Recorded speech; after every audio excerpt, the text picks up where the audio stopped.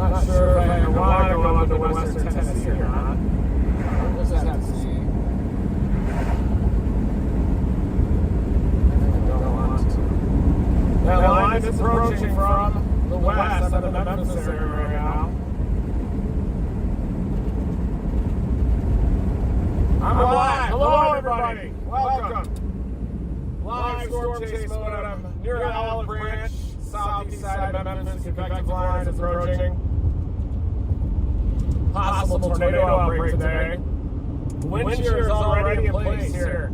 We got like 2 to 300 0 to 1 kilometer SRH. That's storm relative helicity. Large enhanced risk covering 10 states with tornado potential. So even though I'm not sure if there's going to be those violent type tornadoes, I do think that it's a widespread zone across 10 states, and it looks pretty significant. So live storm chase mode here has been activated, and it'll probably be a marathon live stream. Dropping down to Batesville near the I-55 corridor first, and we'll just see what happens. We got a mesoscale discussion out right now, already a meso MD. Welcome Team Dominator members. And it looks like a new convective squall line is getting starting to form already. There's also that cluster of renegades down south that's to the west of Jackson, and that's going to move up near the I-20 corridor. I think that the low-level shear is probably going to be a little bit stronger off to the north across northern Mississippi into northern Alabama and also western and central Tennessee. And I think you might have some greater instability off to the south, but it looks like about a $150 0 to 1 kilometer shear. Might have a more favorable storm mode down there. So once again, you have to decide between a little bit greater low-level shear off to the north, nose of the instability up here near Batesville to Tupelo, or do you want to play the greater instability off to the south and the threat of renegades down there? Definitely a dangerous day, but the trough is definitely shearing out and lifting up toward the Ohio River Valley. That'll bring the low-level shear and the greater kinematics up there, the greater lift. I wouldn't be surprised if you just get a lot of tightly packed prefrontal confluence lines of convection kind of competing against each other, and that could act to kind of mitigate the overall tornado threat. But I think kind of the widespread nature of the severe weather today across 10 states is pretty alarming. And information saves lives. Turn on those weather radios, keep those charged up.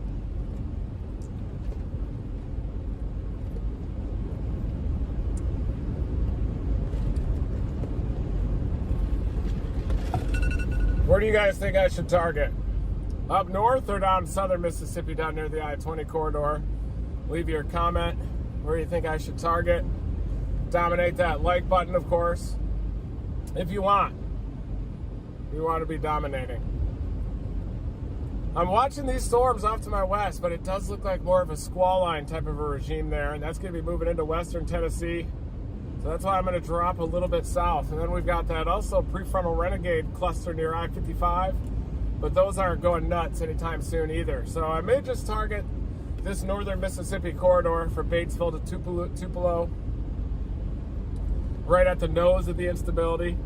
I'm going to watch that convective line mature off to my west, which it's doing right now, and then we'll be dominating. But I am going to stop up here in Batesville on I-55 and then give you a quick breakdown, but it might be about 40 minutes or so when I finally get there. Definitely have some breaks in the clouds. The mid and upper levels, though, are a little bit milky. I can definitely see a cloud deck up there.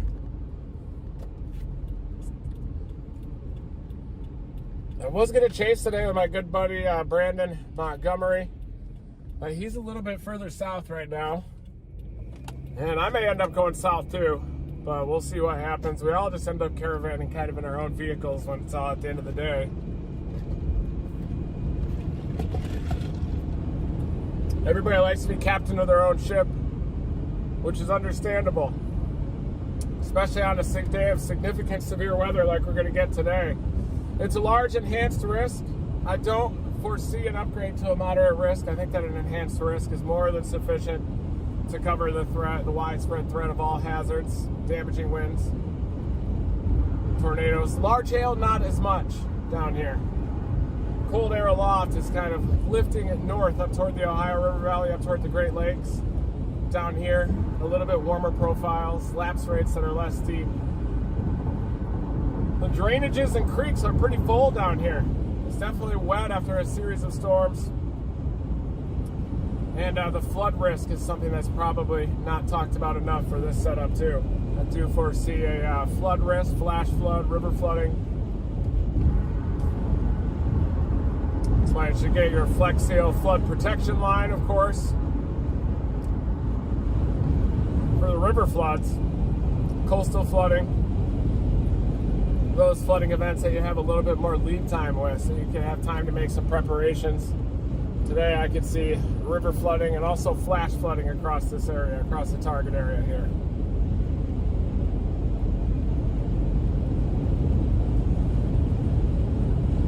Definitely had some tornado warnings last night. It looked like some of the most concerning radar signatures were up over the Ozarks.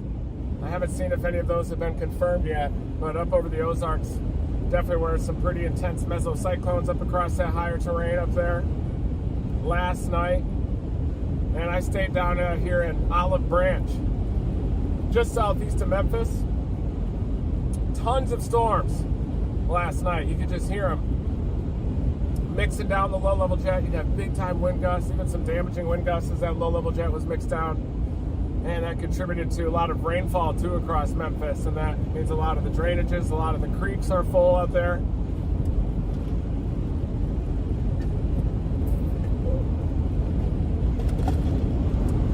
This marathon live stream, the goal is to chase, intercept these tornadoes. I'm going to report what I see. I'm going to report the meteorological conditions as they evolve. In general, the strongest low-level wind shear does kind of shift here across northern Mississippi and then eventually to western Tennessee. But it's not that much stronger. There's still sufficient low-level wind shear for tornadoes, even across the southern mode along the I-20 corridor. So I'm going to head to Batesville. And that'll kind of open up a lot of different pathways for me. I could drop south on I-55. I could go east. I could wait for those storms down near Clarksdale. The convective allowing models like the HRRR do show kind of a broad area of favorable conditions for tornadoes.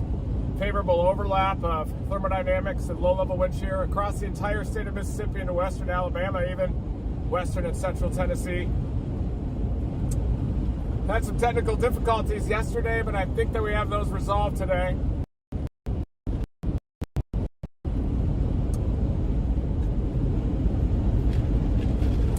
Show you the sky. Look at the sky here. Beautiful. Surface heating happening at 72 degrees here. Let me read you this mesoscale discussion too that they just issued for the Memphis area as those storms are maturing down near Clarksdale.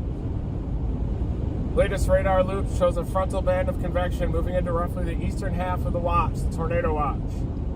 Warm convection-driven showers elsewhere.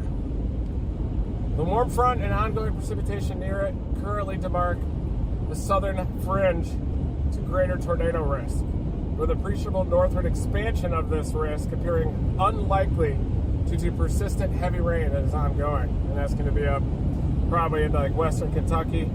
Further south of the frontal convective band, storms have remained sub-severe recently. However, as the modest heating allows some destabilization to occur, severe potential may ramp up in the next 1 to 2 hours into western Tennessee and adjacent northwestern Mississippi. Wow. I'm watching that storm just to the west of Clarksdale. That looks pretty interesting too. Batesville might be too far south too, by the way, so.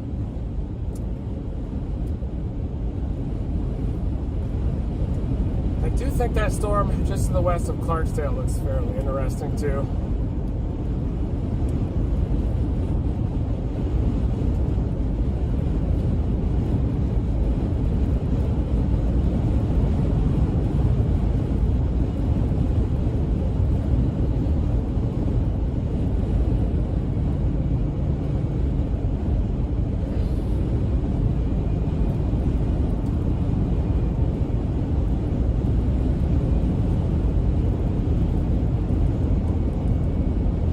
Very easy to just drop east-southeast back below 2 from here.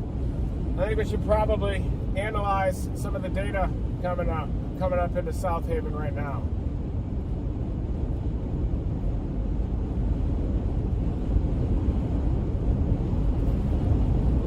You definitely see the low-level jet ripping out there. South to north low-level jet. Convective line is right in front of me now.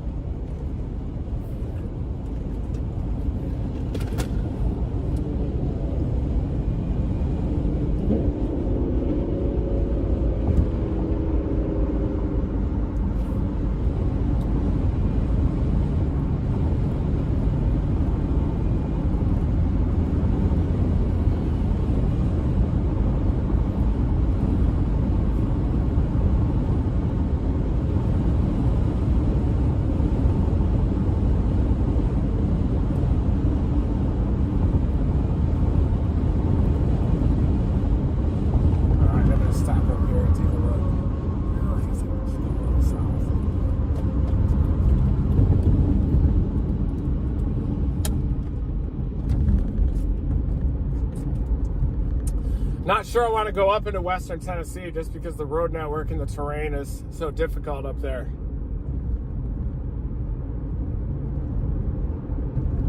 I do like the wind shear across this area.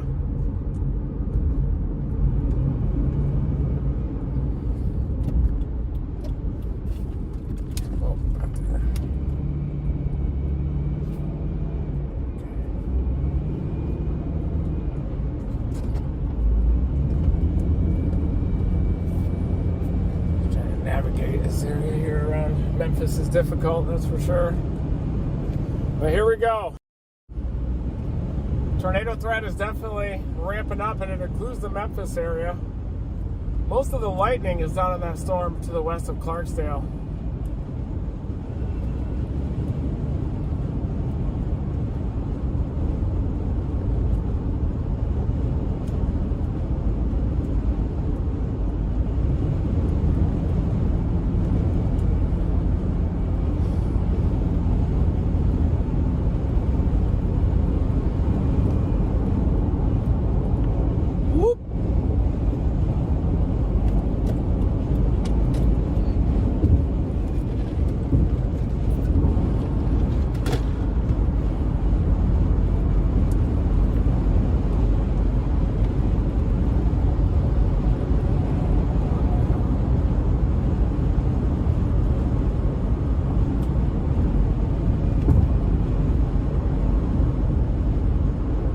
Convective line is approaching just to the west, and I'm liking the look of that storm to the west of Clarksdale right now.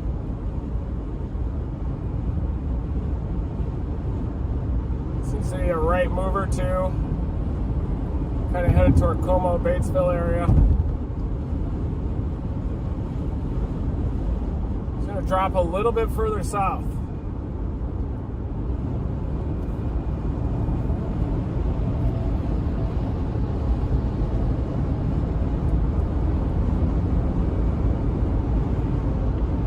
Thanks everybody for joining us here.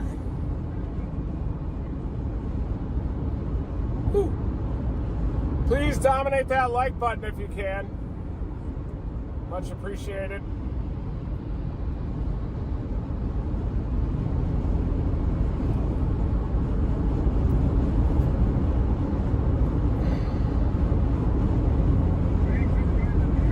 Oh no.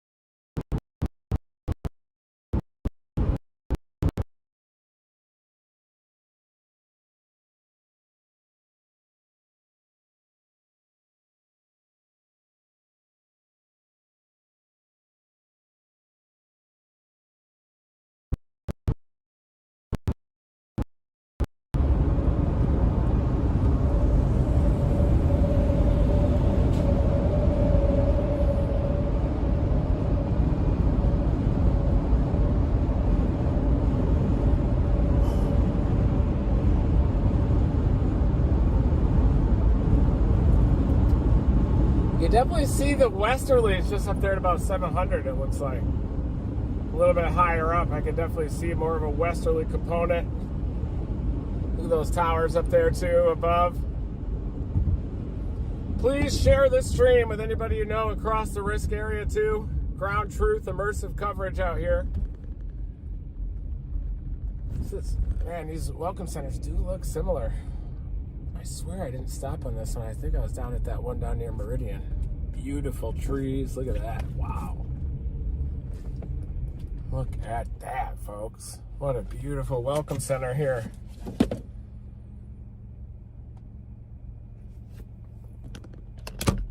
Here's what I'm seeing. See that mesoscale discussion that includes the Memphis area? I'm monitoring these storms of the greatest lightning. That one west of Clarksdale, that one near Helena, west of Luca. And also these down here have some potential to mature as well into southeast Arkansas, moving into western Mississippi. But Memphis, the convective line is moving through, after which the tornado threat should begin to subside up there. Let's take a look at the RAP analysis.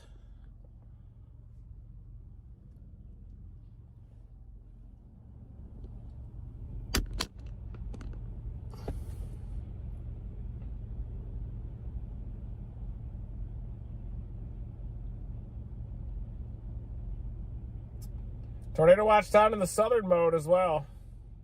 That includes the I-20 corridor down there. I'm still not completely sold on this area up here yet, so keep that in mind.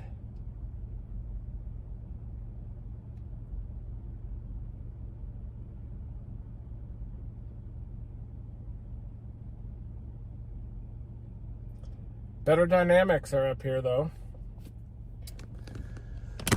You can see this in general. That's your effective storm relative helicity. Basically anything greater than 200 is supportive of a tornado risk. You can see our stronger winds aloft are evident with those faster storm motions up into western Tennessee. And you can see that that favorable environment for tornadoes goes all the way up into western Kentucky. Renegades, though, could interact with the I-20 corridor and head up toward the Columbus area. So all different types of modes of storms. That's the 2-hour forecast by about midday for the wind shear.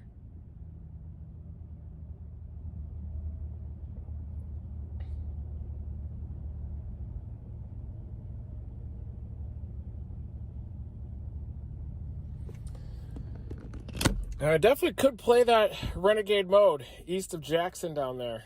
Or a little bit further north, looks interesting up near Tupelo. Pretty strong wind shear further north across northeastern Mississippi.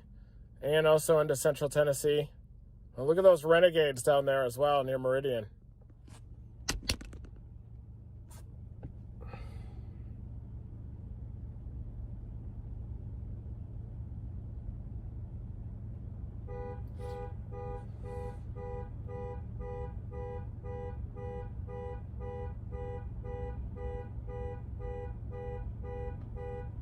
Yep.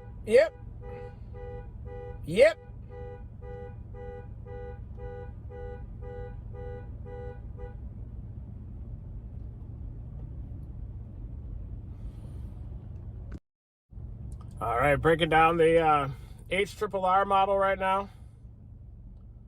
See what the latest has. Probably I'll have me on the 1215Z. So it does look like there's going to be a couple of different modes. Boy, you kind of have this one down into Mississippi. Looks interesting. That's going to be the I-20 corridor, the southern mode. And you also have these up here, northern Mississippi, up into western Tennessee. Definitely got some decisions to make. A bit of a gap in between the two.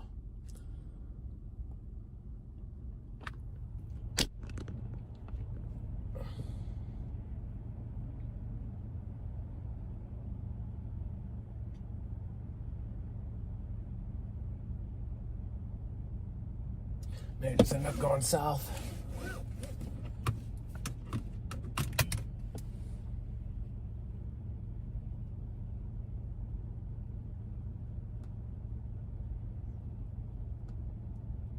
I wonder how messy those are going to be down south, though, as well.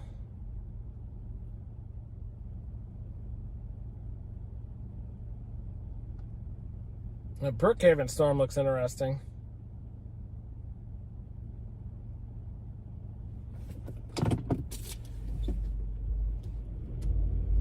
might end up being the play. Leaning a little bit south now.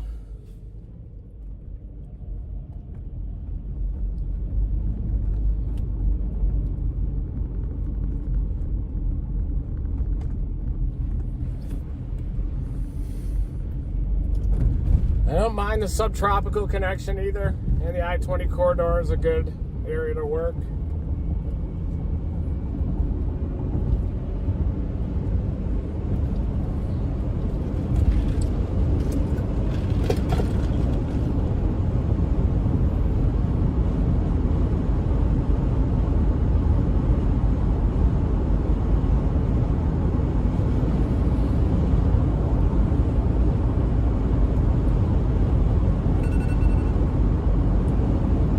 That storm near Brookhaven looks interesting too. A couple of these to the south of Jackson look interesting. You can easily get those on the east side of Jackson.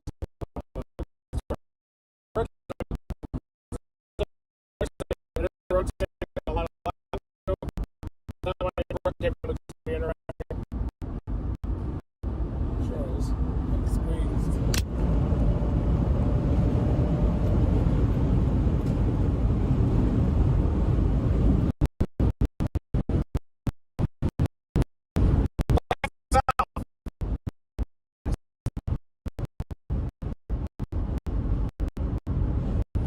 At Batesville, on the other side.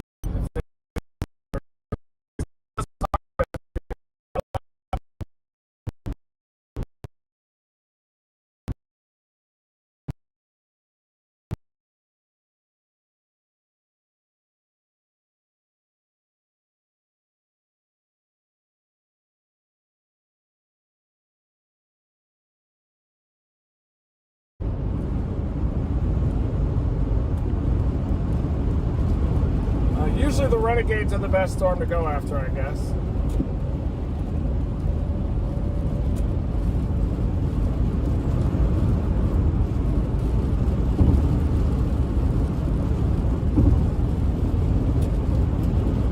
Getting a little bit of rain out ahead of this convective line now.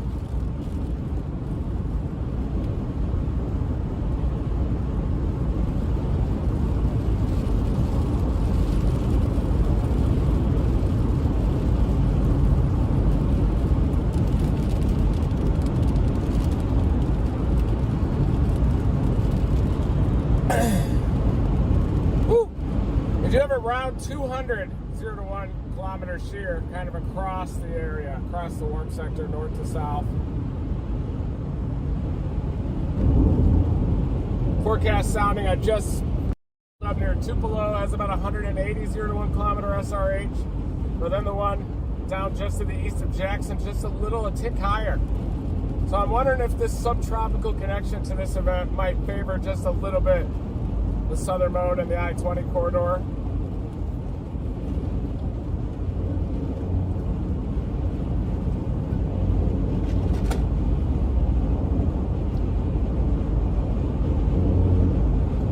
Thank you everybody for joining this live stream. Please dominate that like button. Welcome Team Dominator members.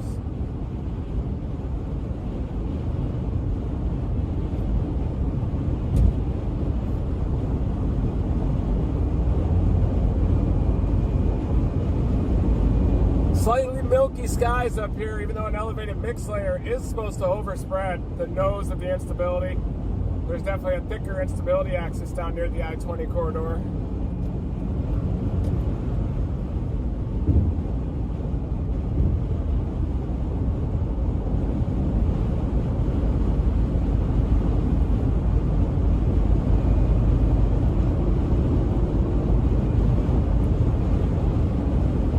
It didn't pan out quite as prolific of an event last night, and that was because kind of some gentle sinking motion, basically a heavy wet blanket on the atmosphere. Anytime you get that anticyclonic curvature aloft, it's going to kind of lead to gentle sinking motion. And I'm embarrassed to say that I targeted that. Should have targeted the trough. I know better. Got to target the upper support. You need that positive vorticity advection. You need a little bit of lift, deep lift in the troposphere to really support those supercell storms. But we did have that one storm that went up southwest of Holly Springs. And that one tried to go tornadic right along the warm front as that warm front was lifting north. Didn't quite do it. And then we ended up heading west into eastern Arkansas. And started to bubble up. It looked like one of those storms was going to start near Brinkley, Arkansas. And then the lead confluence bands fluffed out. A little bit of subsidence kind of just ahead of the main wave. And then the trough finally ejected, and you had numerous tornado warnings across northern Arkansas.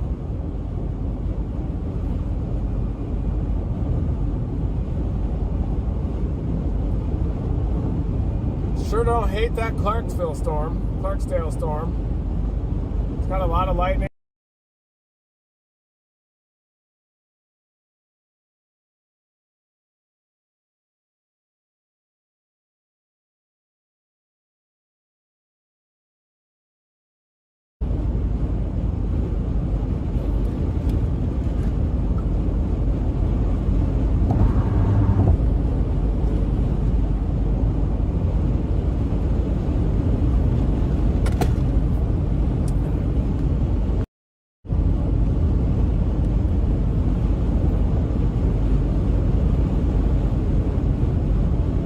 Going to the southern storm. That storm down just north of Brookhaven, south of Weston, is really starting to rotate. Really time to commit to that.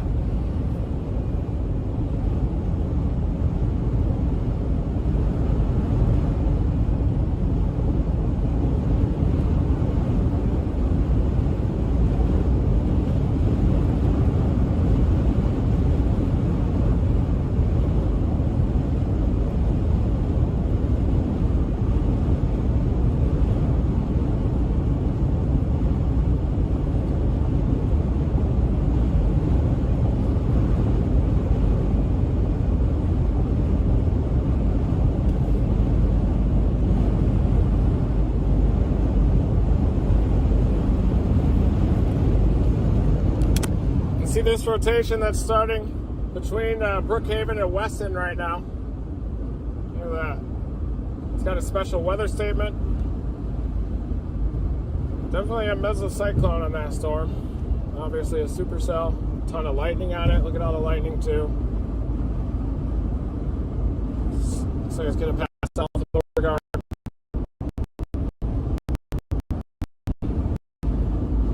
Nice looking storm.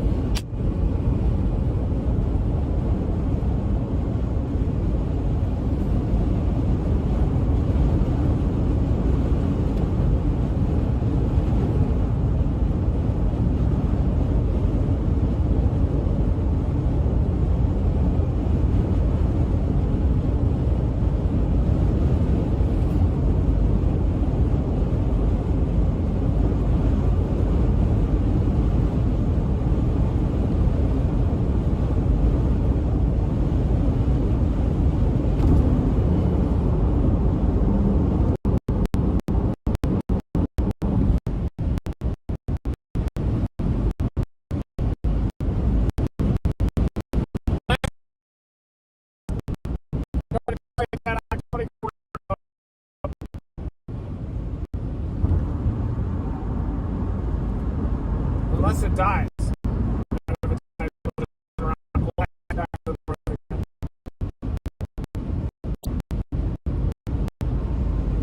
Clarksdale storm has a ton of lightning too.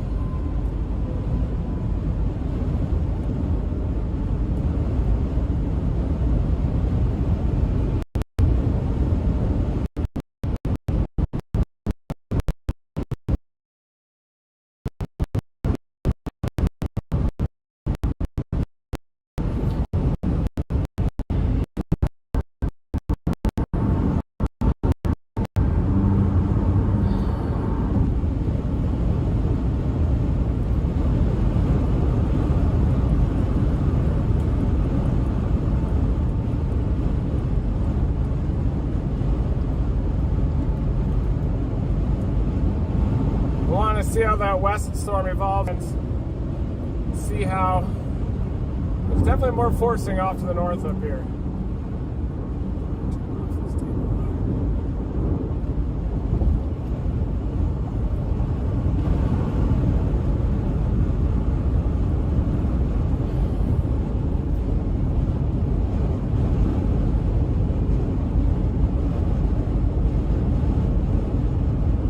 storm motions are going to be east-northeast at about 40.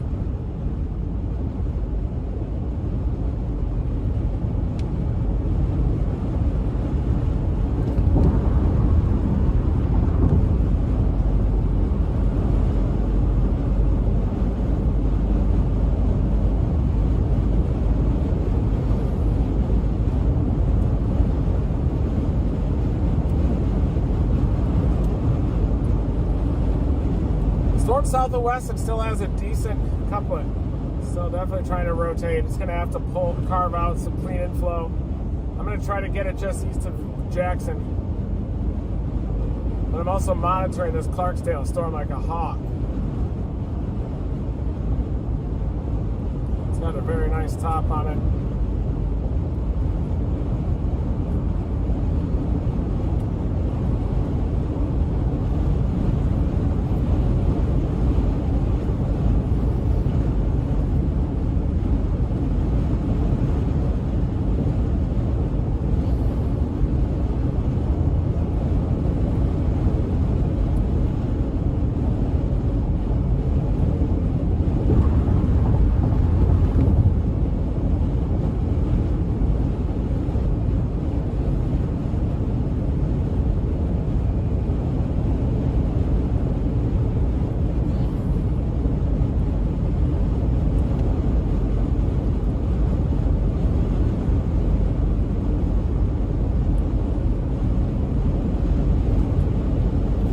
Looking at the echo tops, look at this.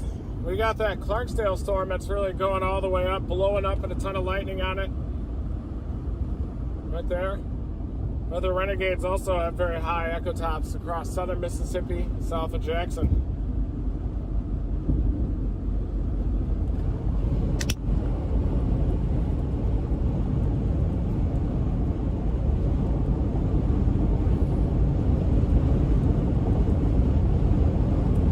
May stop in Batesville and just kind of watch that storm, Clarksdale one.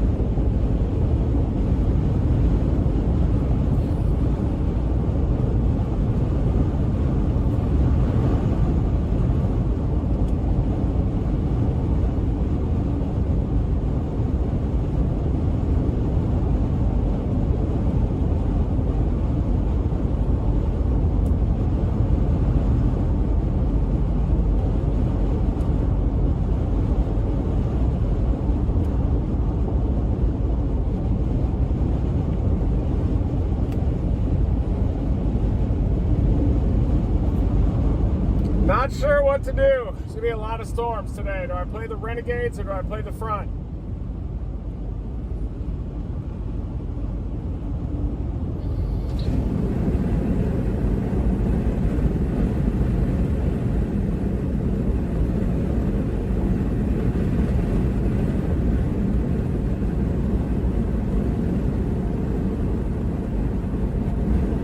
Probably the Renegades. It's the right play, I think. That northernmost Renegade.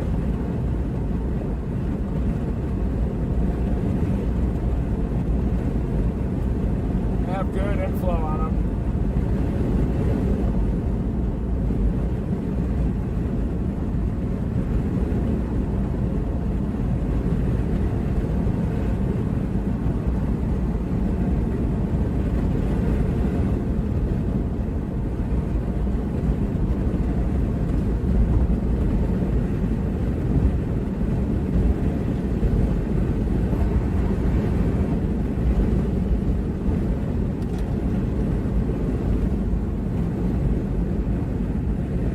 Instability is getting better as I go south. Surface temperature 73 degrees now. Beautiful day in Dixie.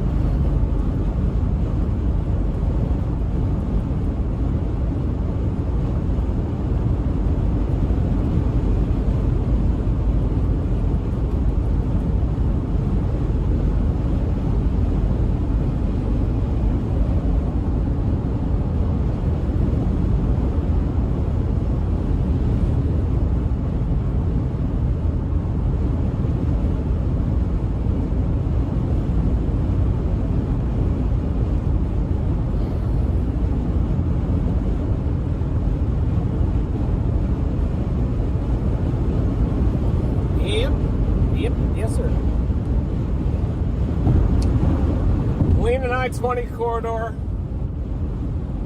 Good buddy Marcus Reynolds, I was just having a conversation with him. When you look at Columbus radar ahead of those renegades down into southern Mississippi, you can definitely see some evidence of some high-level moisture or clouds. And you got to wonder if that's going to play a role on the buoyancy or the lapse rates at the mid-levels, which might prevent those storms from sustaining, or it could decouple the low levels, and that results in increased low-level wind shear down there. That's usually the scenario that happens when I see that. Get a little bit of decoupling, and that results in just a little shallow inversion right near the ground. Slightly weaker, more back surface winds, and greater low-level wind shear when those scenarios happen.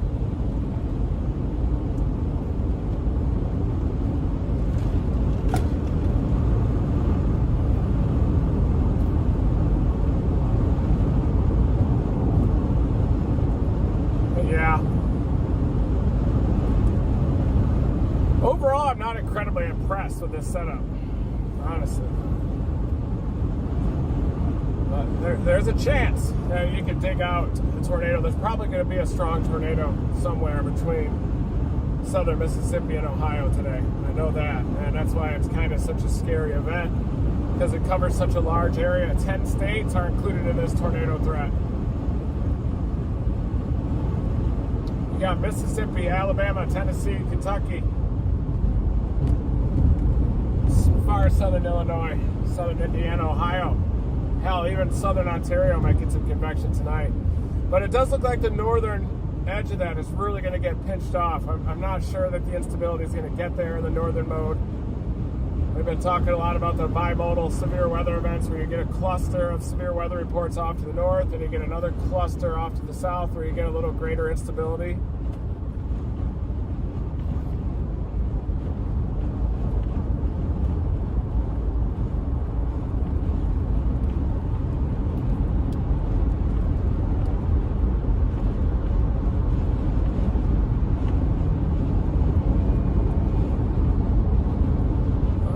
There, folks.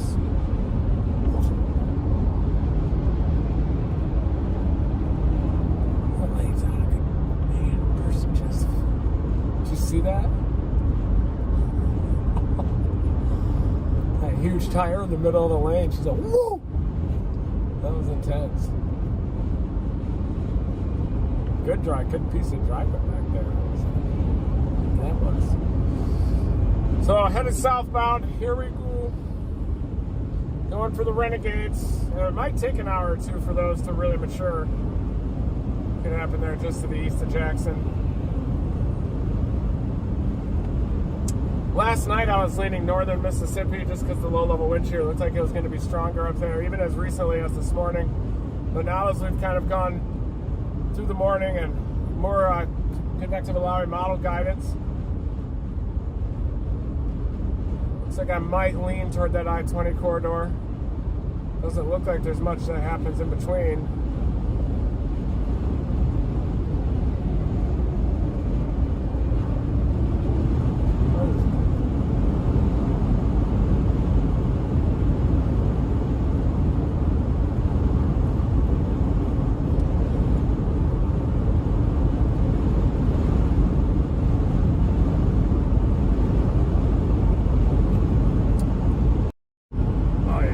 Definitely see the brightness in the sky is increasing.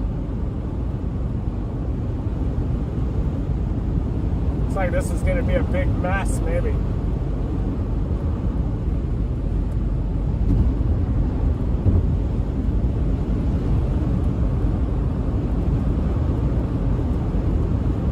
I think this is going to be a big mess today.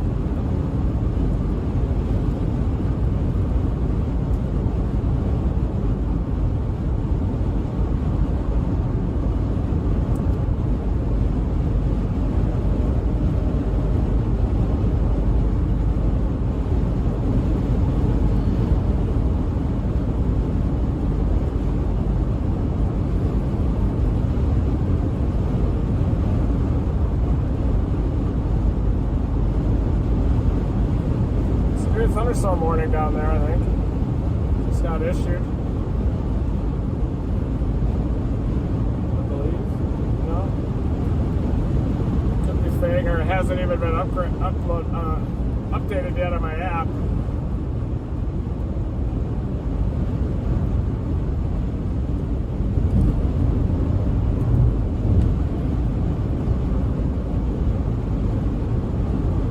Decent mesocyclone sitting over just out the Beauregard.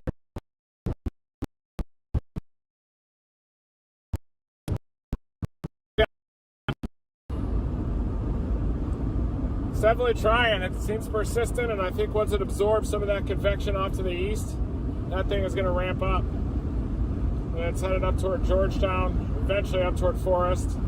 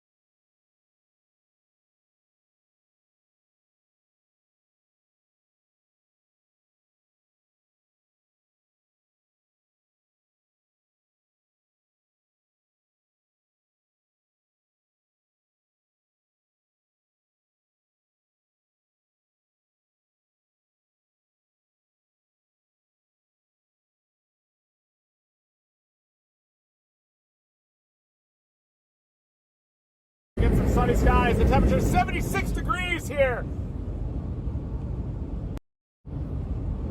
I repeat, 76 degrees.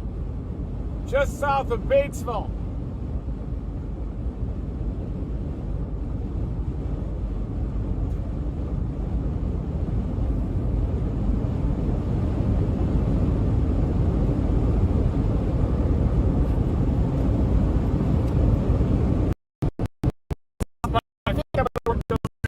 Targeting just to the east of Jackson right now. I wanted to get the northern edge of this play. But it seems to me that there's just a little bit of anticyclonic curvature to these surface winds down here, and that usually is not a good sign.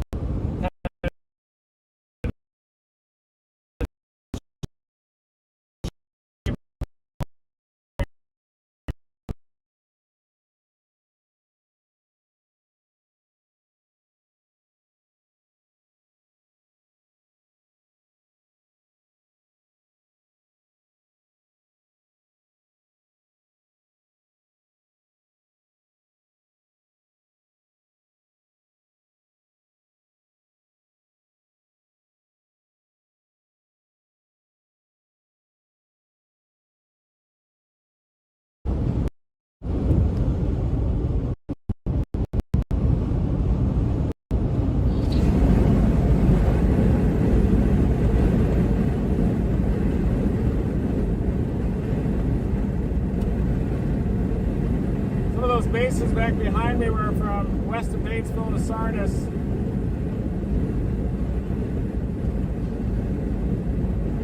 Might even end up being that storm down near Macomb is starting to dominate a little bit.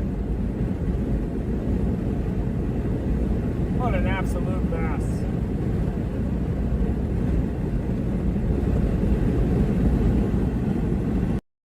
I prefer nice, clean trough injections.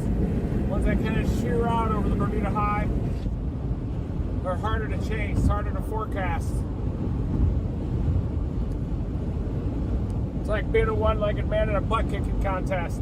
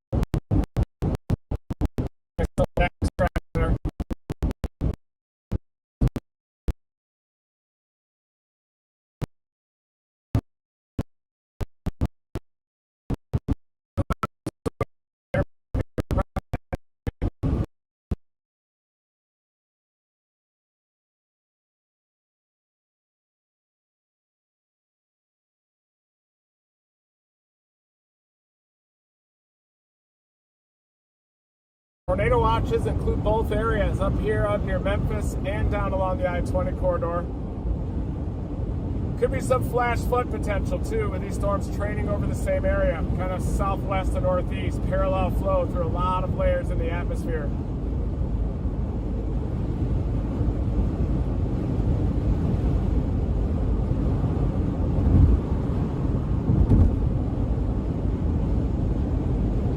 Looks like LFCs are a little bit higher up here though for some reason. Cloud bases are pretty high. I guess it's 75 over 65, but I would expect them to be a little lower than they actually are right now.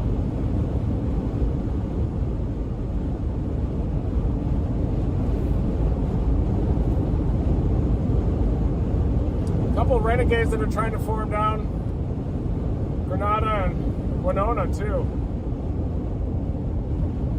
The renegades don't look that great right now. That one south of Brookhaven looks okay, but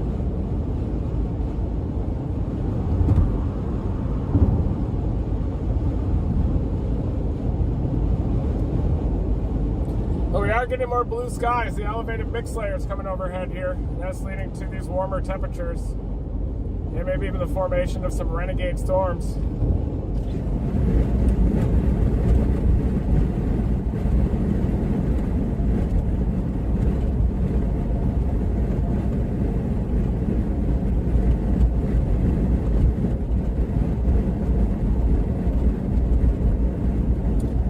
Storms up here just are smaller in size overall, just really small storms.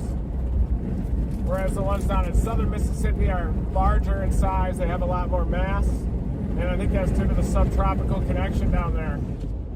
You have two jet streams in the atmosphere. You have a polar front jet, and you often have the emergence of a subtropical jet, at least during the winter into the spring. And that can kind of interact with the base of a trough in the polar front jet stream, and through the action of shear vorticity can deepen that trough.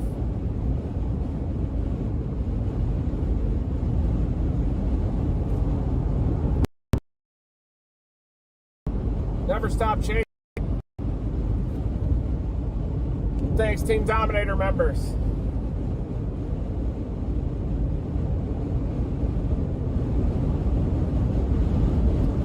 Weather Chasing Jason, thanks for gifted 5 Team Dominator memberships. The coolest weather community and storm chasing. Maybe the coolest ever, if I had to guess. Everybody wants to be a part of Team Dominator.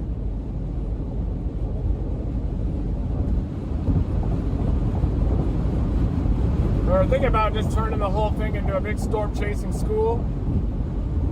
Team Dominator U. Just to try to teach people to chase the right way, to forecast the right way, to have a forecasting process because of how important that is. And wow, look at it clear out Gotta be kidding me. Look at that. Bright sunshine, 77 degrees. One thing I'm noting with my observational meteorology is there seems to be some type of a differential heating boundary out here.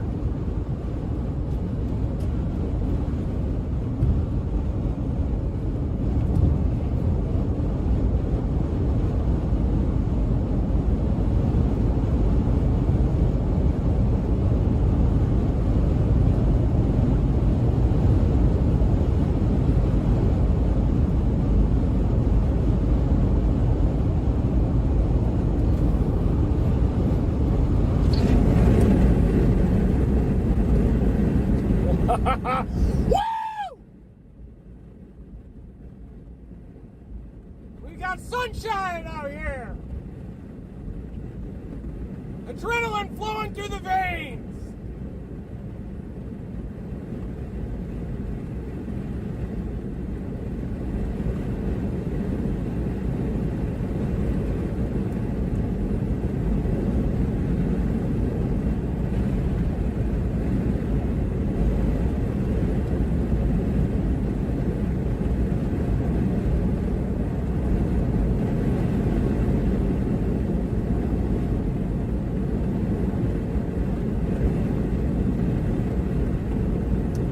But so far the Renegades are not organizing. They look messy south of Jackson. It's going to take some time for those to organize, but they're thicker. They've got greater mass. But usually it takes a smaller storm to wrap up with these more marginal low-level shear values. When you have more marginal low-level shear at around 200 or so, sometimes you need kind of a smaller bean-shaped storm to really wrap up at the low levels. But I got my eye on that storm down south of Brookhaven. Tell you what.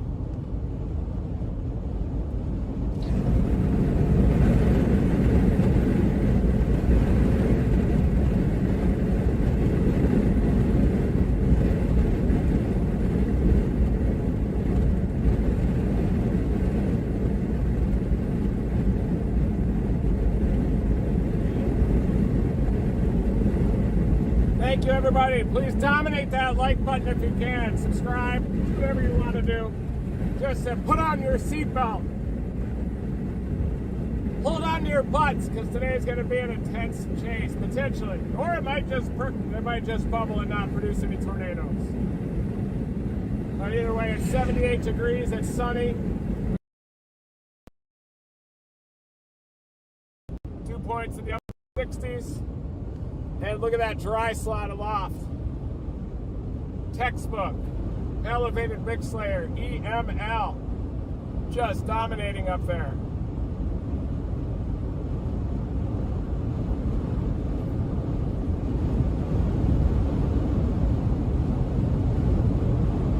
Also watching those storms back near Greenville, the prefrontal ones. Just ahead of me too, and Grenada.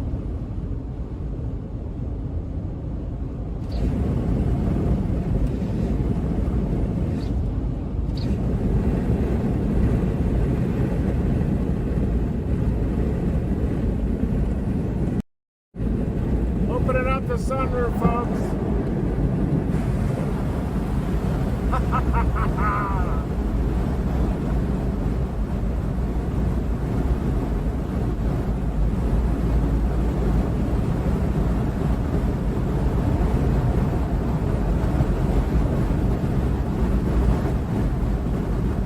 Boy, thank God I got this Subi, bro.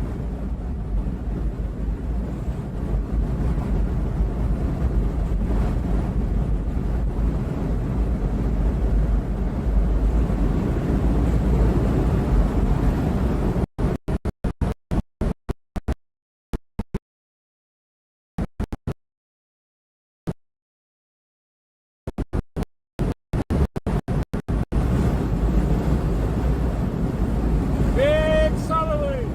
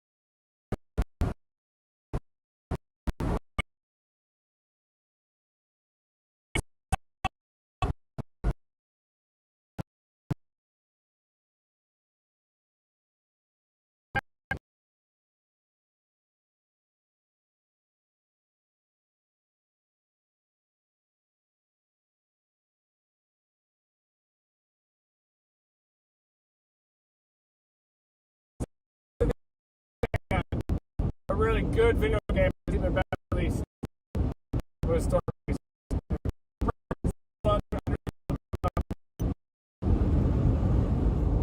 We got a big time elevated mix layer up there.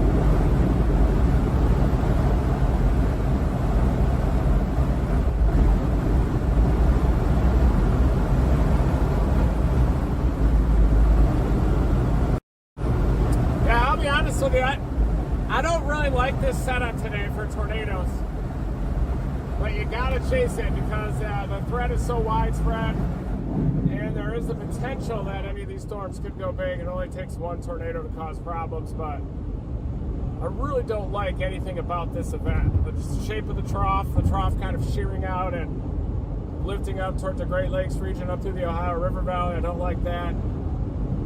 The photographs are kind of smallish, and then you kind of have these weird large blobby storms down to the south. The subtropical connection isn't always great either.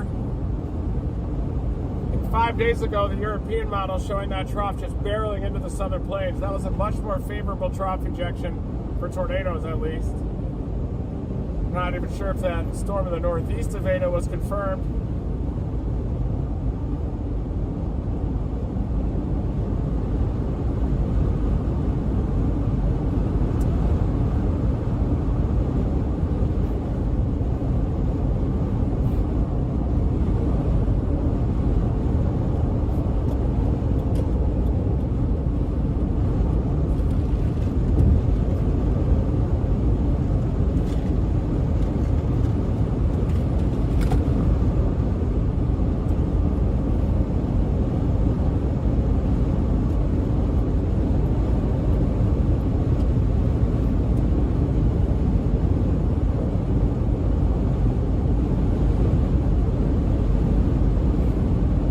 I could pop over to Meridian, play the I-20 corridor, play the Renegades. Wonder if there could be some Renegades that develop, though, further north, too, like that storm to the southwest of Greenwood, Mississippi right now.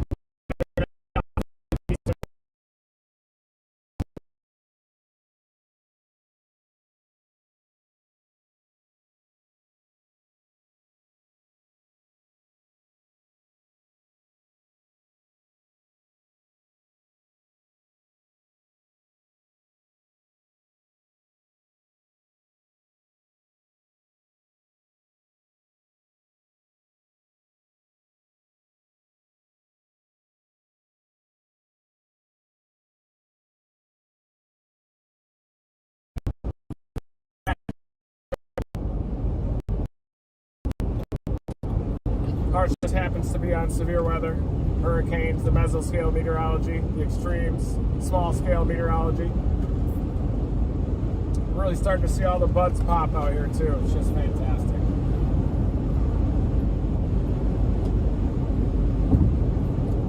Good old Johnson, 225 EF4 Johnson is headed to Columbus.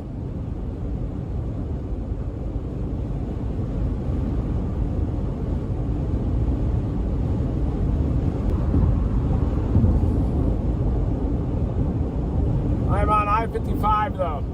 I am on I-55. Boy, is that action.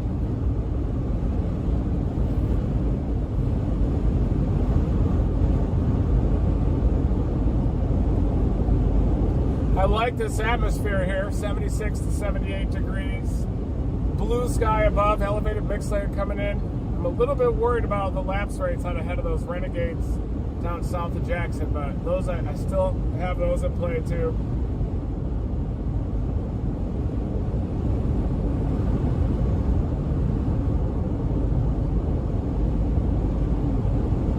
Yeah, I like that Columbus target, folks.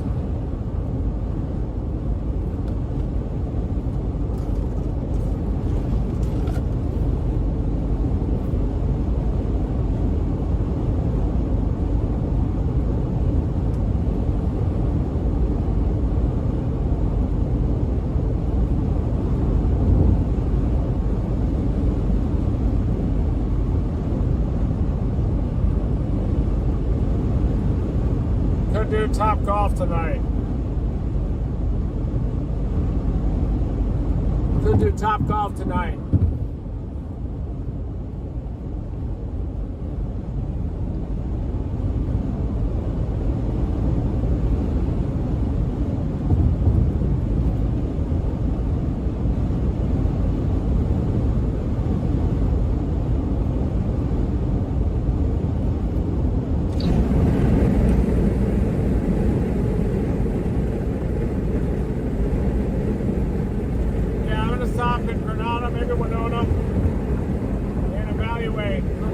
Down south of Jackson aren't looking good right now. Even though initially they wrapped up, had nice mesocyclones, they're starting to fluff out a little bit.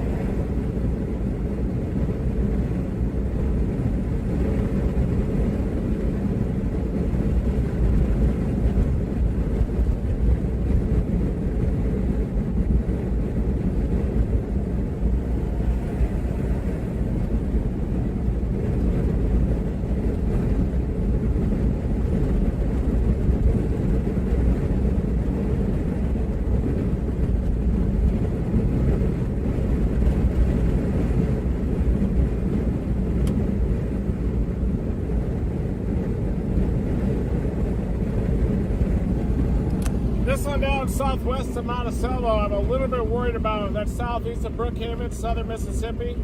Look at the storm relative inflow on that. It's still got a lot of lightning, but still monitoring that storm. But I want to play Columbus, that Columbus area, Highway 82 here. I like this atmosphere. I don't mind the smaller storms, especially with those photographs that are a little bit smaller anyway. It just seems like they're a little bit too big of a space scale down there. But that might be good that they have a lot of mass too.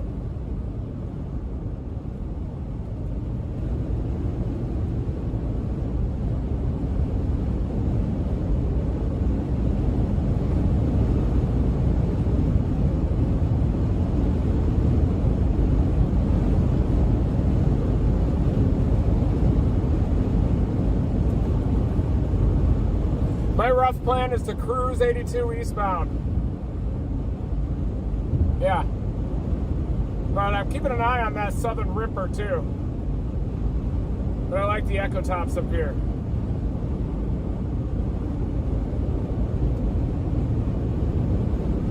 Keeping an eye still on that Southern Ripper, but I like this elevated mix layer. There's blue skies up there and nice towers off to the south-southeast looking from Grenada, so probably just work the 82 corridor here. But yeah, all options open. I'm still all over the place.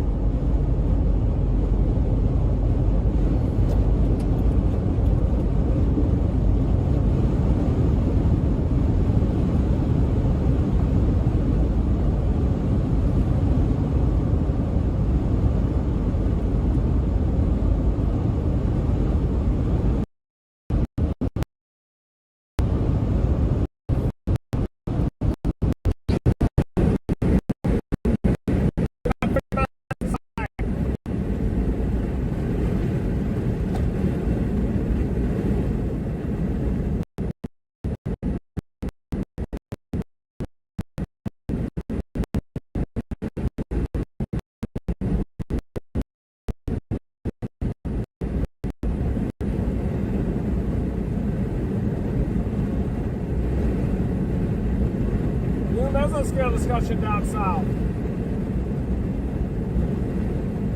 Corridor of higher tornado potential may evolve from southeastern Mississippi into west central Alabama later this afternoon.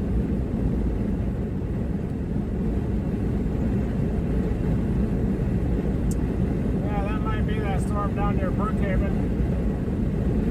Just stay with forests.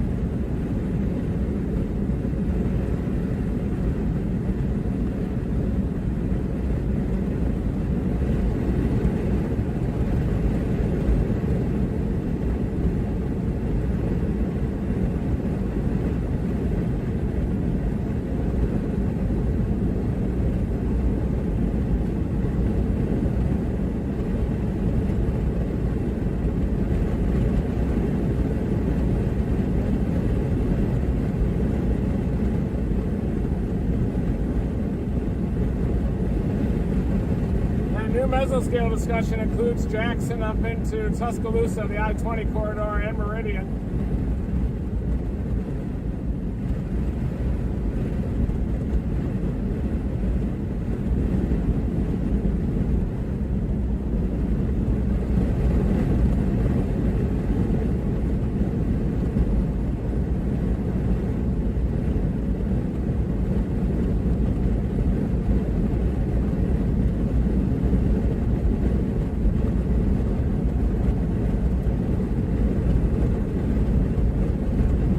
Conditions are definitely getting more unstable out here. Look at this.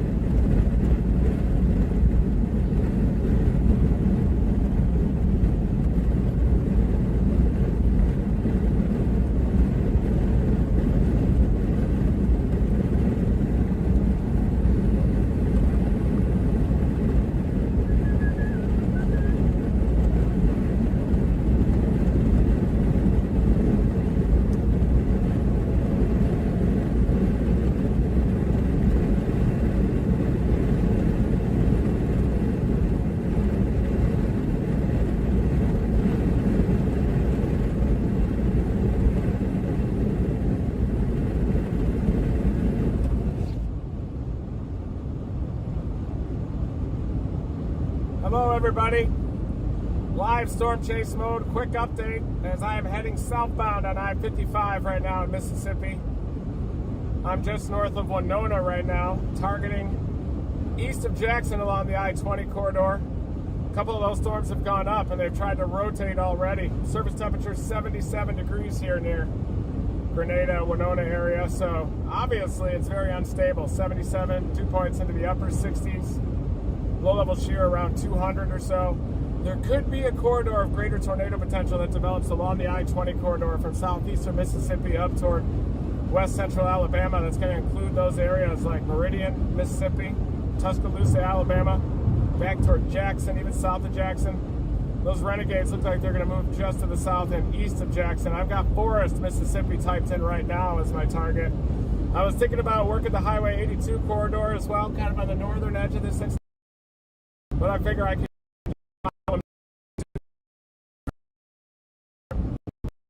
Then stay tuned to those severe weather watches and warnings. Tornado watches already in effect across this area. I know a lot of the schools and such are closed across this zone here in Mississippi and in Alabama. Most of the tornadoes are moderated.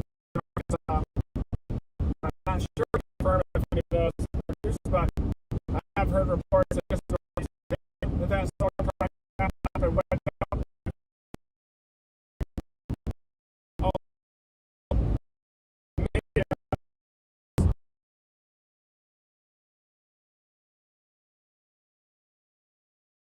Sunshine, folks. Beautiful sun out here.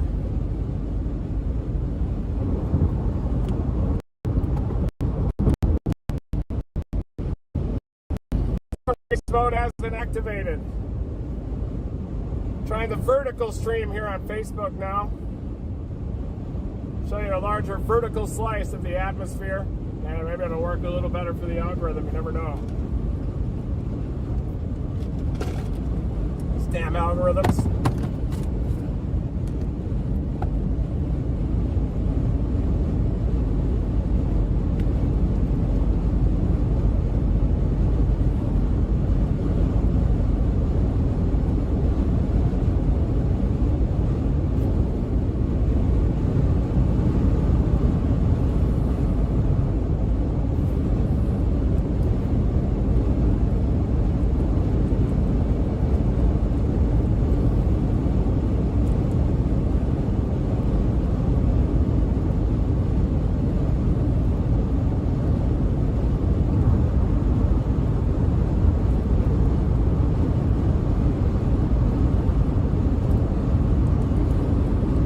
What is that graph? Yeah, that storm south of Jackson is still trying to organize. And the one off to the north, just southwest of Forest.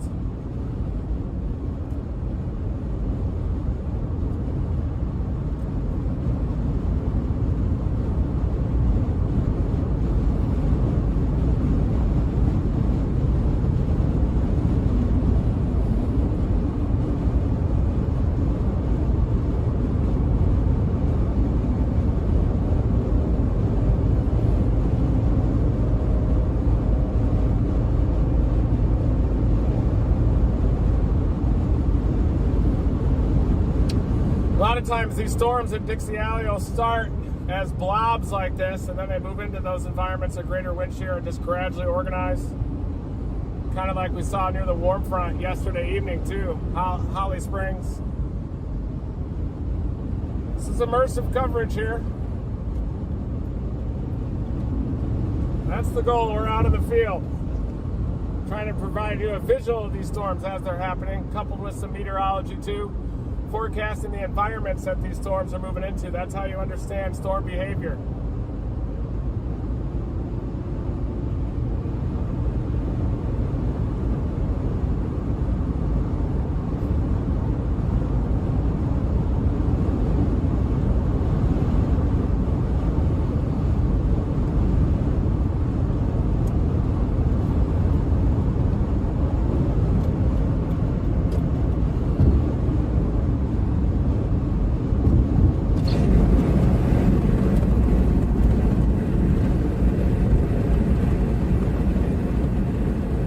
Look at the blue skies out here, everybody. Beautiful blue skies. Cloud bases out here, too. This is is what storm chasing's all about. Springtime at Dixie Alley.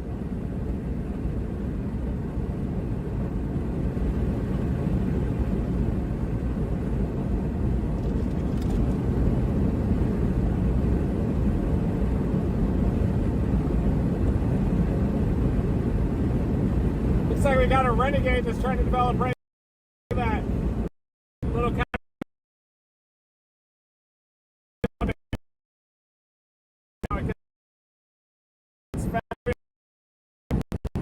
trying to clean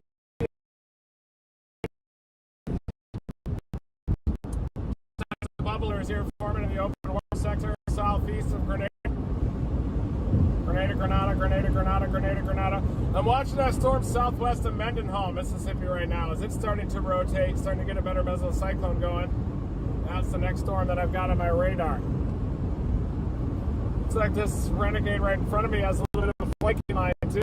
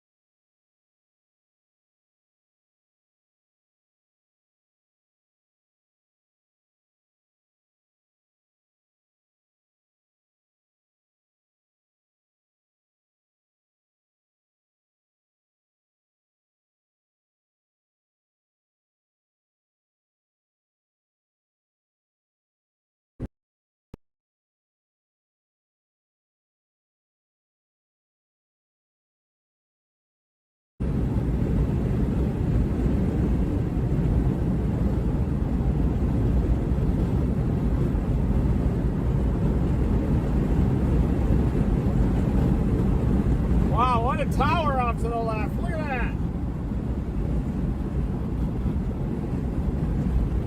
Woo-wee. Convective towers, bubbling. The bases don't look great. They don't look very organized, but yes, that is a developing convective tower right there.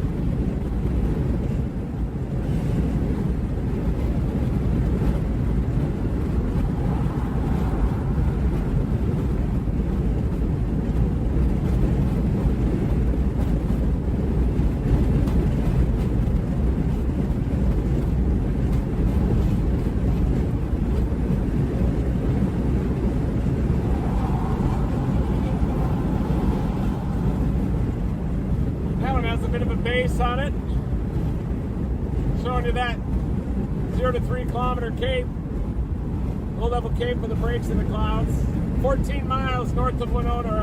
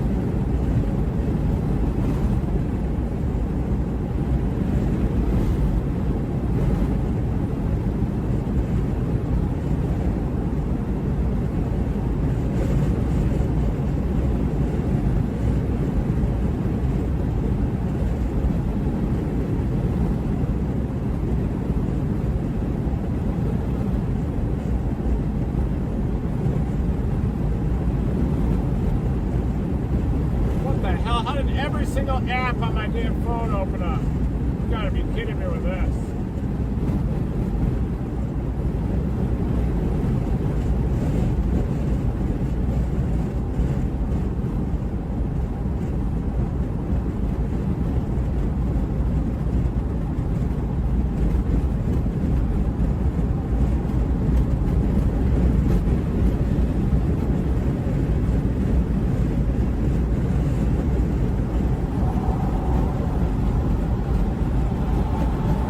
Definitely an elevated mix layer coming in here. Look at all these sunny skies, everybody.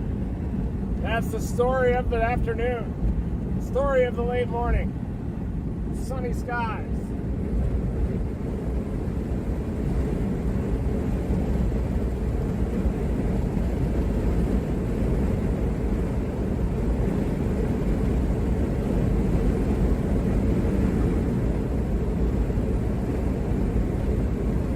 Other storms that are trying to intensify to the west of Jackson, I've got my eye on.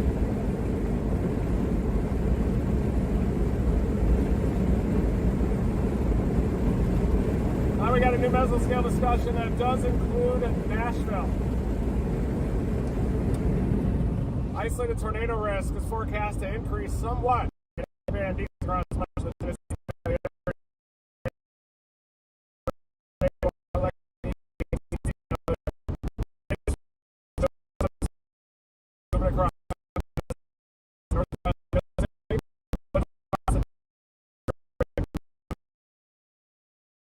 Cloud cover will allow some destabilization through peak heating, which is expected to correspond to an increase in storm intensity, severe potential over the next few hours. With a background kinematic environment supporting rotating storms, a tornado watch downstream of weather watch 37, that would include Nashville, may be needed. Thanks everybody for joining me on this live stream. Welcome Team Dominator members. Getting a suntan in here in the Dominator 4.2. And that's because of a dry slot or an elevated mix layer just above the ground. That's called an EML. That's coming over top this moisture, and that creates instability that steepens lapse rates.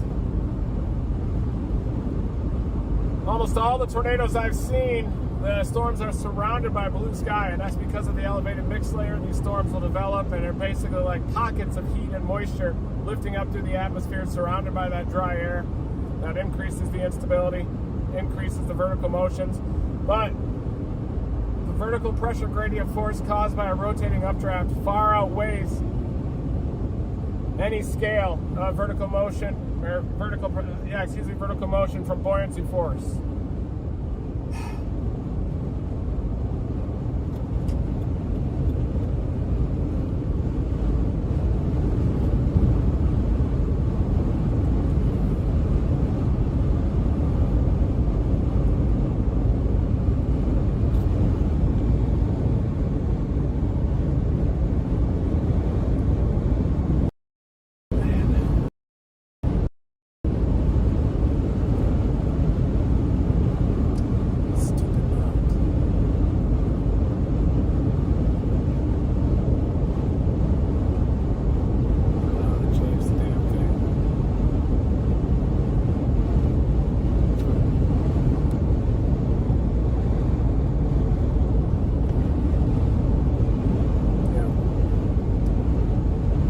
Right.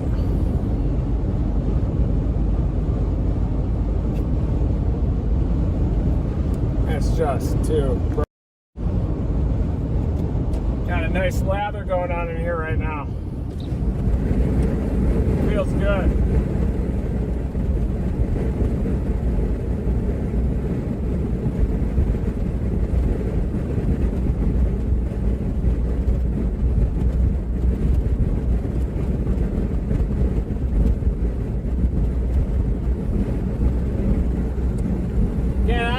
This as like one of those huge outbreaks. This is going to be kind of a bubbler. But any supercells that are able to get access to some clean inflow will have the potential of producing tornadoes.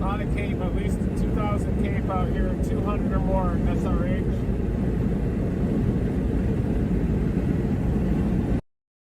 The algorithm's pissed at us, I think, so I need some help.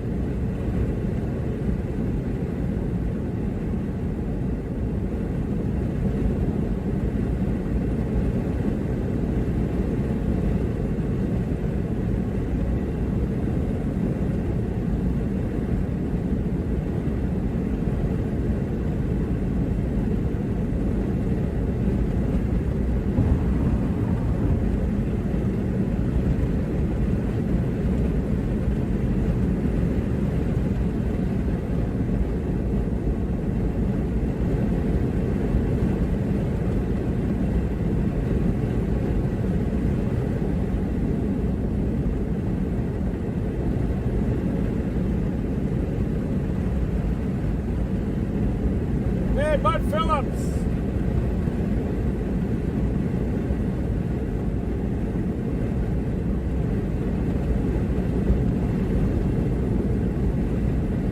Hey, Bud.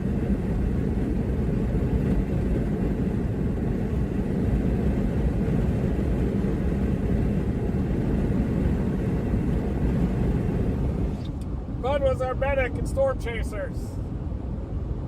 2011 season 2, and we got hit by that meth head that hit the follow vehicle, rolled the follow vehicle. Dick McGowan was injured. The executive producer was in the car. Brian O'Toole was in the car, the producer, and the guy took off. It was on our time at Storm Chasers just after the super outbreak. The day after, we're just cruising noon, broad daylight, bam. This car zooms by about 90 miles an hour, almost hits the Dominator, hits the production follow vehicle, and the thing rolls like slow motion. I was just looking out the right side of the car, and I could even see my friends in the car rolling. And we came up there, and thankfully, well, Dick, though, had a serious back injury that still plagues him to this day. Broke his back. And the guy took off, and they eventually tracked him down, I think, for insurance purposes.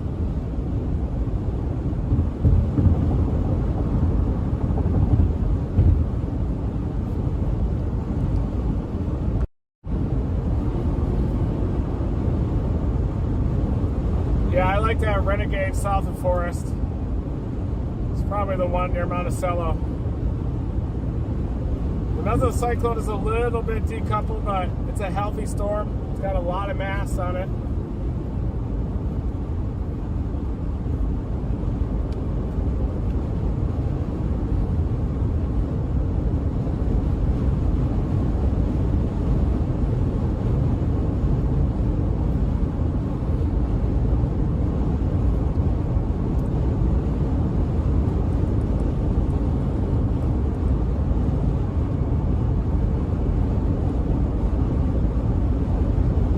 West Apprentice is trying to rotate. Definitely. I may want to grab that one near McGee.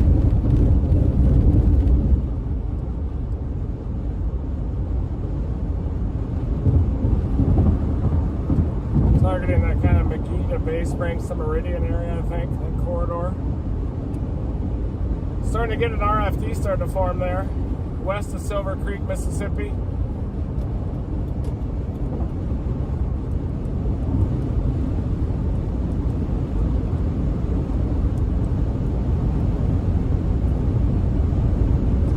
Yeah, 1.8 miles, and then I'm going to blast down to Forest, Mississippi. Here we go.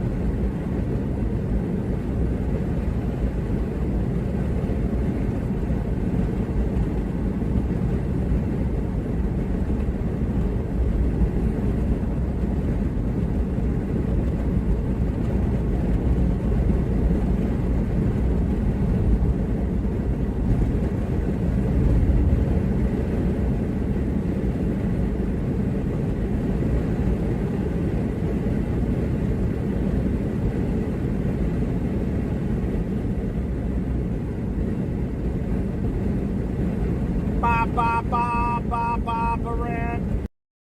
Ba ba ba ba ba.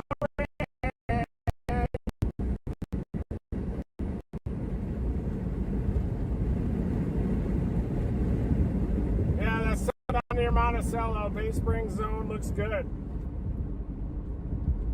I'm dropping down to Forest right now. Not like a flock of mosquitoes out here. Everybody trying to compete. Everybody's prostate gland just throbbing out here. But really, you just got to chase and enjoy. Blue sky up there, the elevated mixed layer. It's going to be impossible to see all tornadoes. It's kind of like sports gambling. At least you got to make your own pick at least. And then you won't blame anybody else for a target area mistake. Just kind of stick to the forecast process. Try to stay focused in the car and then let it rip. I try to do more of a top-down forecasting process, and fortunately this one involves that subtropical connection. I'm just not sure how today's going to be. Lots of processes.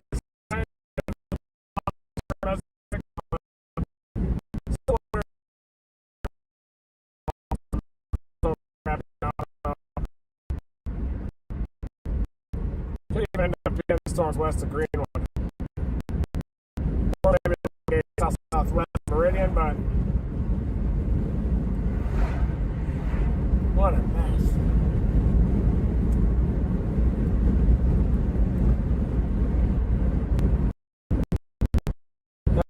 North of Sunflower, I wouldn't be surprised if this is north recipients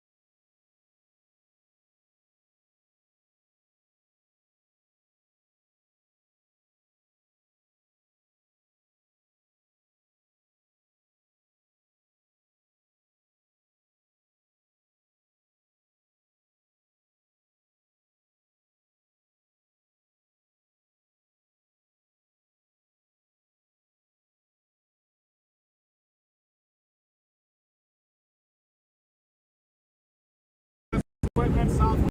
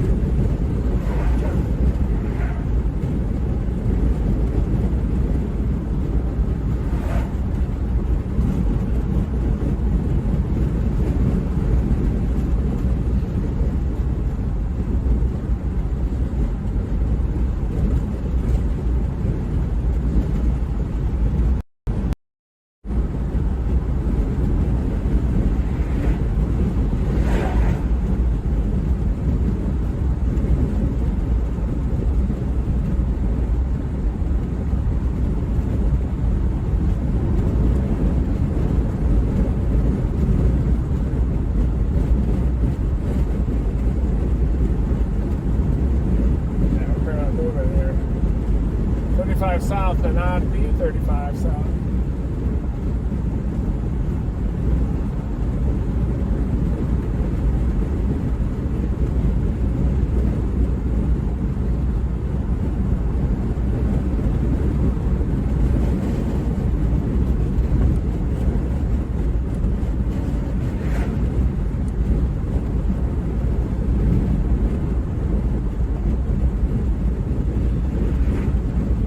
Reminds me of kind of a poor man's Bassfield, Mississippi on Eastern, but it's not going to be like that. Weaker tornadoes, but and surface lows way up north, going up to Ohio. Maybe more of a November 4, 2002. Or is it November 6? But still not as dynamic of a system. It's definitely shearing out. But I do think that we got to kind of favor these southern renegades a bit.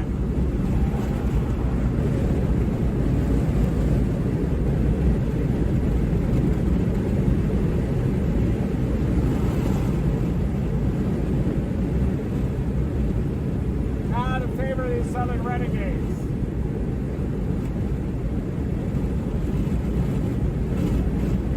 But yeah, it's going to be kind of a messy setup. I'm wondering about that Renegade there just to the Meridian. That thing has some potential. Pick a number between 1 and 205 on the time that I'm going to get on that storm. But yeah, watch out Meridian. That storm, the lightning frequency is increasing on it, and it is starting to rotate. But it may fluff out as well. A little more lightning on that storm north of Jackson. Actually, it looks like the one southwest of Mount Olive now is starting to dominate again. But you got that Renegade just to the southwest of Meridian that has my eye. Then I'm going to try to get to the east of Philadelphia out here in DeKalb. Got the Ridge Riders out there. I might meet up with them too in DeKalb. Let's go Ridge Riders. The next generation of storm chasers. But yeah, I think I'm probably going to intercept this in DeKalb just to the east of Philadelphia. That should give it ample time to mature too. I think that these storms are going to take a little longer to mature because the low-level wind shear is a little bit more marginal, right on the order of about 200. If it's 300 and greater, then these things will ramp up fast and they'll basically put down tornadoes right when they're just cumulus clouds, very young storms. They'll put down a 2. But when you have slightly more marginal shear, sometimes it requires a smaller storm size. Smaller storms can be more easily sculpted by the wind shear sometimes. But it might also be the wind profiles that determine the size of a storm, at least in part. Basically a balance between your low-level storm relative inflow and the storm relative ventilation aloft, entrainment rates. A lot of cool science happening out there with supercell storms now. But the key is we're going to need to launch more sensors into tornadoes, more sensors into supercells to really start to unravel those gradients in the thermodynamics. You need multiple sensors in a tornado at the same time to sample the gradients in thermodynamics. If you just have one trajectory going up through the tornado, you're only going to have, you can kind of infer gradients, but you only have that one single trajectory. You need multiple simultaneous trajectories. 2.7 miles, I'm going to take 12 east. I think I will sample that Renegade. I do think that any of those storms down there in southern Mississippi have tornado potential. Severe thunderstorm warning there for where I was staying up near Memphis. Nice.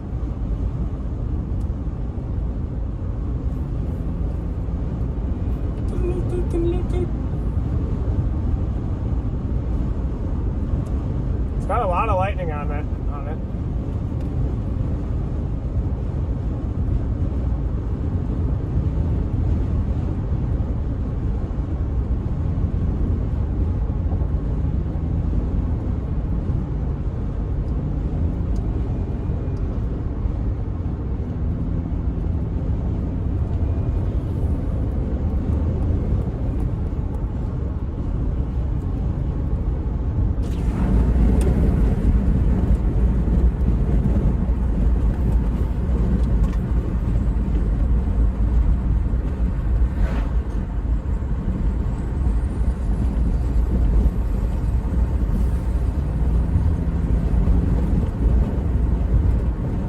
Take a left on 12 here.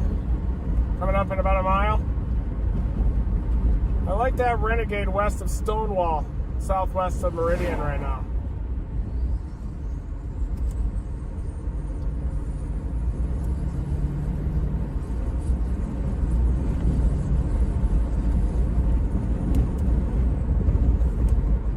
Storm though northwest Apprentice is starting to rotate again too. Ramping back up. You got 2 storms down there that have my eye. The Renegade southwest of Meridian and that one down south. Northeast of Monticello ways. Usually you want to take the lead storm. Less impedance of inflow. Less impedance kind of overall. Less storm interference. Greater likelihood of clean inflow. Yeah, there are no guarantees, that's for sure. Jeez. No guarantees. like that storm there southwest of Meridian. We'll see if it can sustain itself. That's really the key. Is there going to be enough large-scale lift kind of with this warm advection and subtropical connection? The subtropical jet's based high 500 millibars, so it's up to the upper troposphere, up your 300 millibars. Those decreasing numbers are increasing in height because as you go up in the atmosphere, you have less weight of the atmosphere above you, and that's why your pressure decreases with height, and that's why pressure coordinates are such an effective method of resolving height in the atmosphere.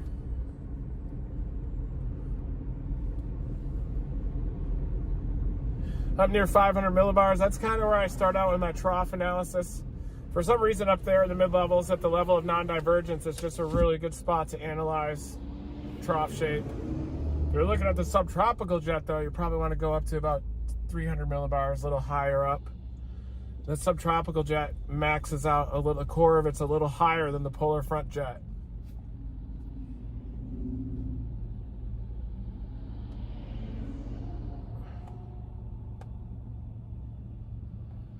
Still wouldn't be surprised if there are no tornadoes today. Bob Menery. Nice.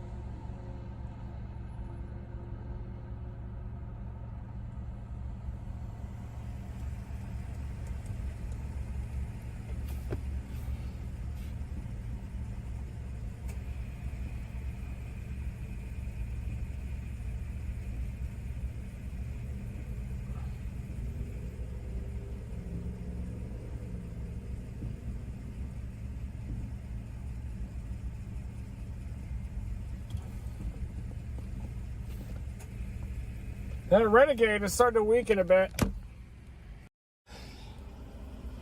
Out here, not as favorable right there, but it's like, see, my radar might have just frozen up. Oh yeah, it's still producing a ton of lightning. Point forward, and I'm going to take a right up here.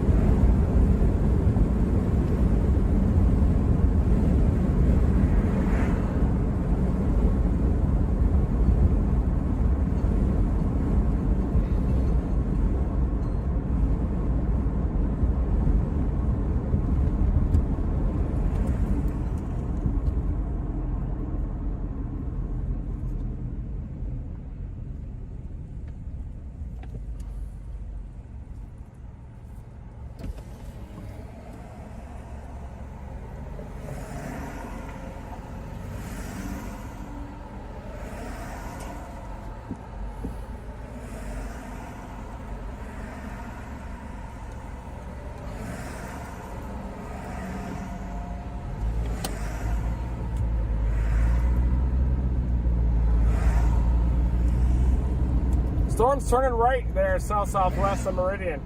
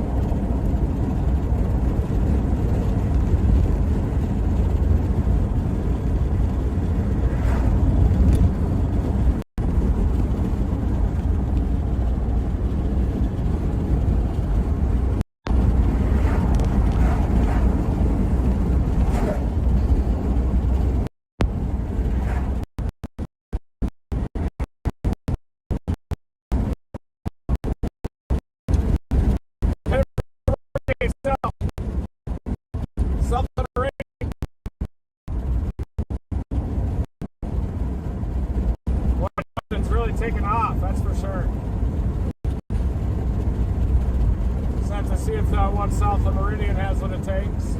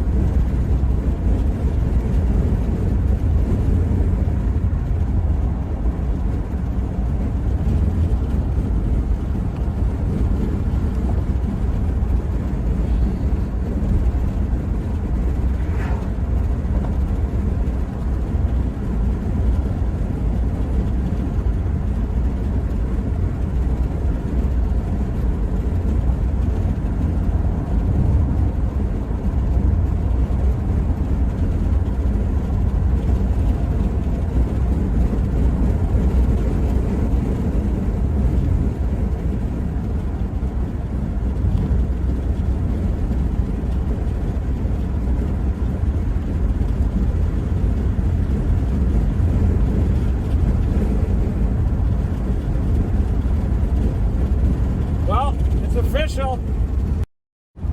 Looks like I'm doing Bob Menery's podcast on Monday, so that'll be fun.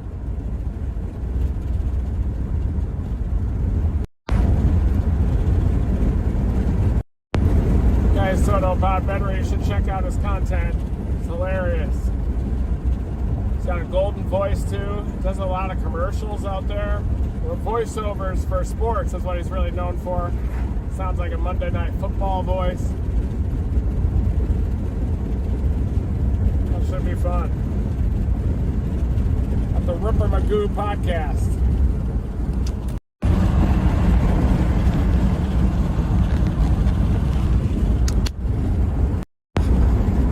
We've been trying to make it happen the last few years.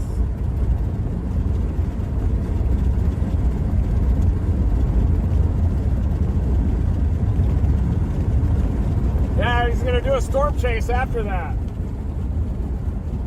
That's what we need to help with our radar breakdowns, Brian.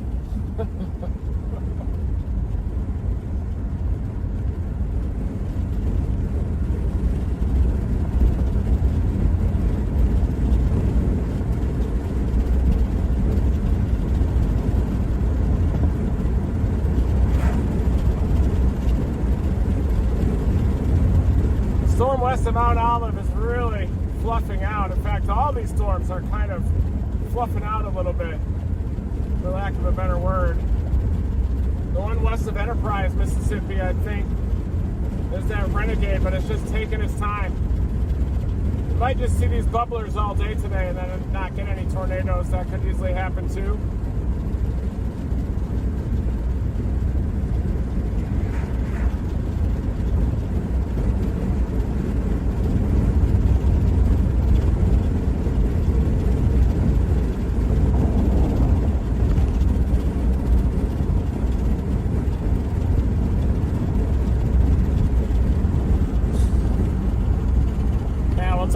everything.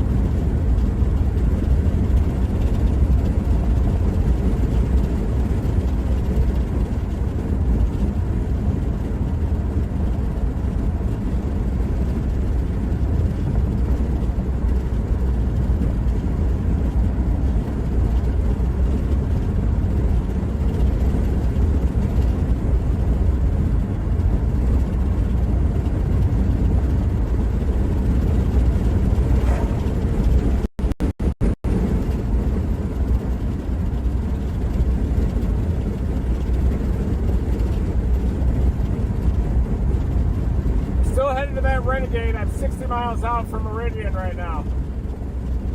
Starting to produce a little more lightning there west of Enterprise. Also some more convection that's developing from Butler up to Demopolis. That's south of Tuscaloosa.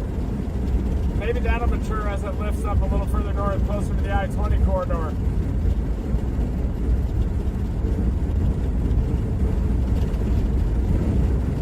Possible that could be a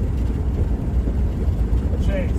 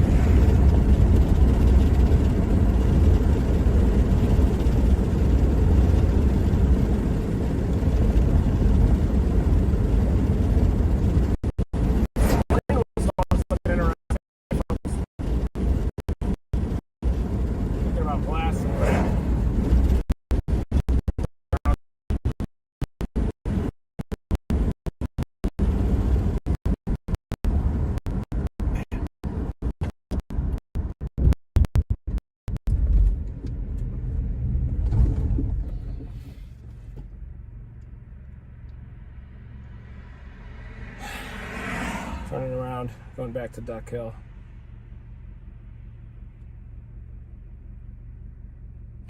That's it. Let me get that storm.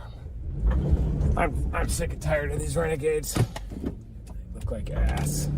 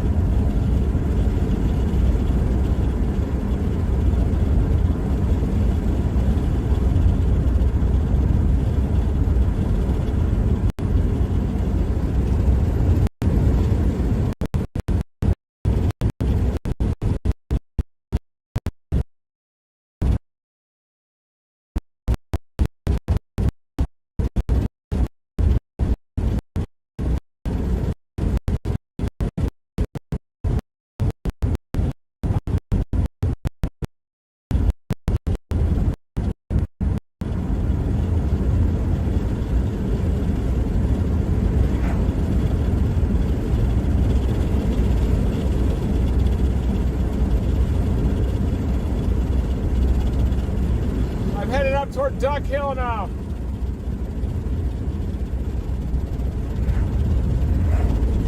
I turned around. I'm going for that southern storm. That's south of Greenwood now.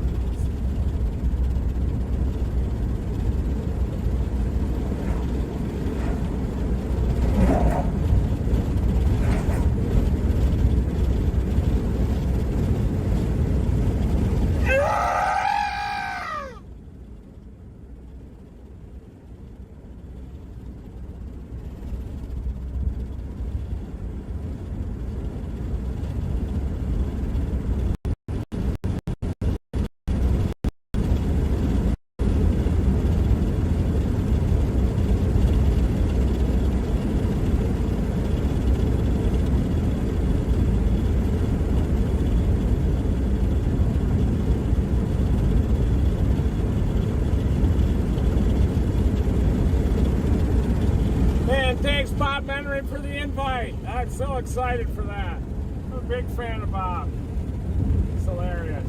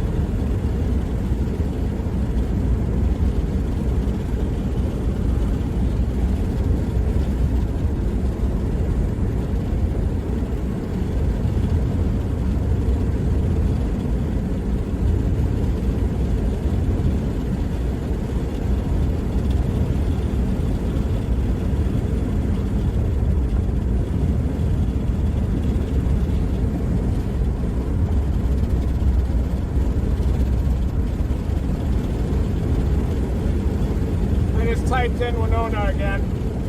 Headed up to Winona now. That would be kind of ironic if this supercell ended up producing the only tornado in what the HRRR was forecasting to be a big hole right down central Mississippi.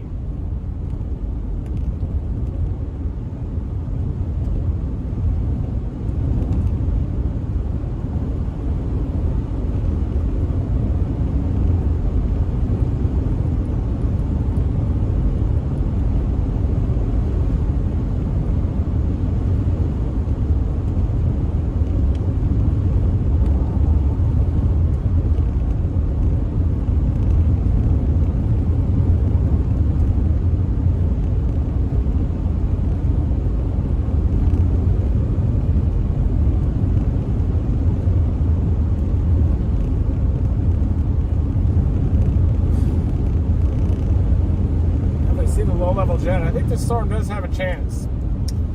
Coming back up into our old ground here of Kosciuszko.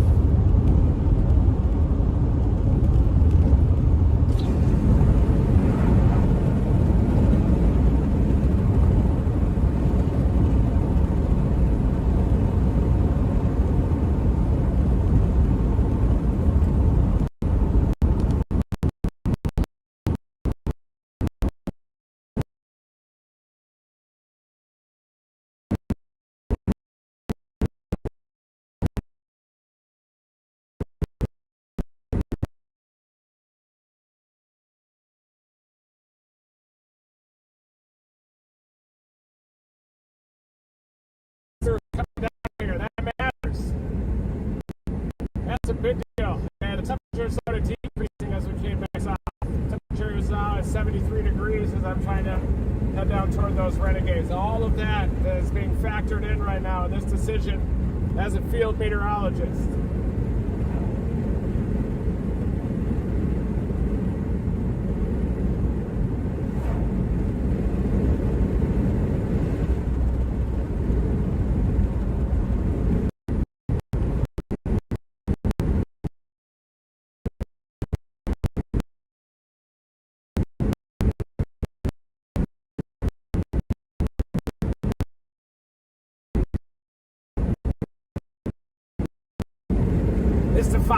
504. It's a 504.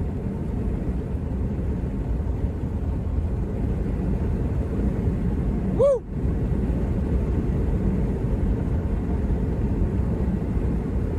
Really like this Winona to Duck Hill storm.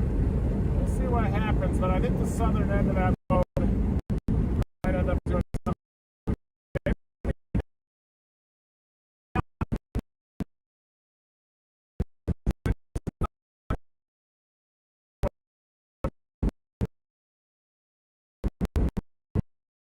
Winona storm might be the only.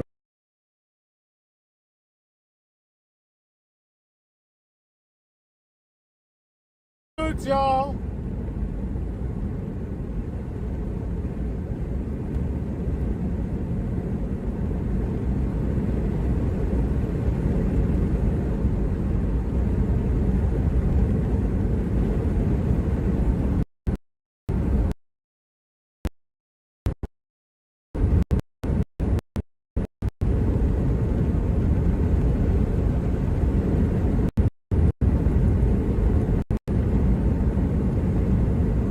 A little bit of a mesocyclone just to the south side of Greenwood.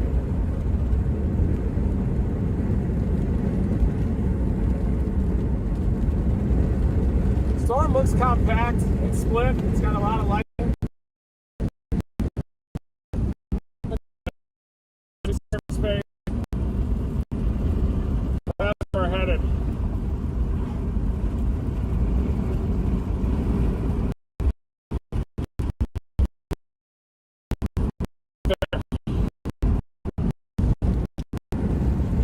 Seems a little bit shaky.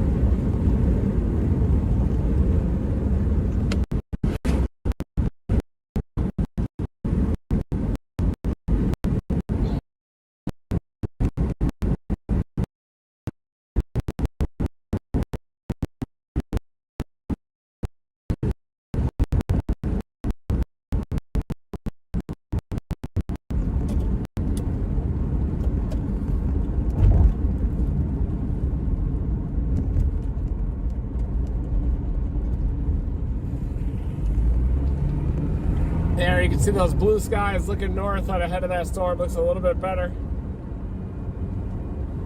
Probably just need the convergence along that front. Producing quite a bit of lightning, turning right. It's west of Winona.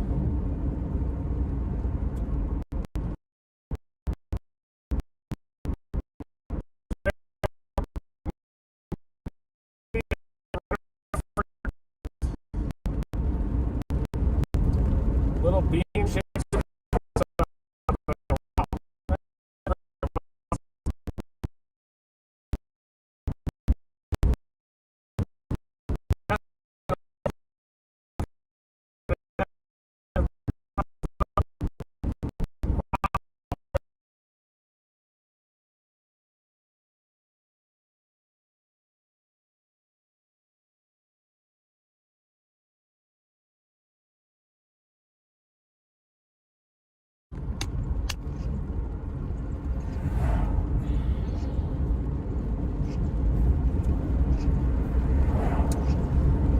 That bimodal setup, just a little bit stronger low-level wind shear up there, about 300 0 to 1 kilometer SRH up there. That's why those are producing.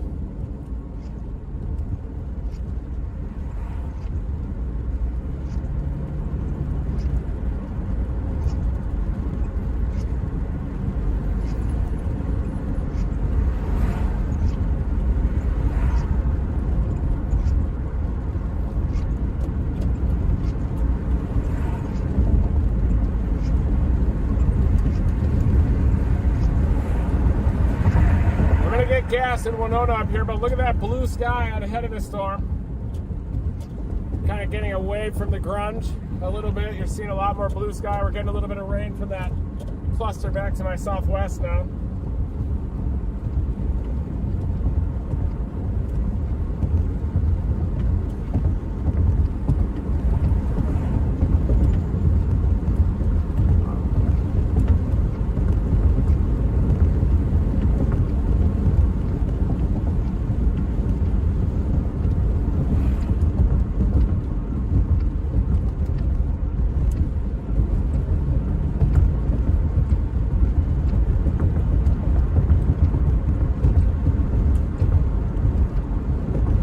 I was definitely thinking about working that Renegade out near Meridian.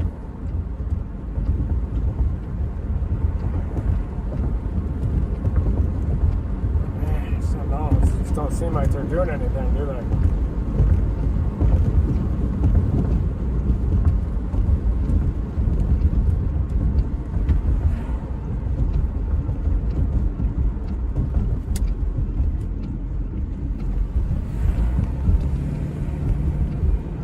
Definitely not exploding.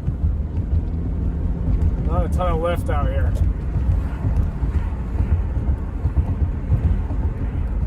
I don't like the milky skies though back to the south either.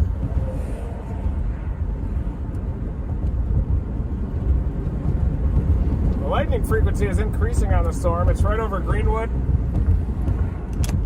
wonder if the thing has a hail core there too. It's Jackson radar. I just want to chase the damn storm. I want to see the structure. And I can see the structure now. Look at that. Right up there. Look at that. Beautiful tower. Boom.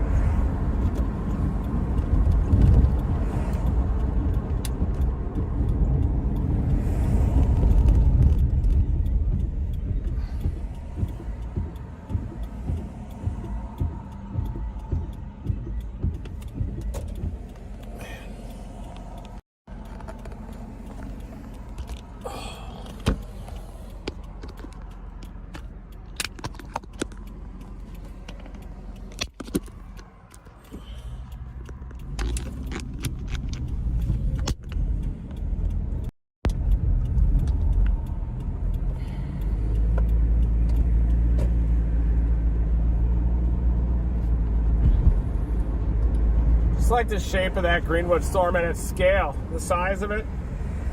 It's a smaller storm. It's on the front. It's associated with surface convergence.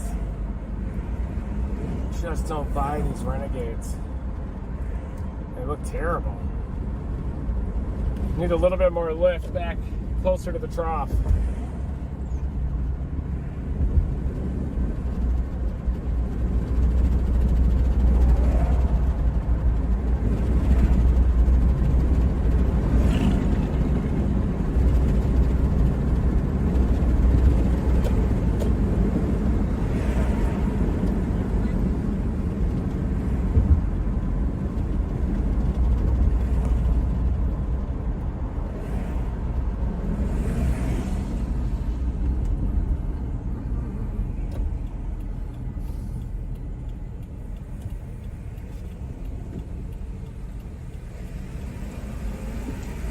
This is going to be good here.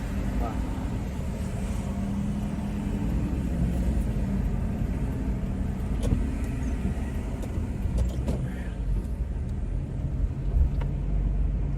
.21 miles. miles on this.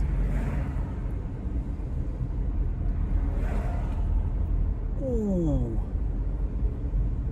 CBD store cozy. Oh, that place is packed. Jeez.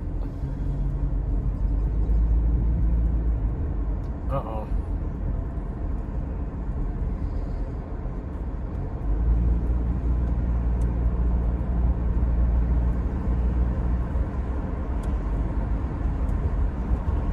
Weakening a little, but still has a lot of lightning.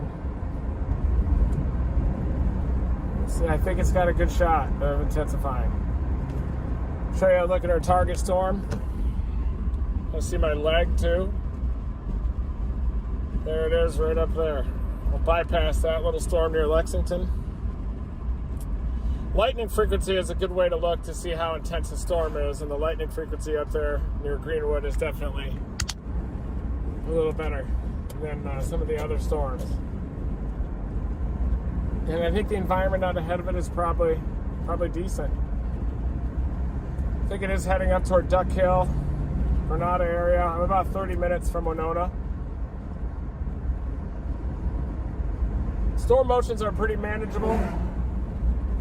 A little south of due northeast at about 35 knots, especially when they root.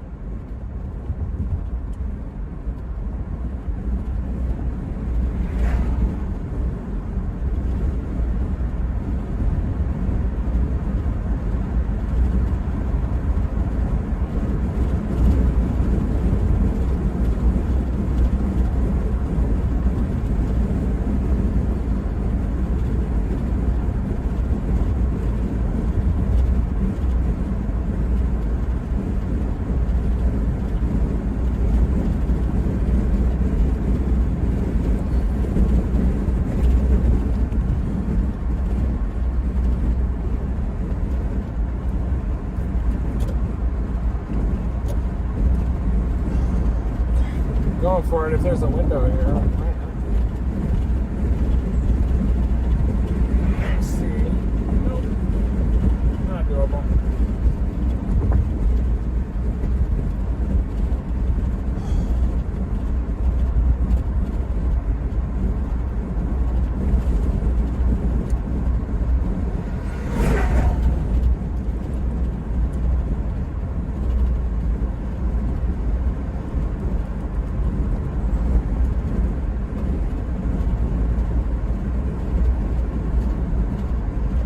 Tops are going up. Those are the enhanced echo top. I like how it has a fairly tight gradient too on the southern edge. Good call, Sprinter van. Woo.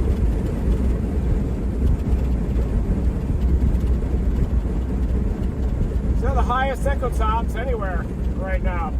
And I like that southern gradient on it. It's a smallish storm. Photographs are small, so, and there's the storm itself. It's the back side of it, and you can see it's got clear air surrounding it. It's the sign of the elevated mix layer.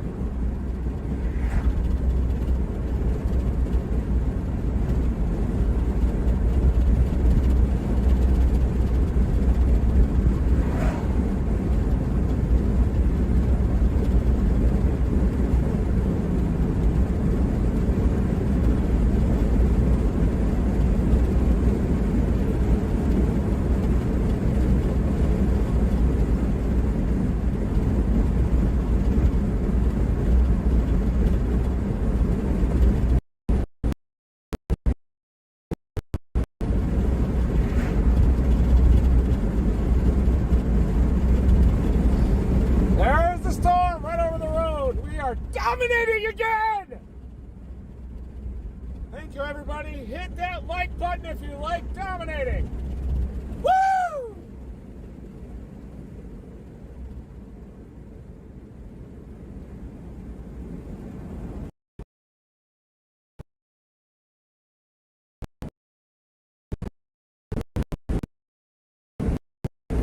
Start feeling good when you see that blue sky around the storm.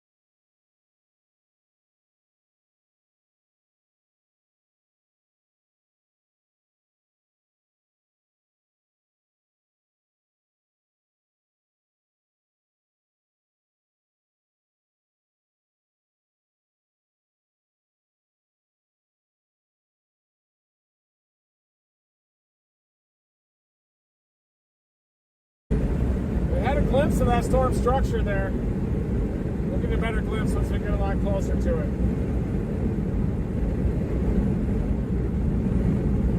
Gotta get gas probably in Winona.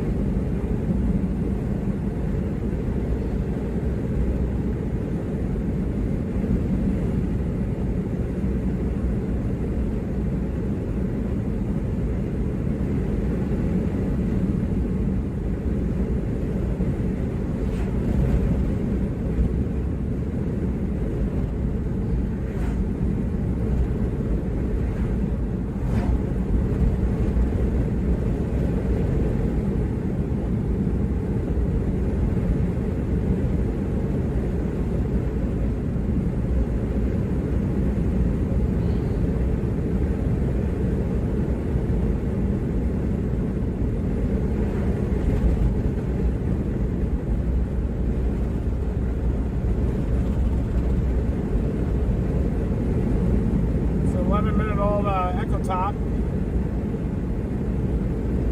Ooh, it's expanding. It's definitely expanding. It's definitely our storm.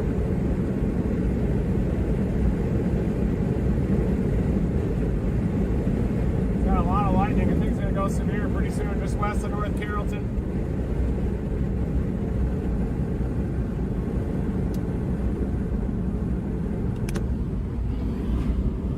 That's the storm. It's increasing in size just west of North Carrollton, Mississippi. Look at the mass start to increase on it.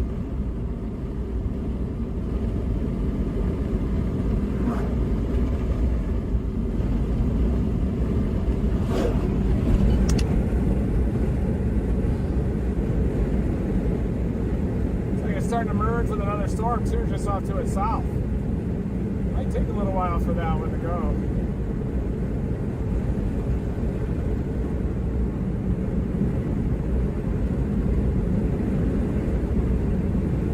Duck Hill, I've also got an east option.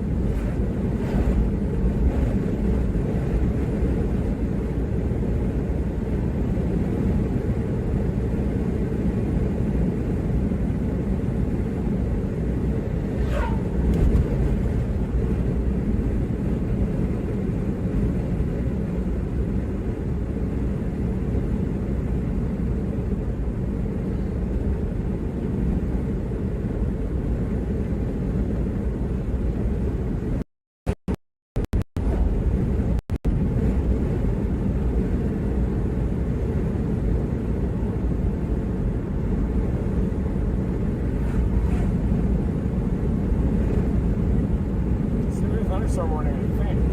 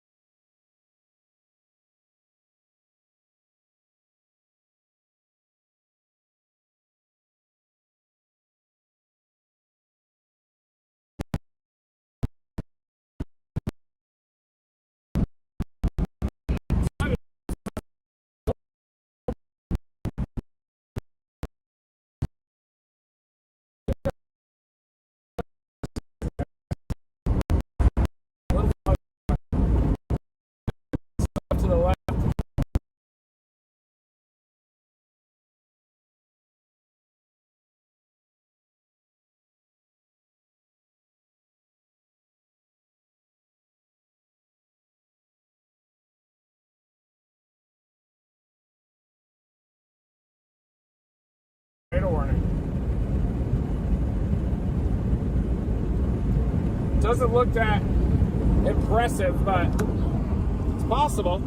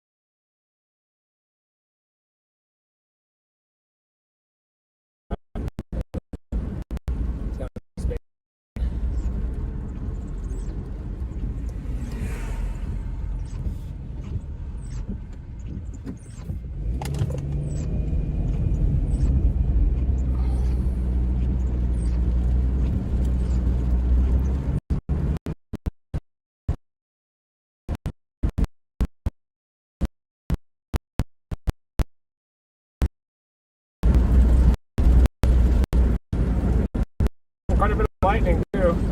Stay on, stay close to this. Maybe go up I-55 and then head east on 82 to keep that 1 hour.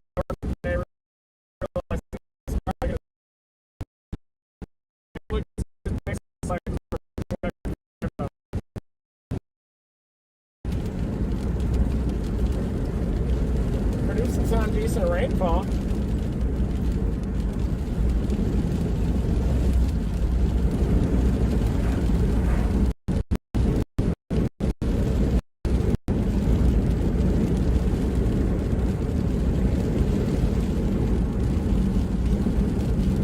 I think there is a bigger base back there, but the thing looks a little weird. Oh, yeah, there's a decent base back in there. Look at that.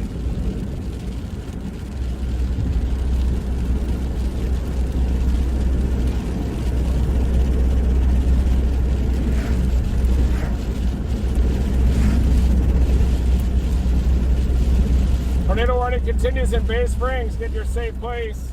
Rotation has subsided just a little on it on the last scan. A lot of lightning though. Kind of a broad area of rotation just to the west of Taylorsville. But Taylorsville to Bay Springs, get in your safe place. It is a red box.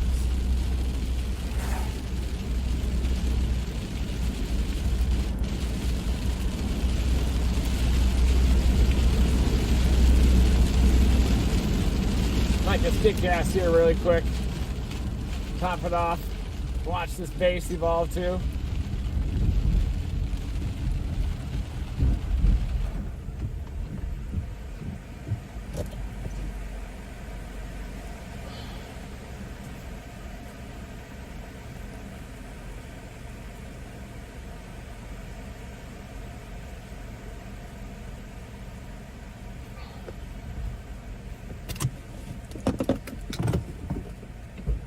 Watch that base evolve. We're going to probably rocket north on 55 and east on 82.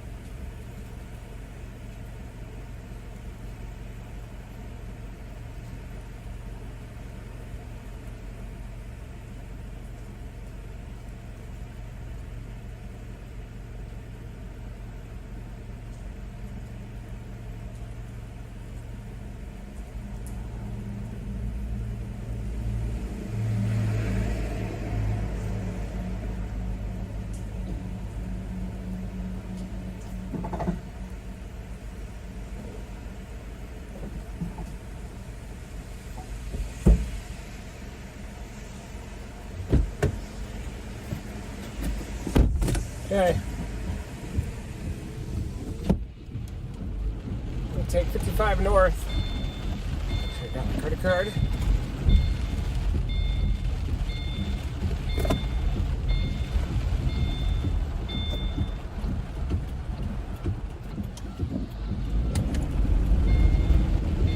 There it is, 55 north.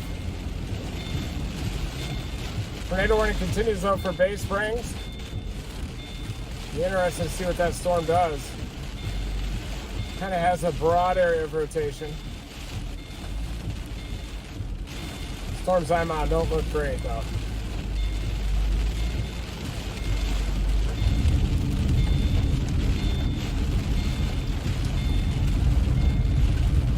But at least there's storms.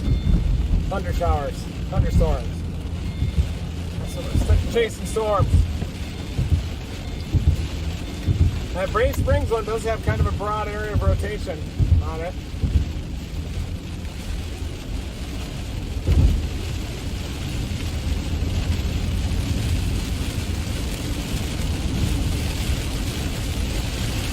Severe thunderstorm warning out near Ripley to Corinth.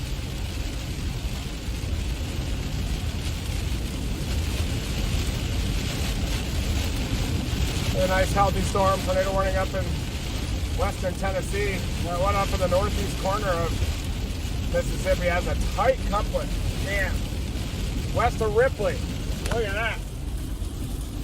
A fairly tight couplet right there. That's what I thought this storm was going to do. That's in northeast Mississippi. That was our original target, remember? Gotta stick to your target, folks. A little better wind shear up there. Thing's probably going to go tornado warn soon.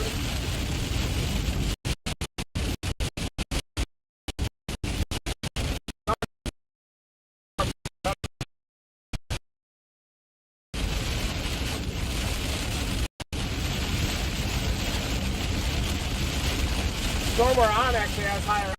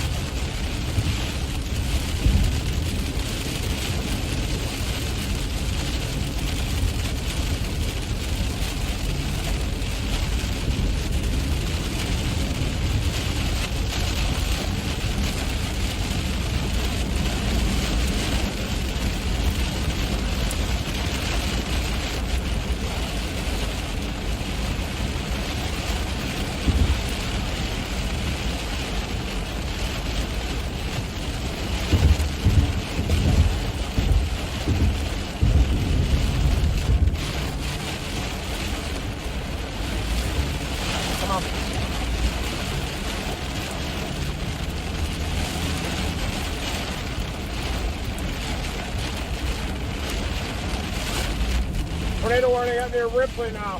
North of Ripley. Oh yeah, that's probably a tornado up there, southwest of Faulkner.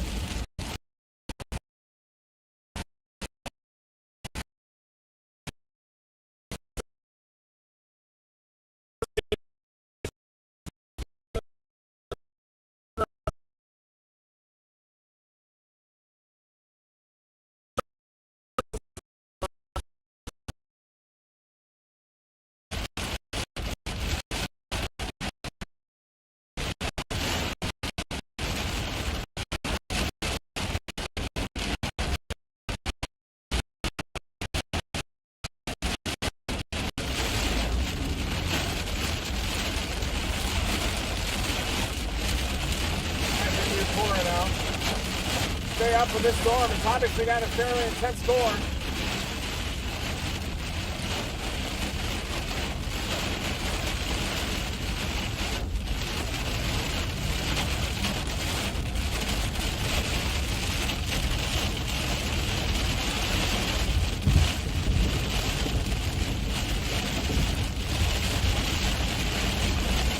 Got a little lowering on it.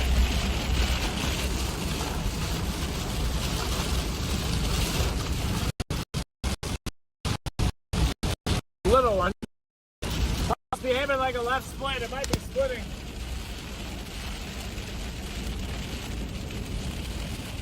Might be splitting.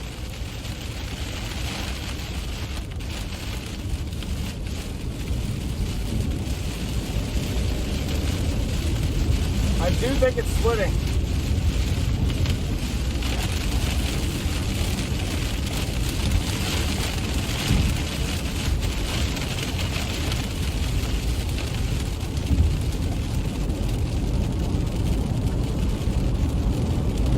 Ripley to Corinth, you got a tornado warning, get in your safe place. That's probably the most dangerous storm in the entire country right now. Ripley, Mississippi up to Corinth. Get in your safe place. Strong rotation is going to pass in between Faulkner and Ripley. Very close to Ripley. Kossuth and then up to Corinth. Corinth is just outside of the tornado warning, but get in your safe place. Got a left split base on this thing. Could be a right mover on the other side of it all. But yeah, that's a left split base they're looking at.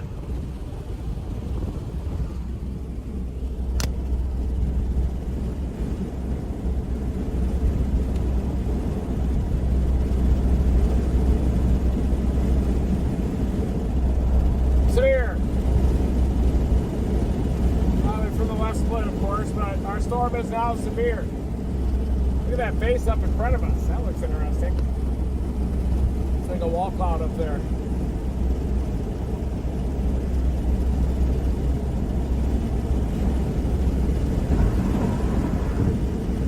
Now this is severe now, and it's that left split. See it?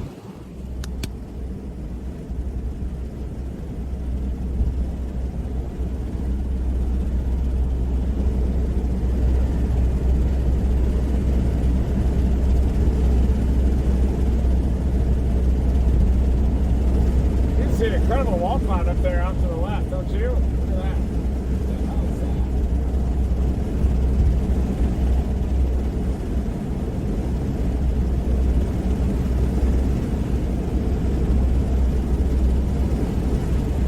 Wow, look at the circulation on the north side of this. It's a left split, but a lot of inflows coming into Winona right there. Look at that. Jeez. Just drove through that storm. There it is, right behind me.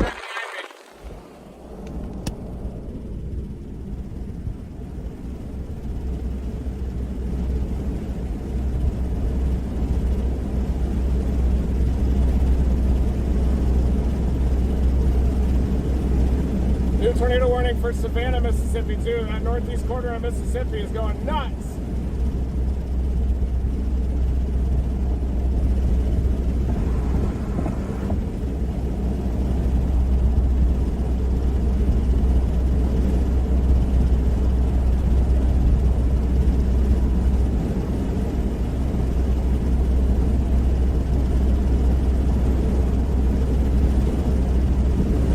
gonna get hammered by this core in Winona. We're gonna go east on 82.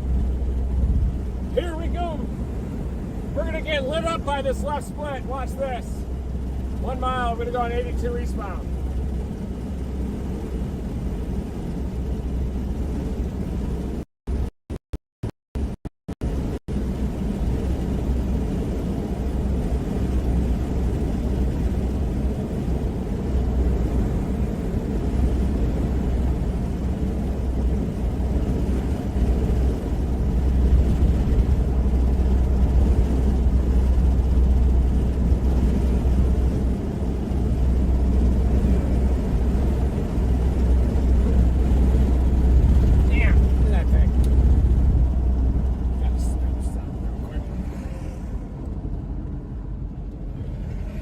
Insane last split. Pump on an anticyclonic tornado again.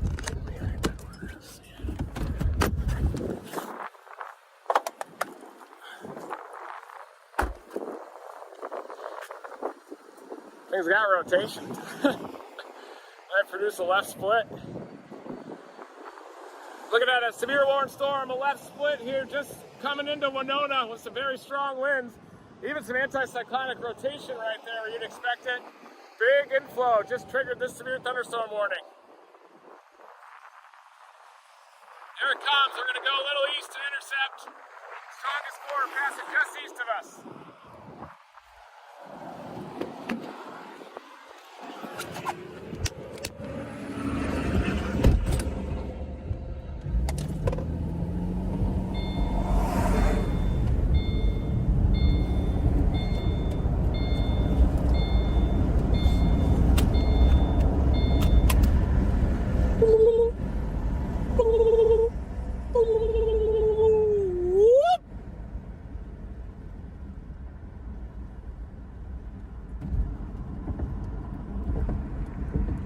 I'm going to point this camera off to the right. That's where it's coming from, the core.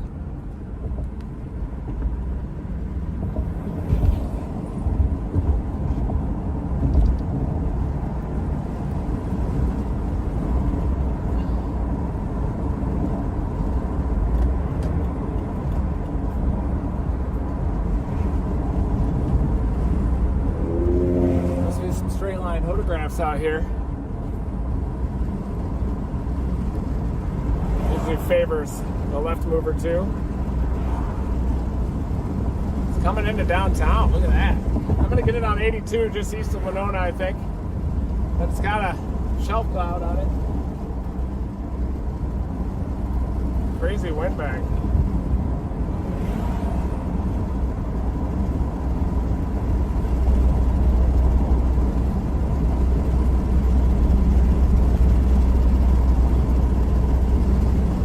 Those storms in northeast Mississippi mean business. It's passing just south of Selmer, Tennessee. That one's on the Tennessee side. Saw the Bethel Springs, but Selmer, Raymer, Eastview, you get in your safe place. Tornado warning. It's happening.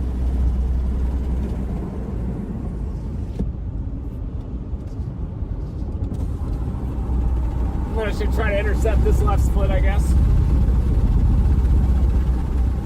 Big winds we can get out of it.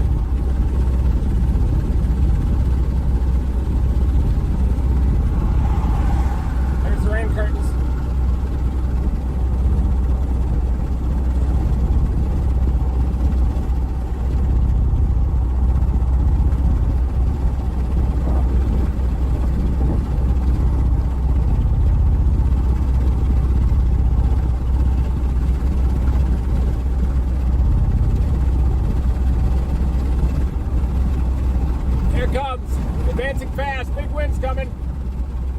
Left split here along Highway 82, just east of Winona. Look at it.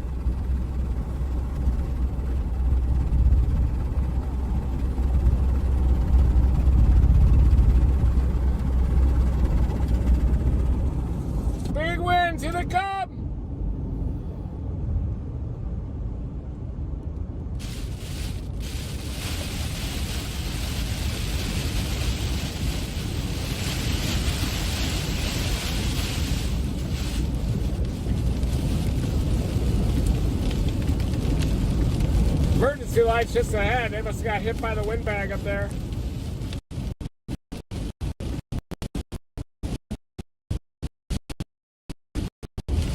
Look at these.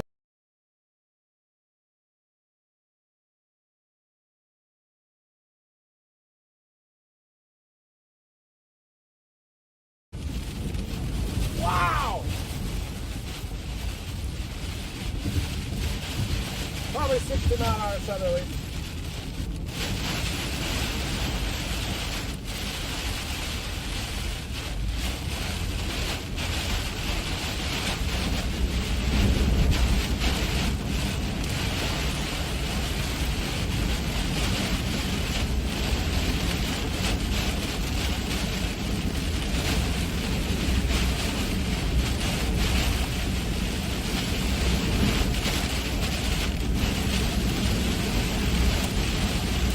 Get some hail now!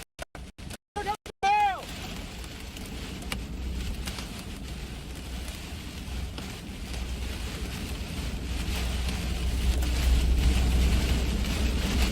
Big hail, severe storm, let's split, here it comes!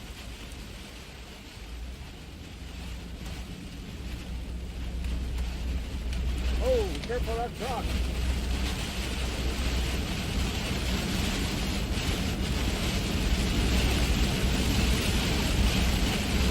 Wow.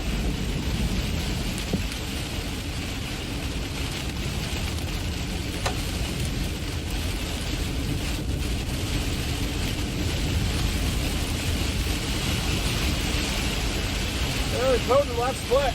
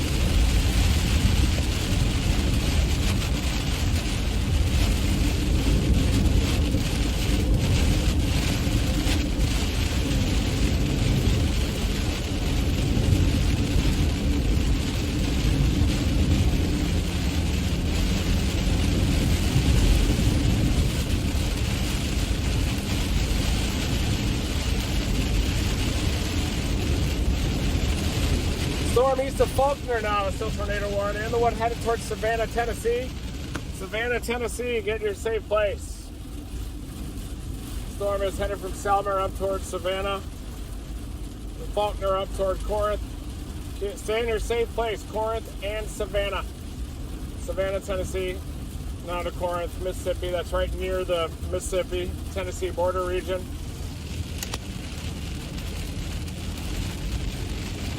That was my target. It's distracting time to chase because there's so many new chasers getting into it, and they like to have their own forecast and they share it with you, and then next thing you know, you lose sight of kind of your own forecast.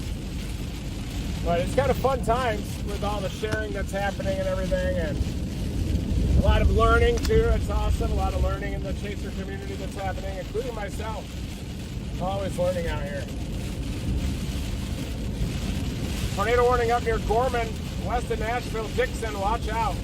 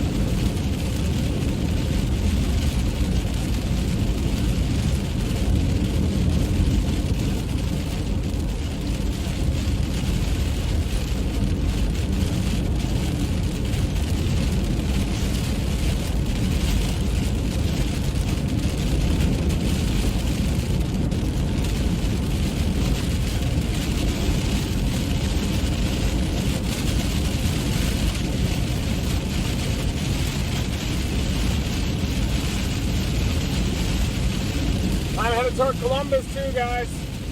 I'm eastbound right now. Just intercepted this left split east of Winona on Highway 82. Invigorating.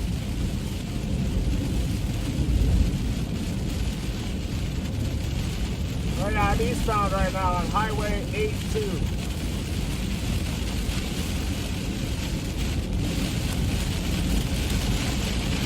I've been ripping this highway for 25 years.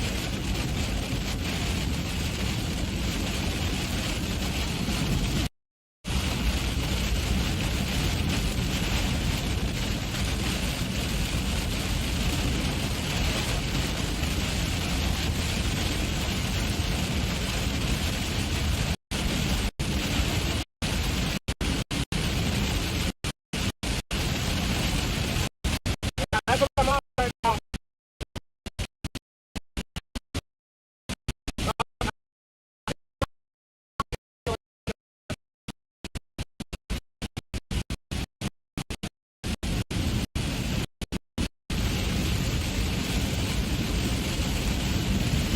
Let's move! Let's move!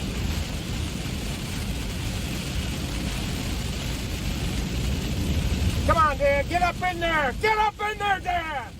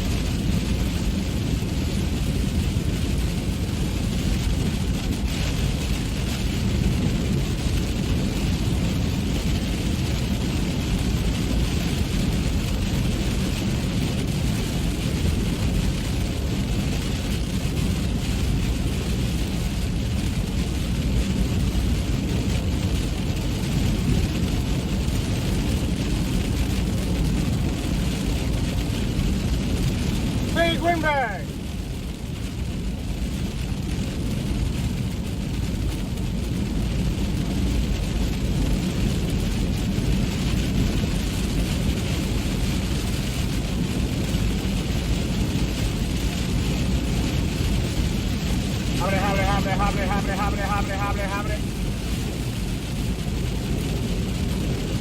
Problem is this left split slammed the Duck Hill Storm, the original target, which is down east of Grenada. That left split that was just intercepted on Highway 82 went cruising and slammed into the conglomerate near Grenada that had the best, Grenada that had the best chance, I believe, of putting down a tornado.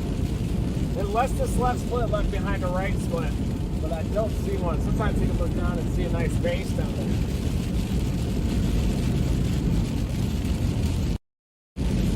Could happen though.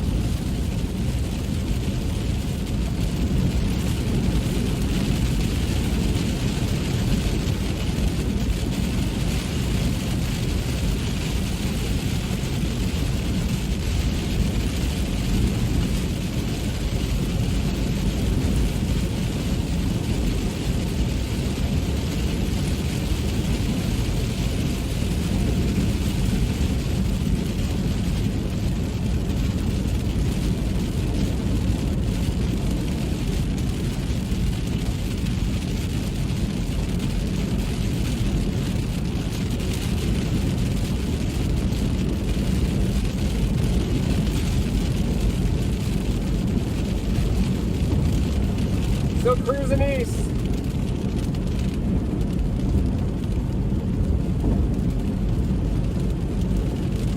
Wow, that tornado warning also got extended east of Bay Springs. Interesting. Kind of surprised about that. Tornado warning goes all the way to Pachuta. Big Springs to Pachuta is included in that tornado warning. Radar indicated rotation. Bay Springs by 205.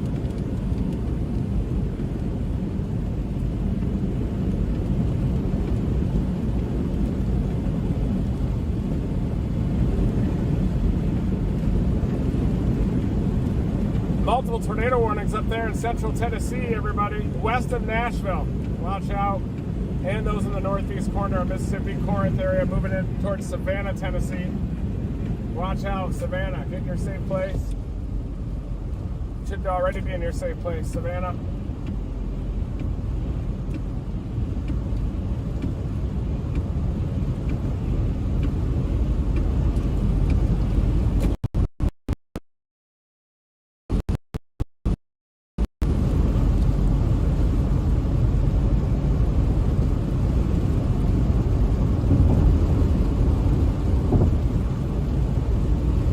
And you can see this left split now is about to hammer my original target storm. That was the one up east of Duck Hill. Maybe it'll energize it.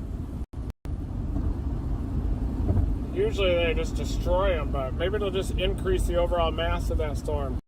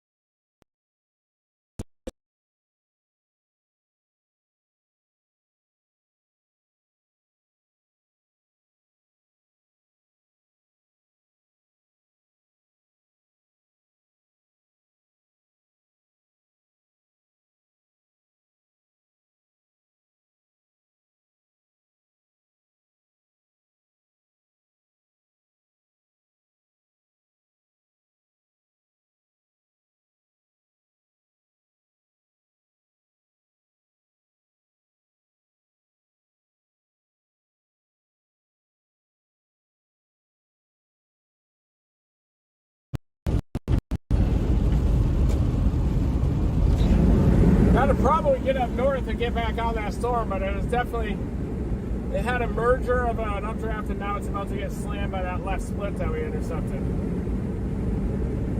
But yeah, I think I'm near Houston.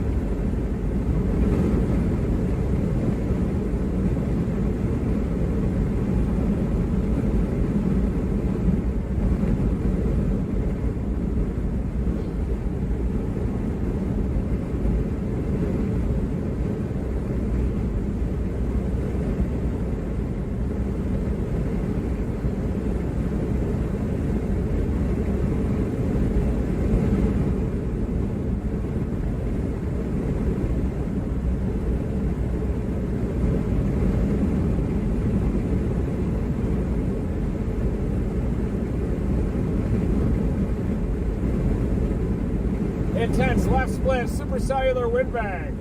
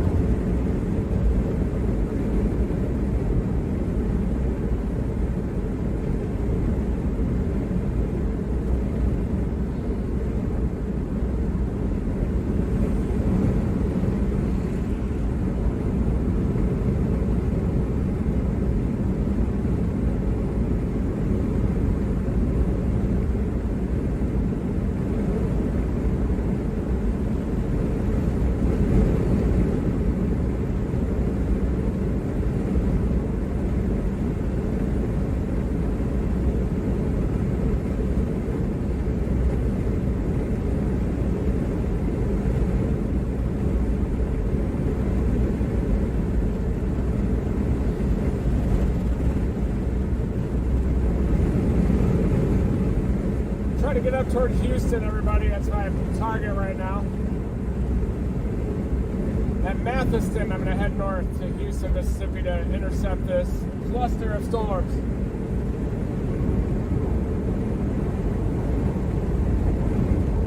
I'm 46 minutes out from Houston now.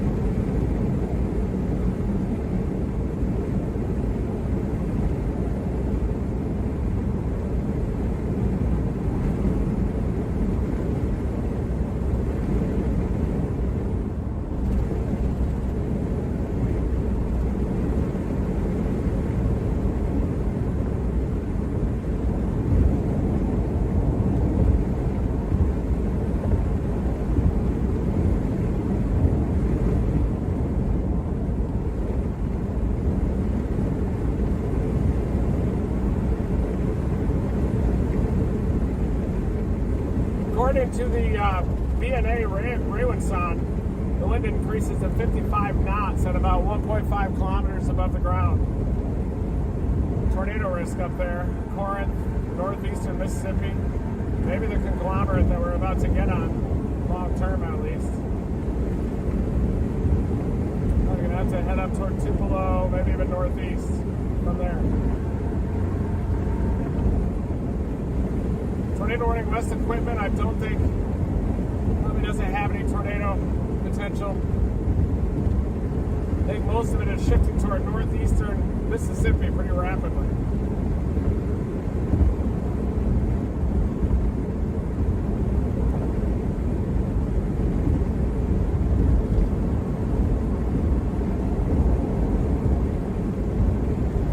So in 15 miles, we're going to go north toward the Houston and eventually the Tupelo area. That's my long-term plan right now.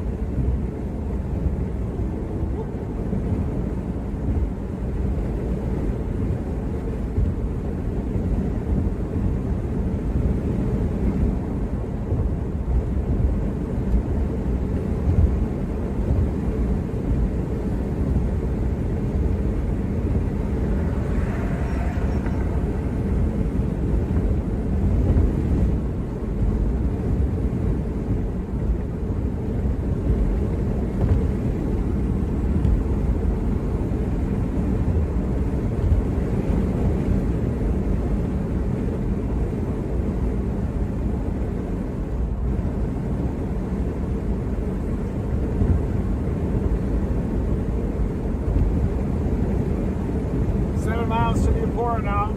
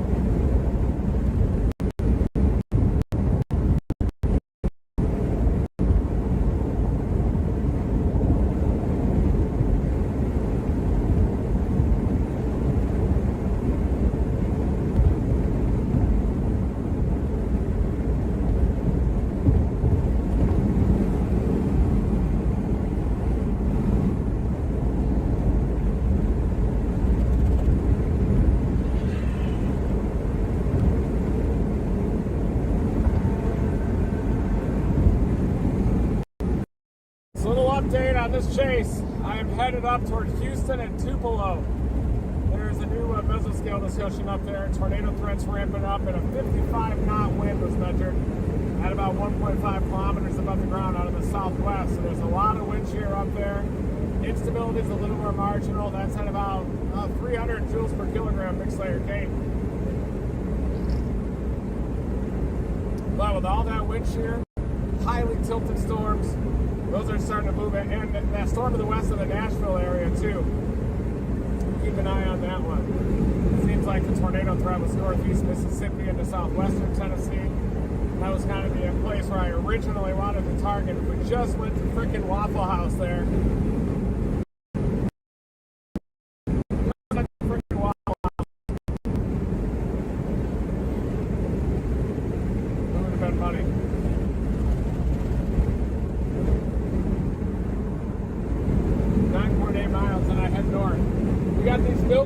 Again, these milky skies were evident with this southern mode to the east of the convective line. When you use long-range radars, you can kind of see some precipitation and cloud cover, and that's what we're seeing here are these milky skies, and killing the renegade mode, killing the southern mode tornado potential, which is good. We want that to happen.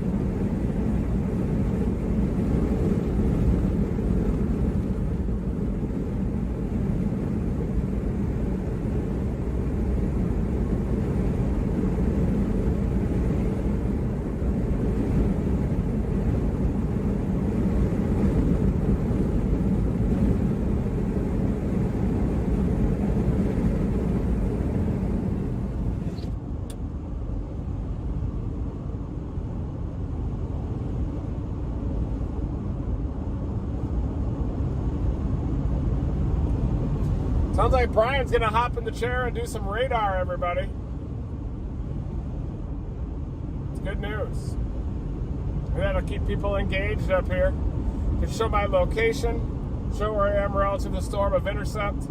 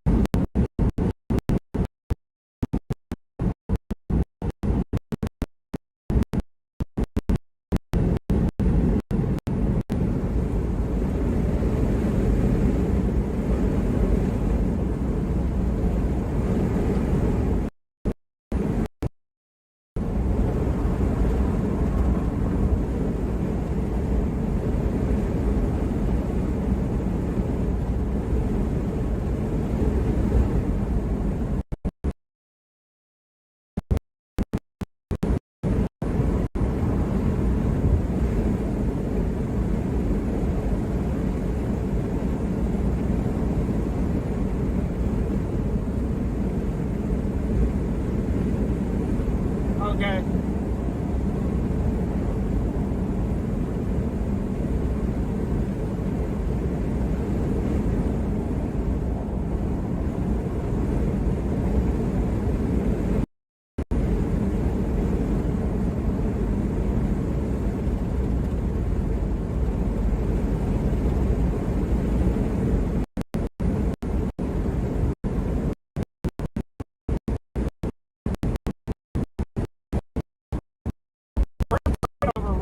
Northeast at 40.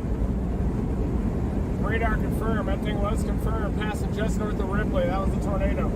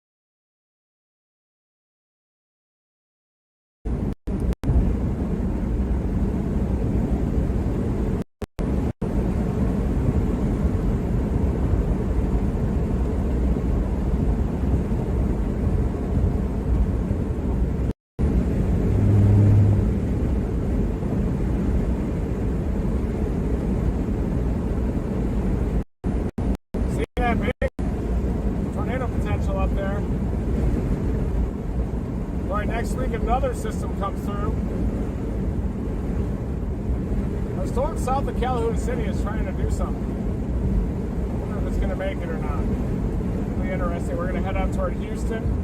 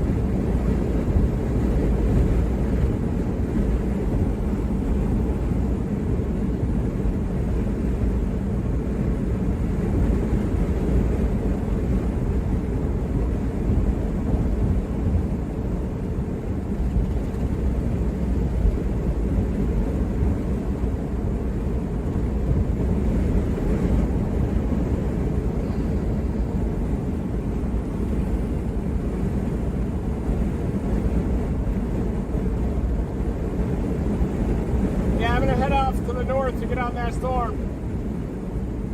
Southwest of Houston. It's going to take a long time for it to organize because it's absorbed like two different storms and a left split.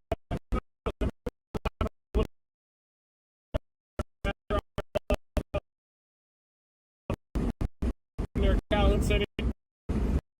Still got its way near cold too, but it's just about to move to the mesoscale section. Too below this.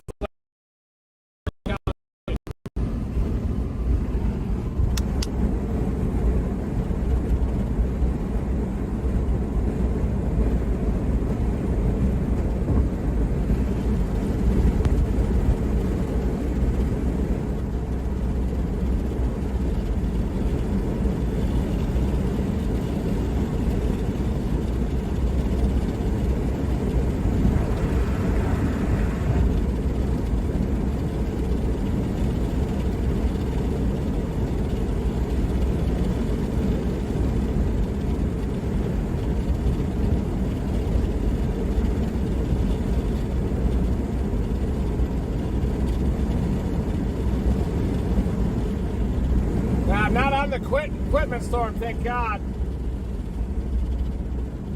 I'm actually getting on this conglomerate just to the west of Houston, guys. It's hard for me to text when I'm chasing out here, so hopefully everybody's watching the stream, and then I can just communicate that way.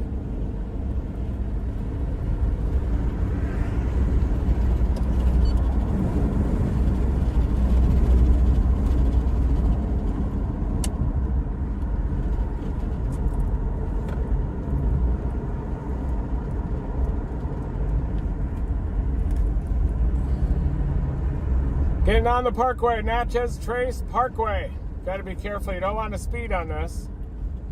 No commercial vehicles. Tupelo's 59 miles up. We are going to be buried in the forest, folks.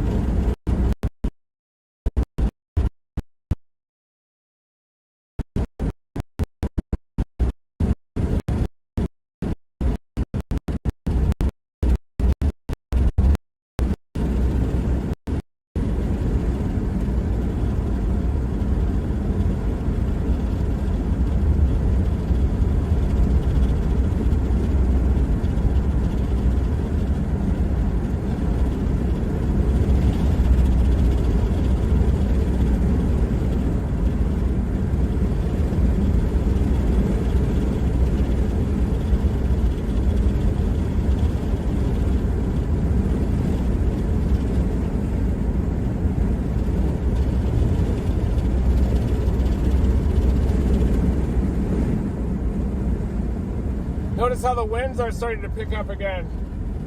They were stagnant earlier, but now as we're coming up into this MD, winds are picking up.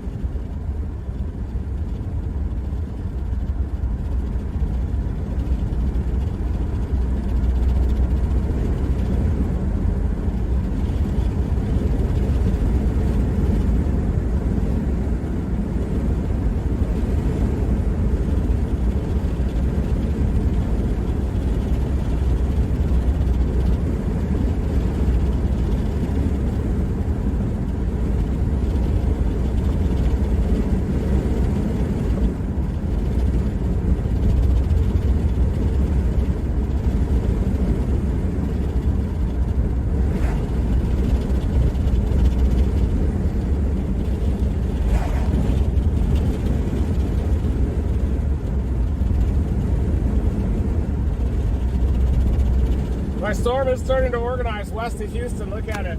Just after it went through those 2 mergers. That's it right there near Calhoun City. See how that mesocyclone seemed to survive?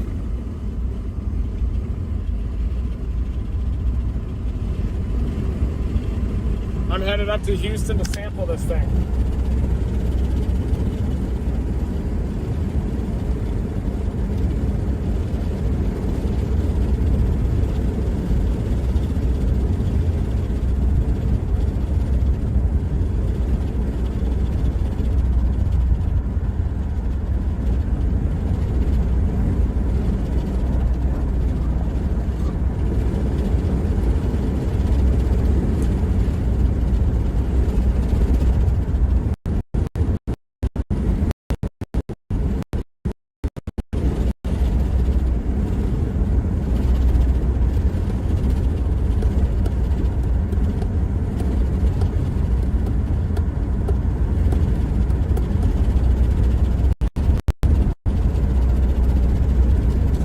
Our storm's organizing, that's for sure.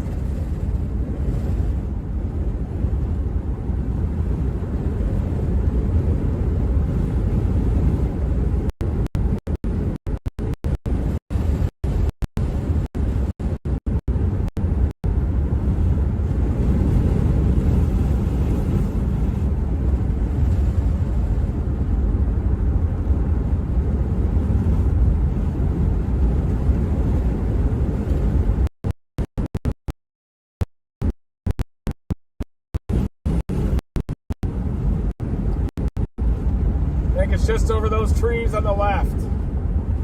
The base and the structure and everything.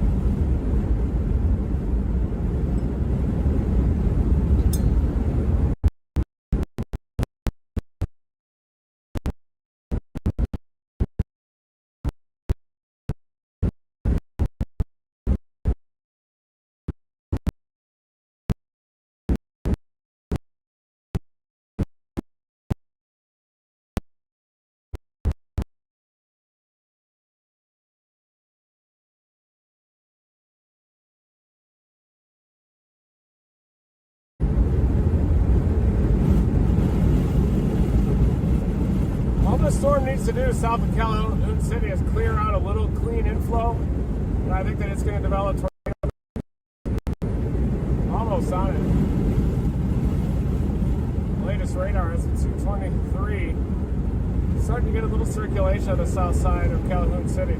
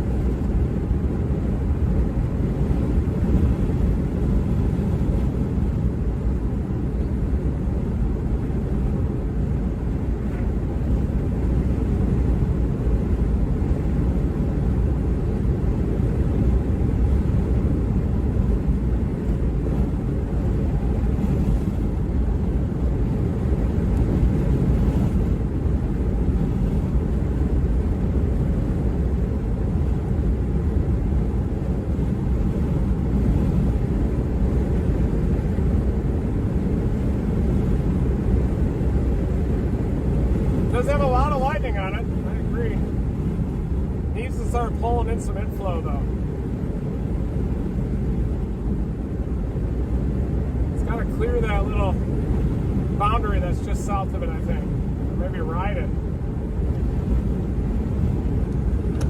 See that boundary there just to the south of the supercell?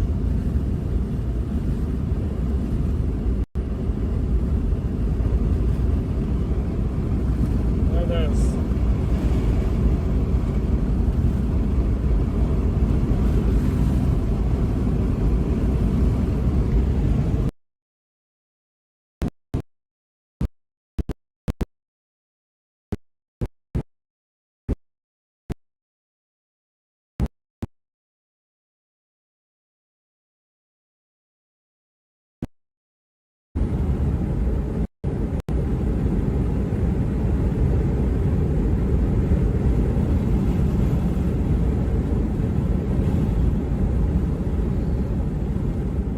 .3 miles.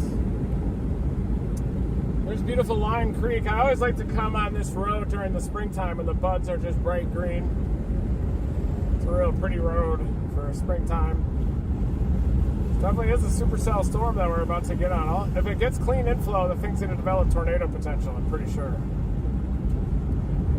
That's easier said than done.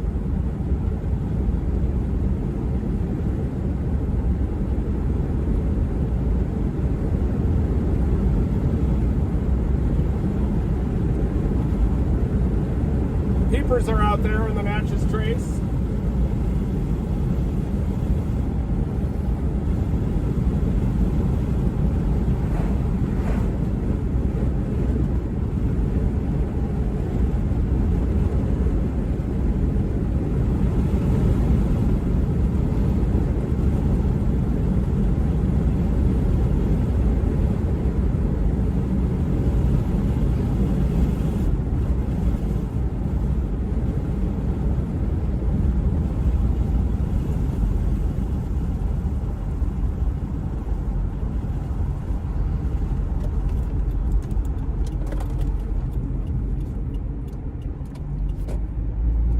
Have 100.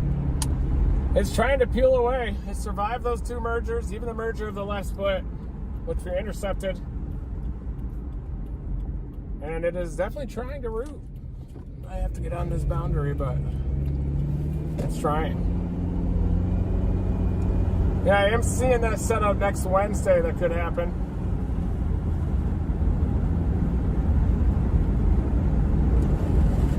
Still got that high off the southeast though.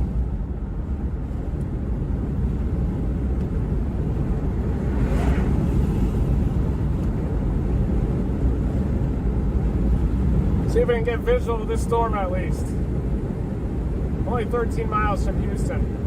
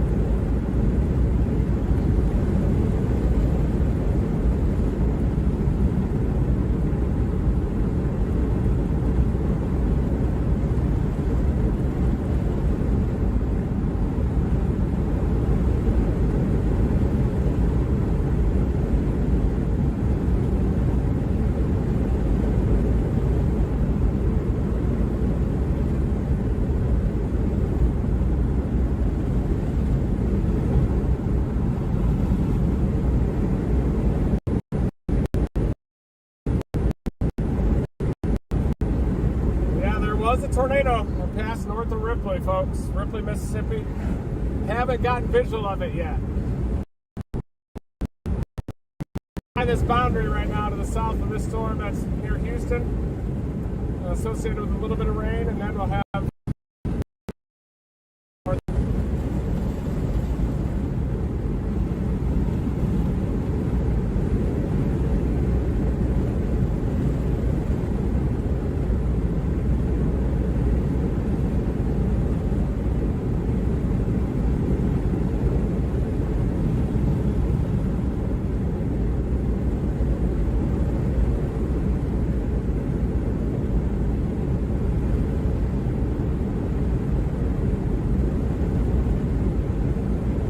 gas off to my left. Looks a little milky out here, doesn't it?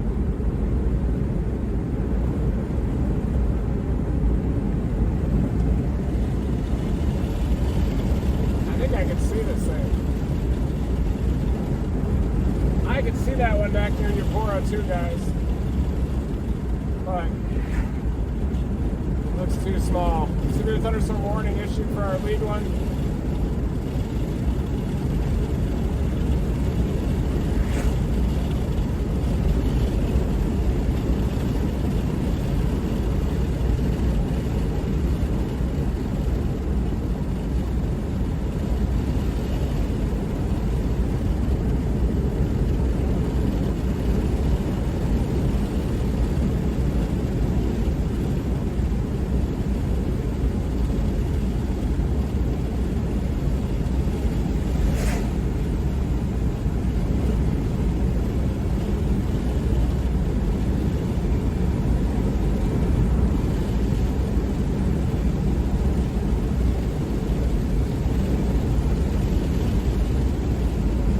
In Oklahoma right now. Stay ahead of the storm. Let it mature. It is severe. Target storm has gone severe here west of Houston.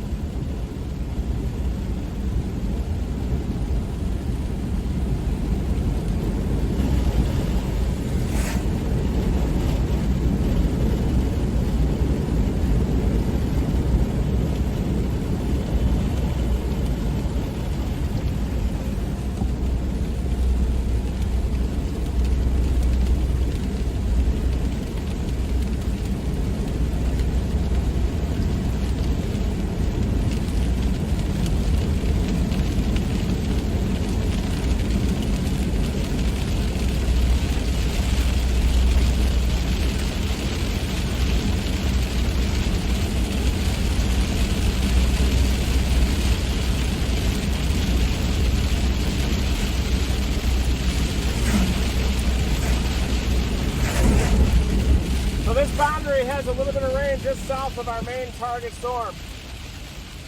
That's what we're going through right now, but the severe storm is just beyond all this rain. And I think this storm needs to clear it to develop any tornado potential south of Vardaman. It wants to, but it just has this shower.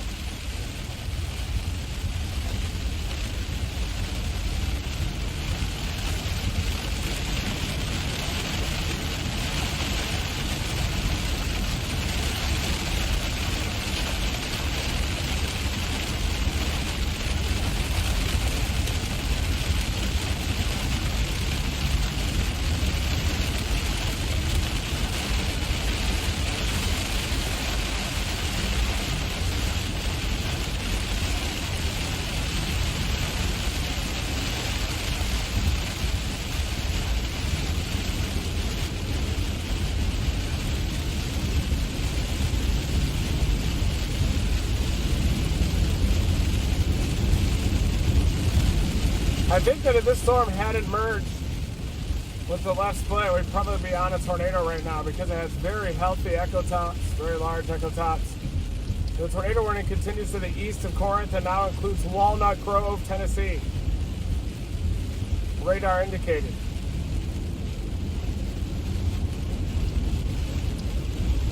Not sure if anybody got that Ripley tornado or not.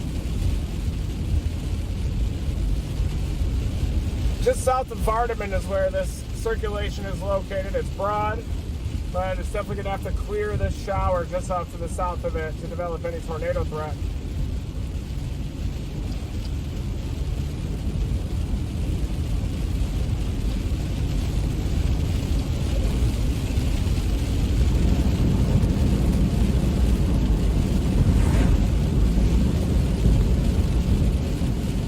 It's trying to clear out some inflow. Look at this. See that hook-like appendage on the south side? It's really trying to access the inflow, but we just went through this shower, which is impeding the inflow into that storm so far. We'll see how it looks when we get up visually. Once we clear this rain, we should be able to see it over there. I think I can already start to see it.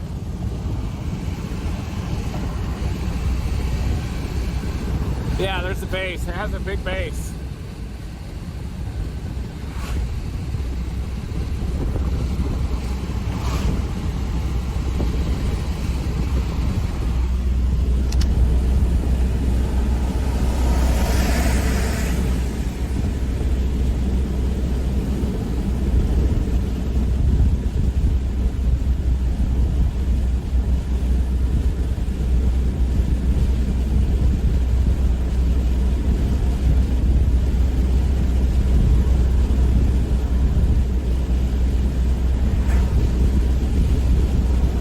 front face, large and crisp.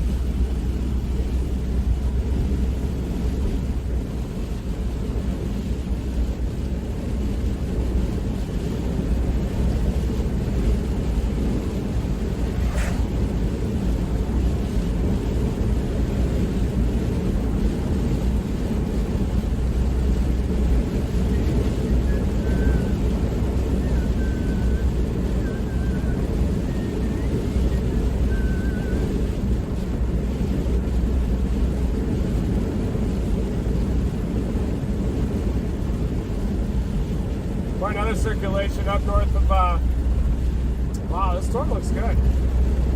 It's really carving out clean inflow. See it? We just got to emerge from some of the stratiform rain and we're about to gain visual of the phone. Wow, look at that. Face, face.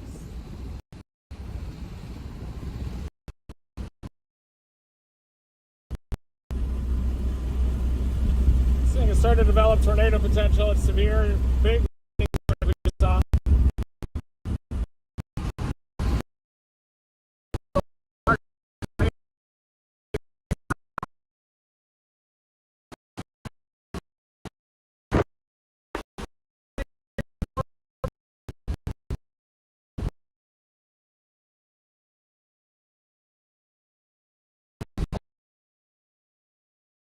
Lowering on the north side.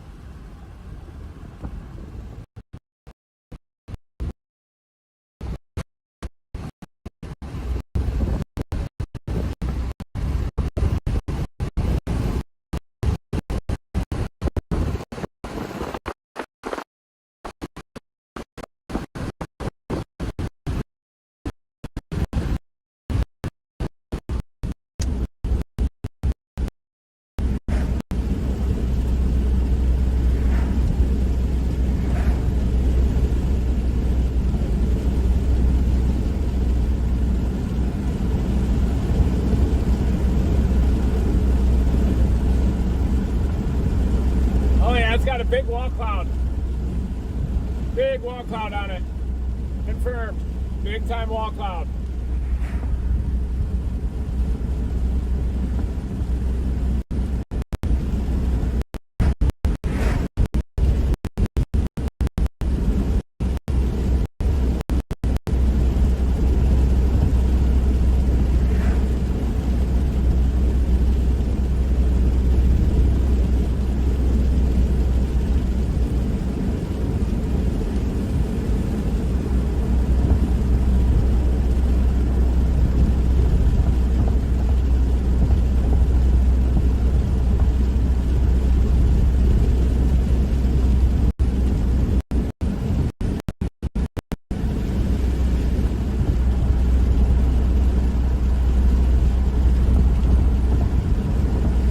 Wall cloud on it.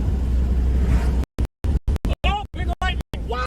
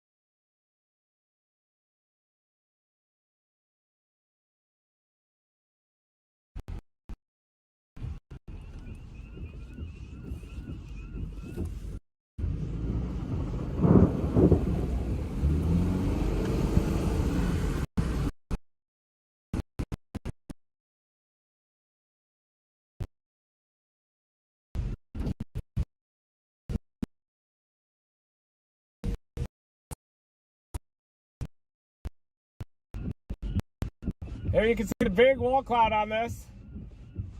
large base that's curved. Possible another wall cloud a little further up. Lightning frequency ramping up on this storm. Low-level jet evident too. Just in front of it. Big wall cloud here on the west side of Houston. Might be a bigger one up a little tighter to the forward flank too. A lot of rising motion evident in the bay.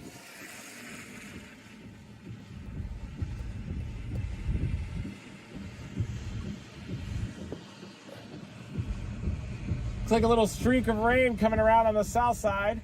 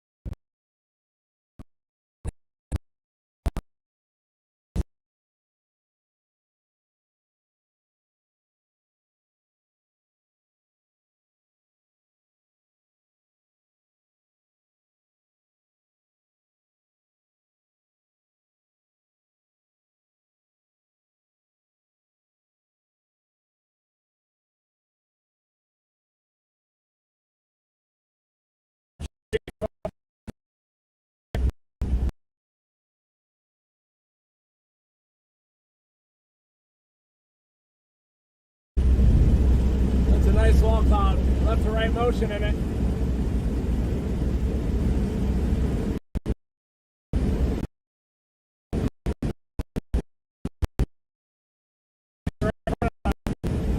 Left to right motion on it.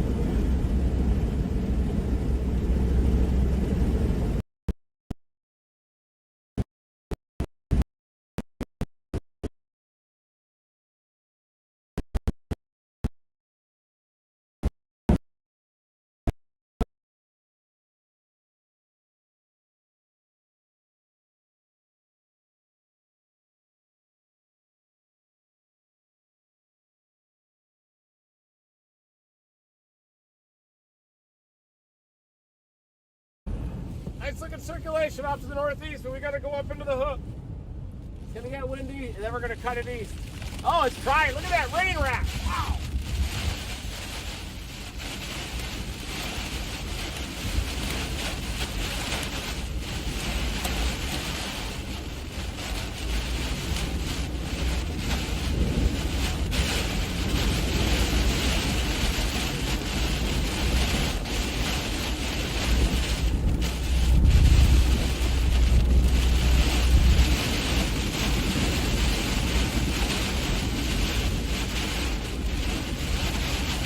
Wind shift. Going around the west side of Houston right now.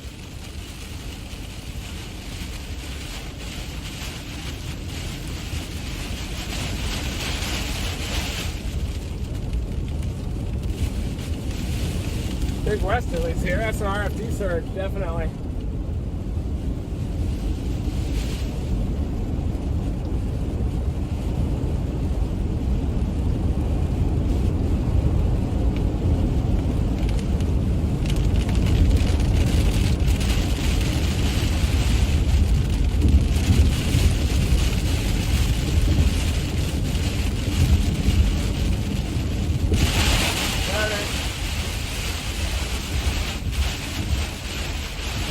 Big wind. Big RFD surge. Severe storm here, west side of Houston. Big wind. Almost whiteout conditions. That's RFD, folks. Westerly RFD. Look at it go.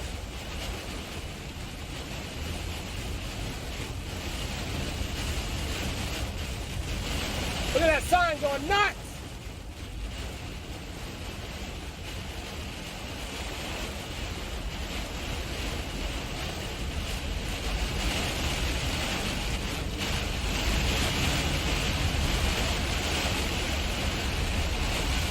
We're in the hook now.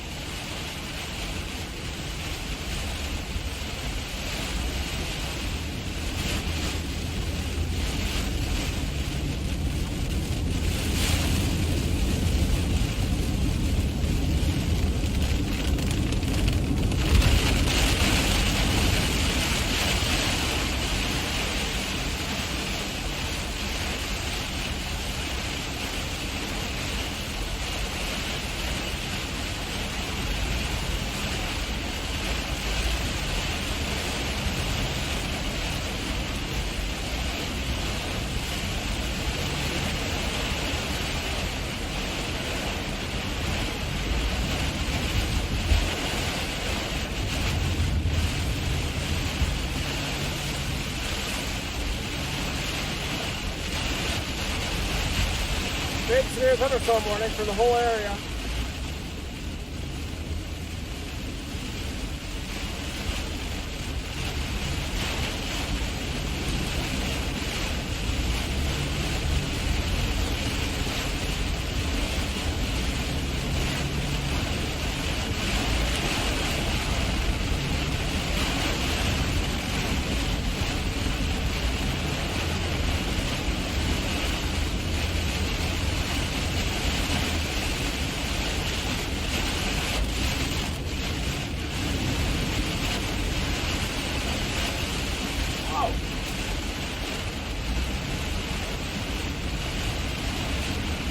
Yeah, on the north side of Houston, then I take a right and head over to Okolana. Just can't see right now. Bit of a whiteout out here. A lot of spray.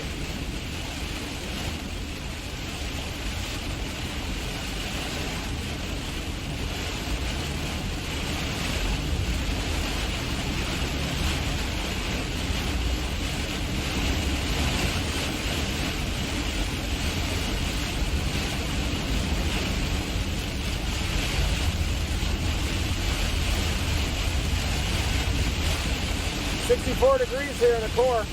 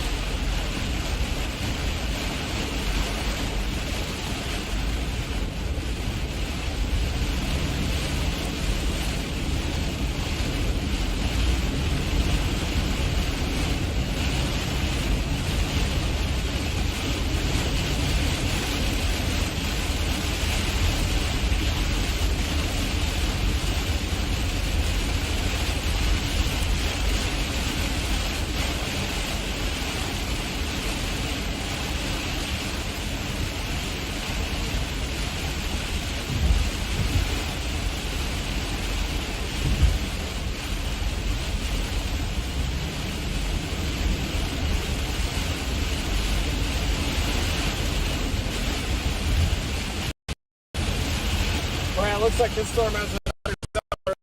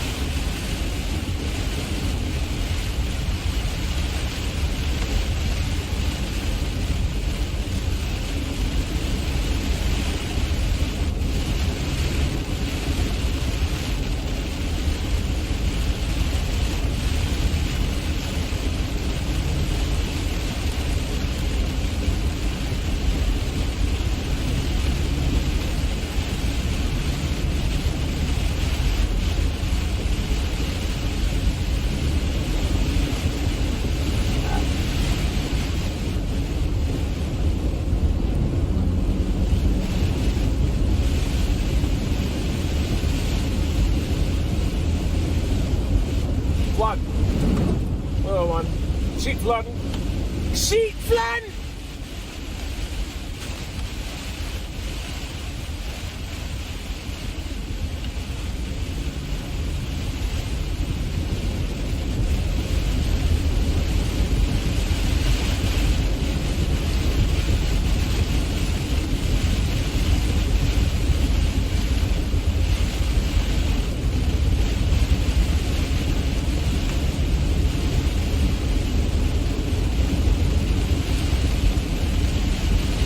I'm going to take a right on Highway 32 up here. Trying to stay up with this group. Got to be careful of the hydroplaning. Look at that, puddling in the roadway here.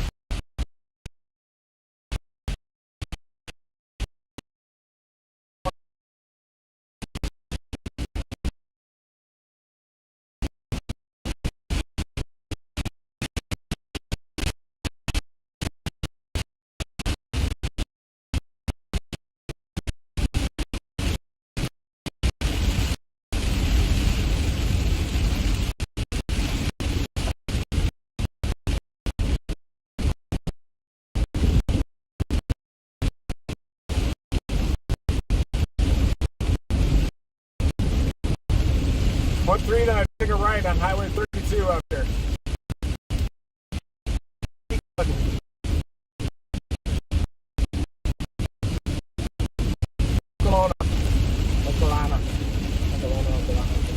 Should get us back up to the storm here. It's going to have to merge with another shower of miles.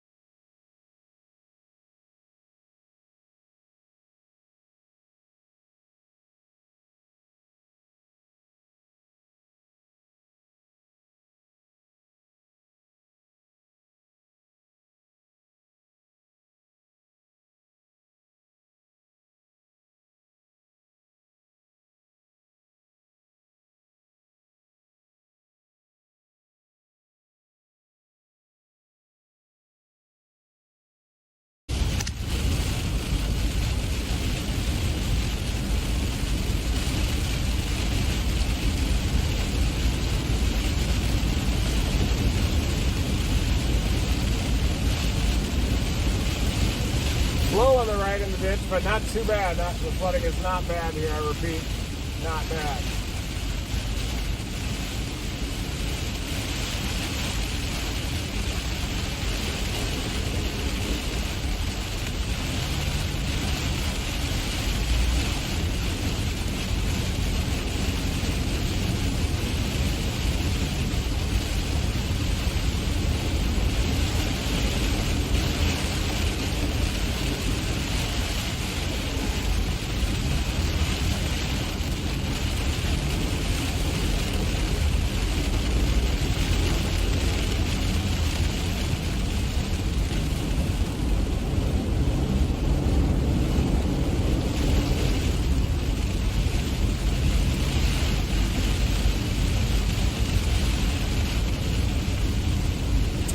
Maybe that one just south of Okolana will have a chance and somehow it'll be able to mature.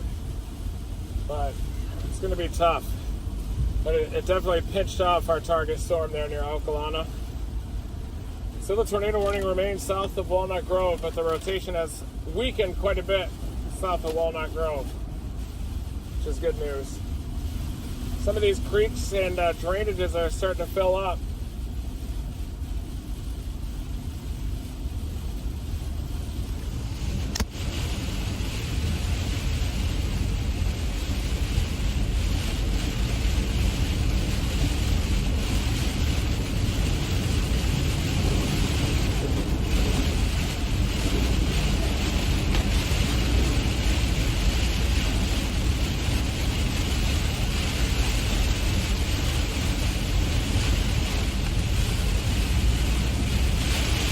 Looks like the Walnut Grove tornado warning is going to be allowed to expire.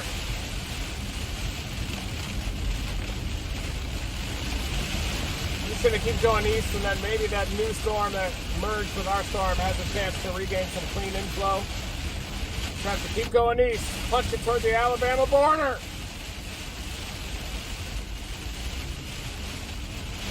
Look at the flooding on either side of the road. I think the flooding threat's going to start ramping up out here now.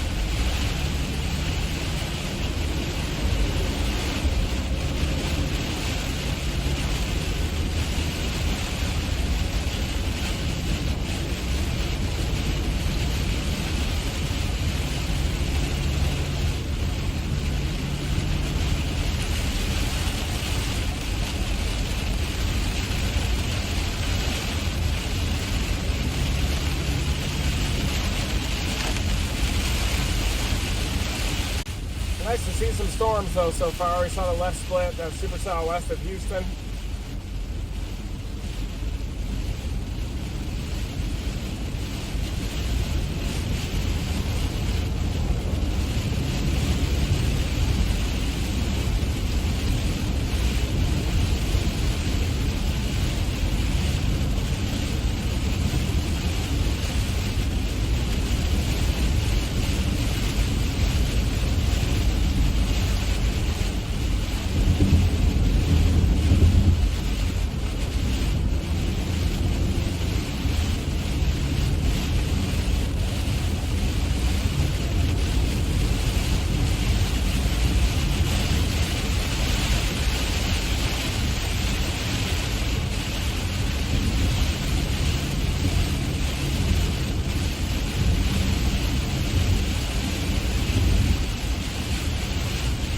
Seeing some rotation just to my north, southwest of Tupelo. And it's definitely embedded in the preset.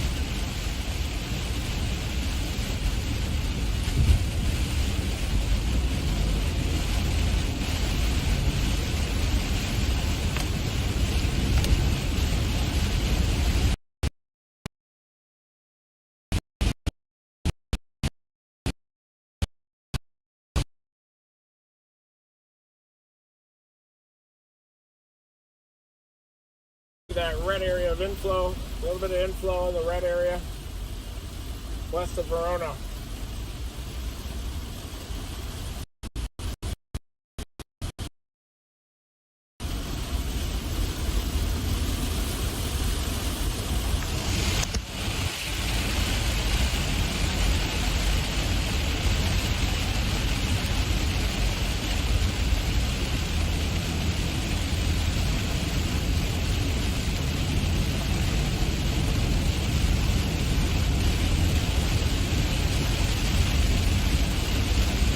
Storm out to the southeast of us kind of looks like a shrimp, doesn't it?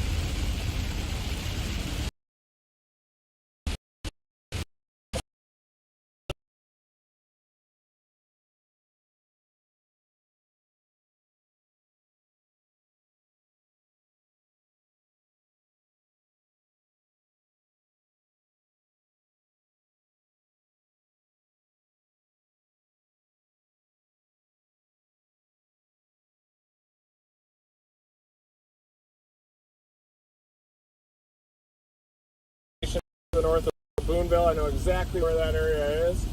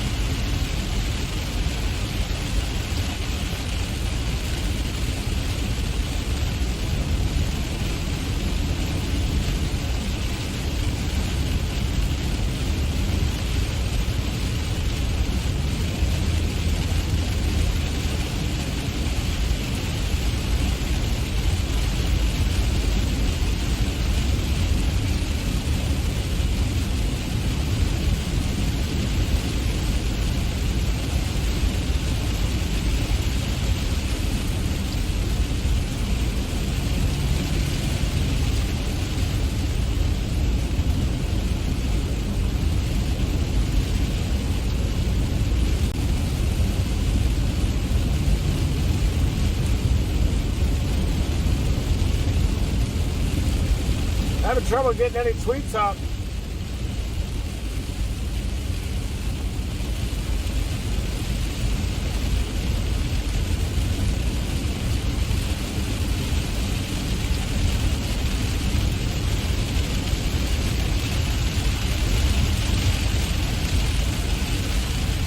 It's looking a little bit better down there west of Armory. Probably have to be our plan now. The Boonville storm is still tornado warned, but the rotation has weakened. Look at that, just to the east of Boonville. Looks like some hail might have, or wind might have come in here. This is probably left behind by our embedded circulation after that merger. There it is, little wall cloud, see it? Oh yeah. But it's not connected anymore to inflow, and this supercell has dissipated. And now there might be another base off to the southeast of this.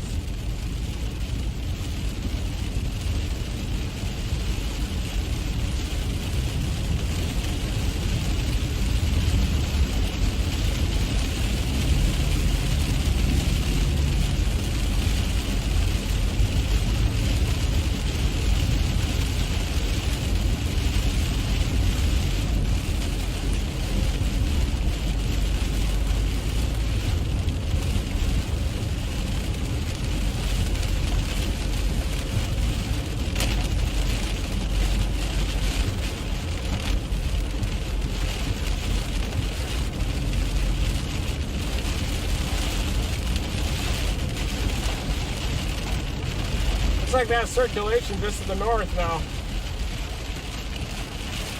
Southwest of Tupelo, it's almost like a QLCS up there.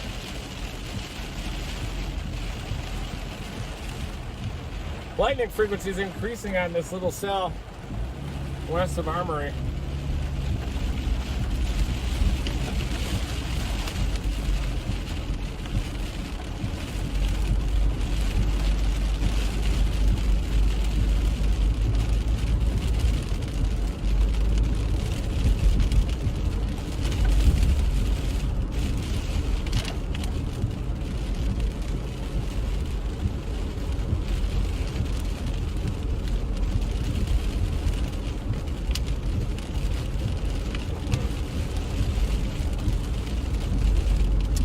Very rooted, this storm. Notice how it doesn't have a very tight gradient and the reflectivity on its southeast side too. It's usually a sign that the inflow is lacking a little bit into that storm.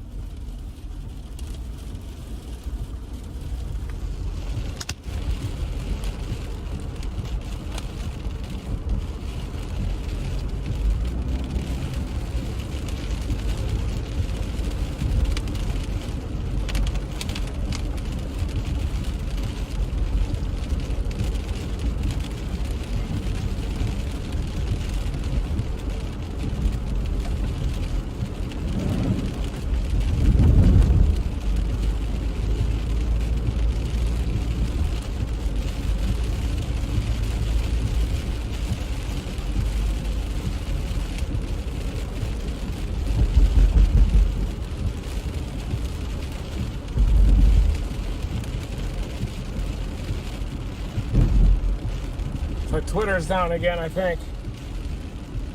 At least for me.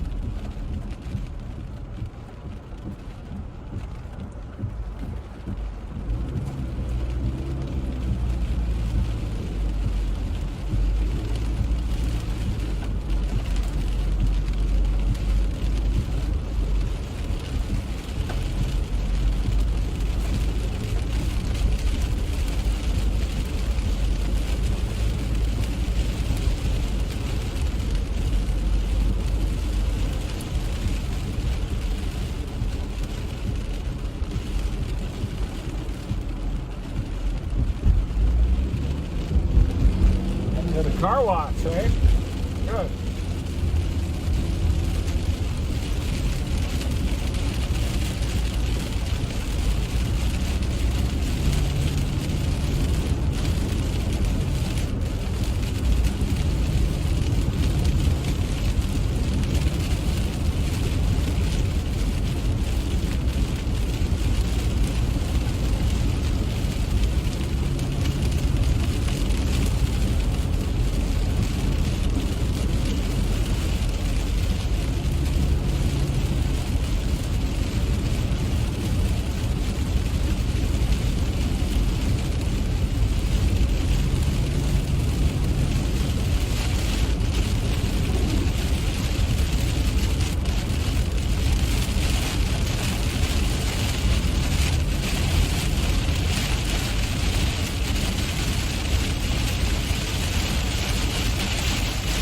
It's in a ditch. Holy cow.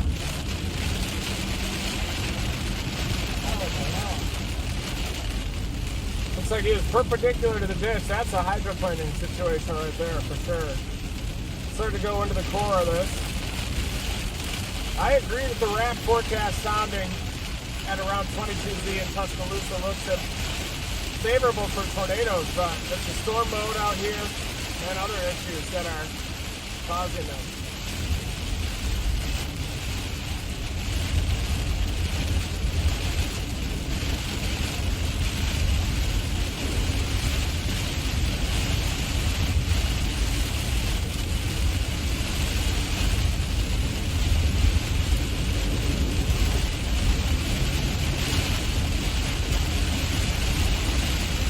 Possible this storm could regain some inflow and maybe even be a tornado producer, but I think it's going to take a while.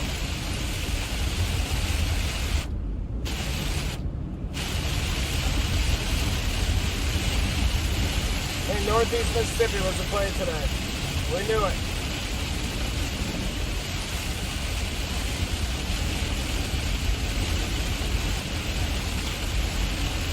are some storms around Tuscaloosa, a couple little beams, one south of Birmingham, south of Brent.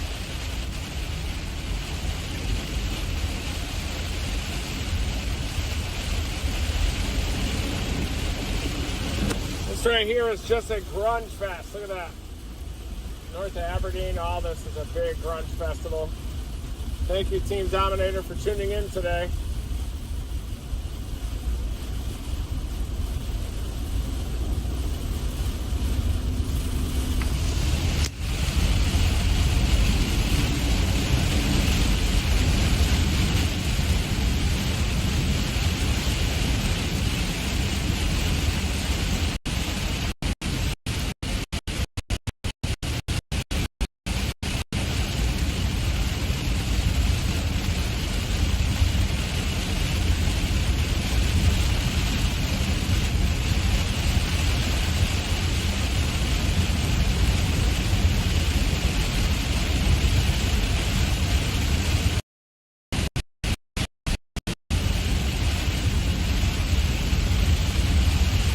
Got to see a base eventually, but there may not be one here. It's kind of a conglomerate of a bunch of super showers, and it is producing lightning underneath kind of the higher echo top.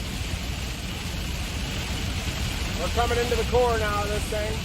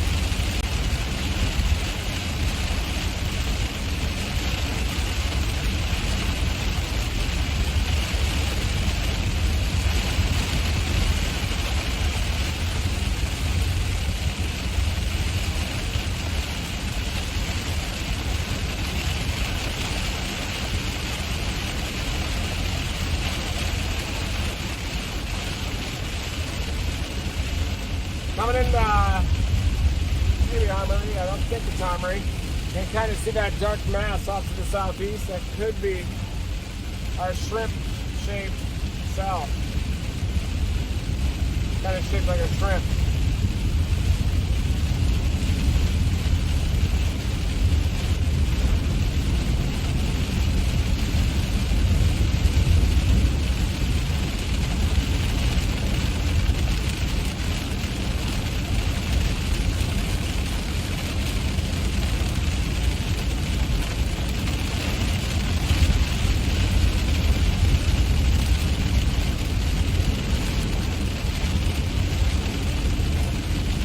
Kind of pointing where I think there could be some hint of some structure, maybe off to the right, maybe down there, but just don't see any right now. It is getting a little darker now.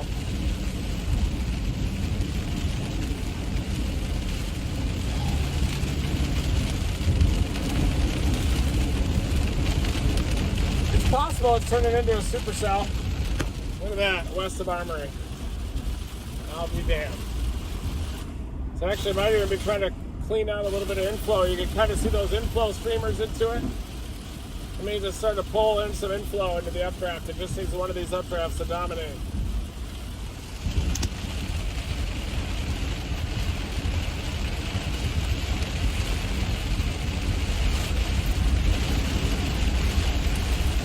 Hard to see the base. Maybe up here you can see a scud up there, but I don't think that's even it either. Little scud tag. I'm about 8 miles west of Armory now. There's some scud.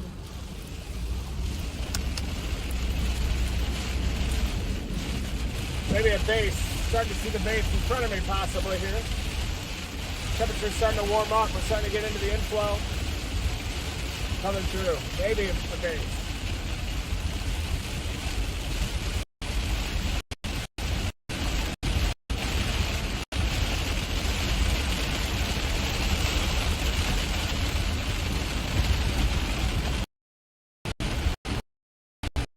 Also looking for a base down to the south.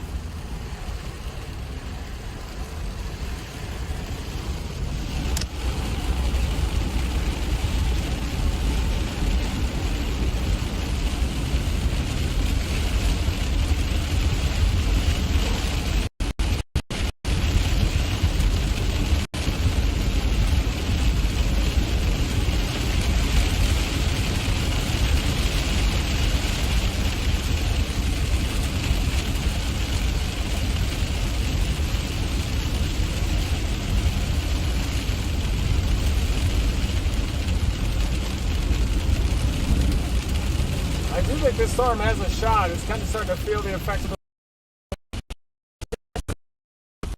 the inflow up to the south that I was just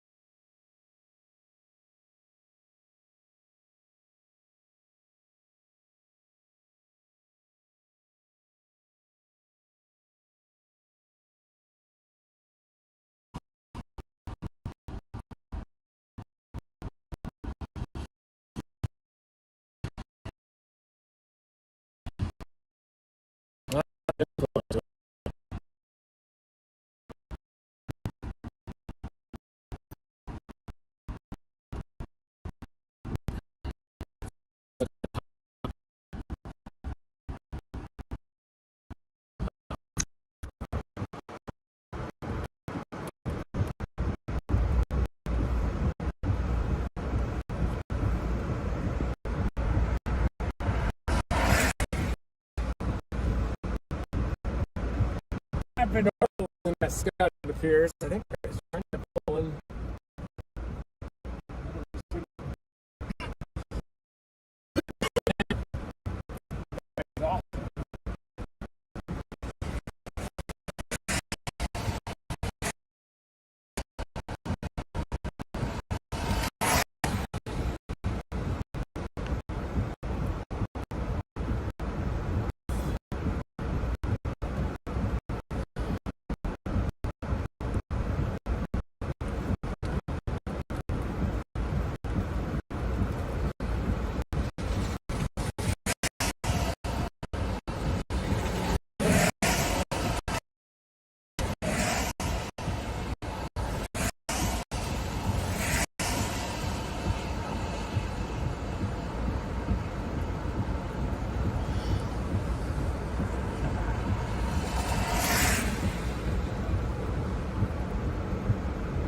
Left to right motion in front of it in those low clouds, so it is trying to feel the effects of that little jet.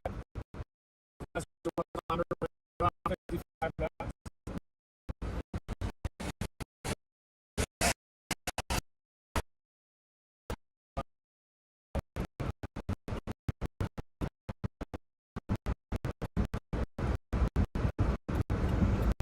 Oh yeah, I have a wall cloud, I think.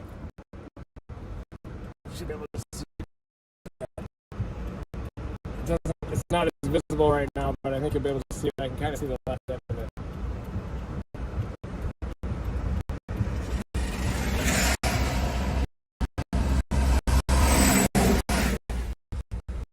Looks like it might tap into some clear air.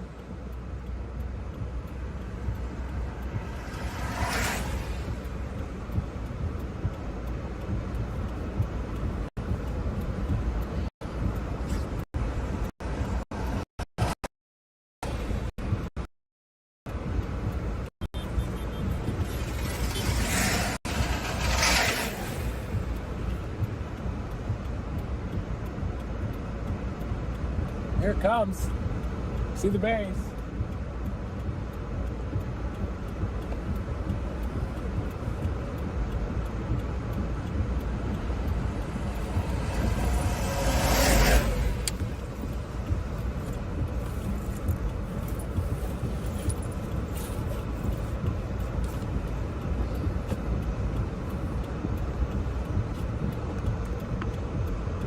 There's actually motion in that base.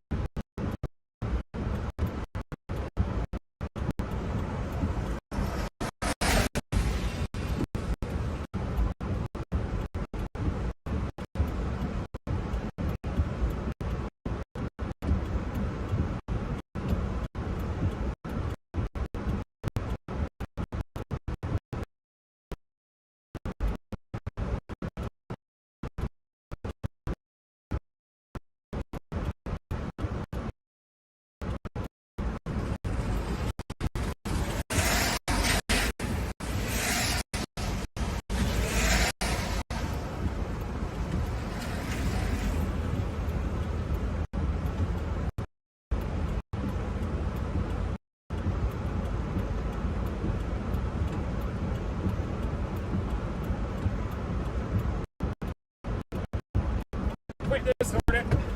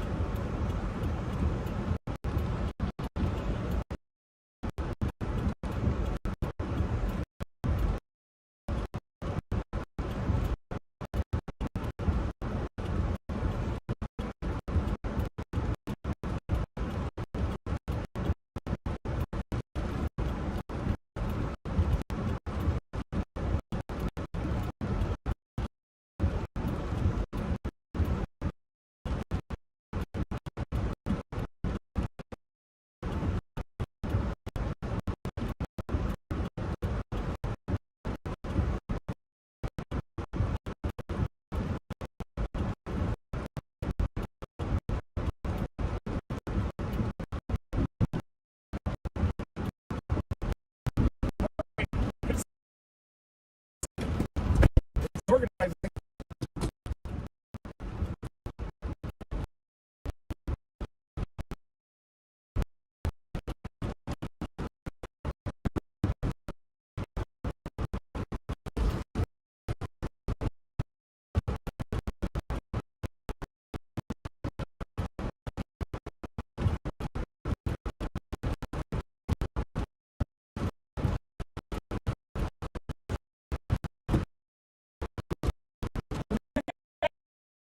$2014 over there.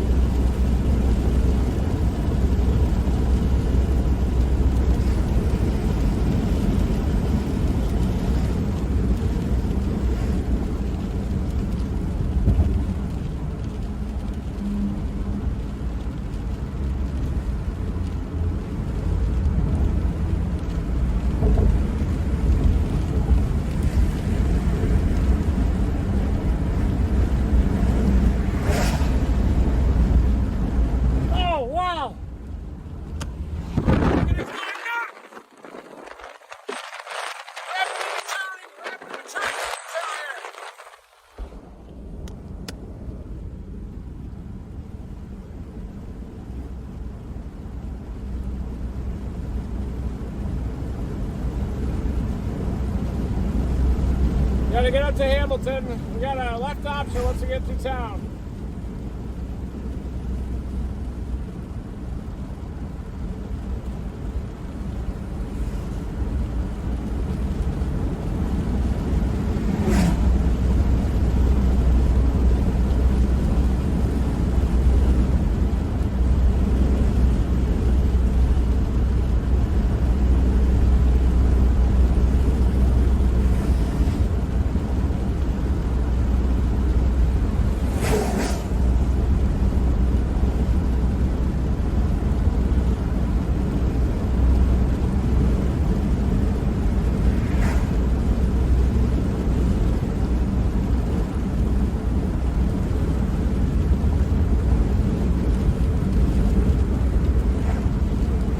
storm's going nuts.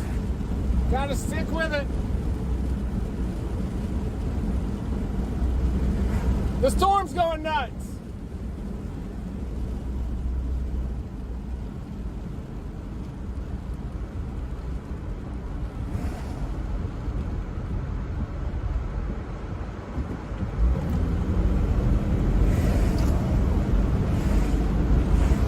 We're gonna cut it off at Hamilton.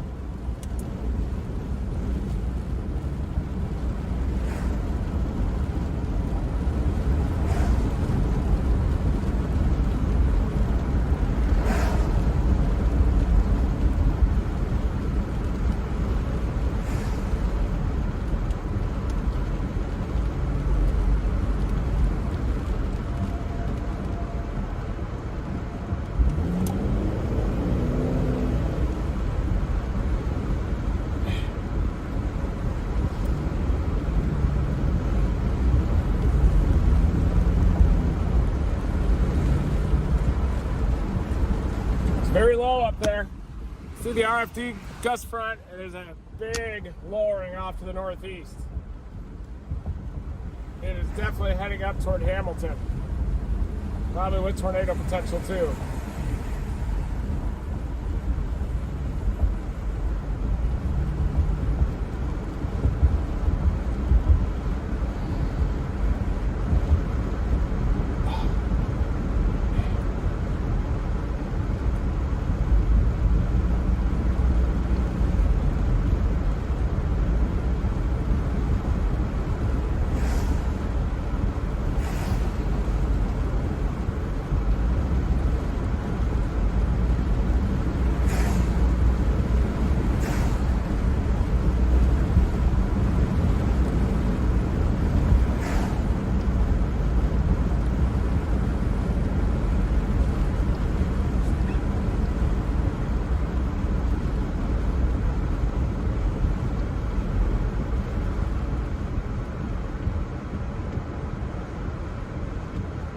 Gotta play the long game. This thing's going tornadic, everybody. Our storm here, and it's coming into Smithville.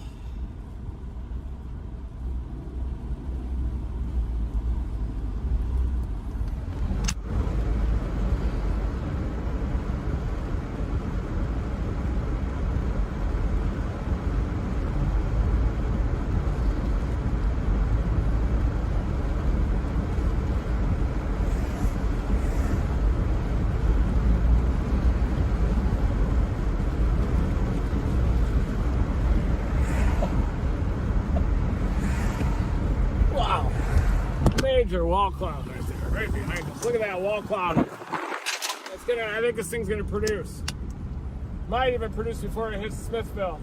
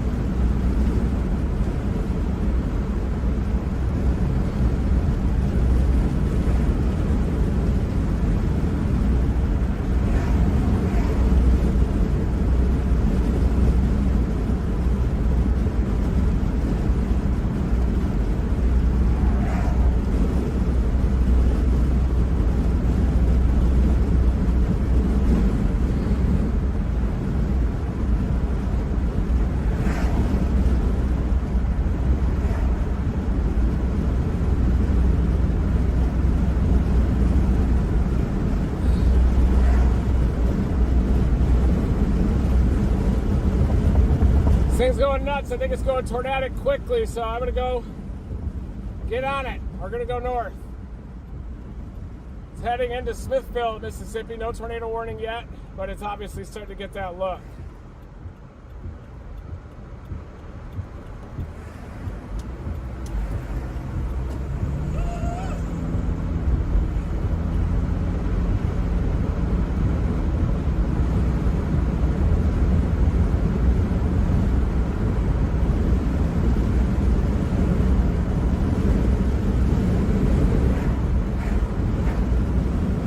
Big lightning on it.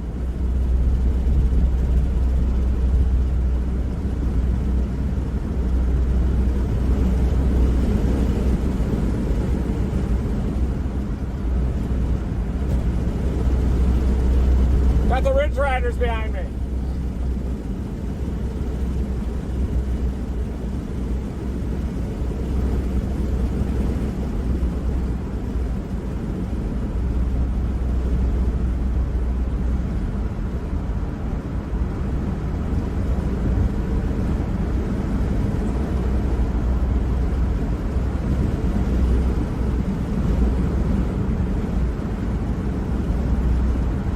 Saying it has a very low wall cloud. It wouldn't surprise me if it produces a tornado relatively quickly.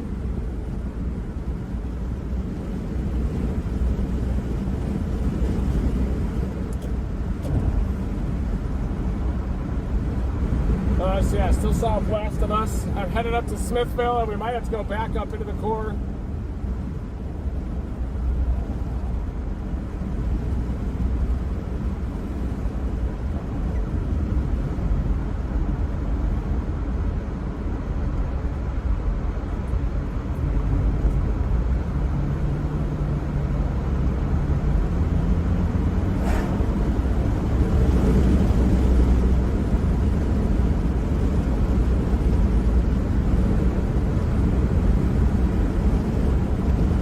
Nice wall cloud on it. You're going to see it when I take a left towards Smithville. You're going to see the front wall of it. 0.7, then we take a left on Smithville Road. Oh, big lightning on that thing. You got to be kidding me.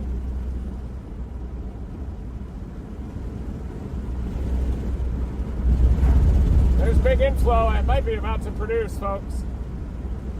Or we didn't just let it pass us by. Obviously cycle even. Quick cycle.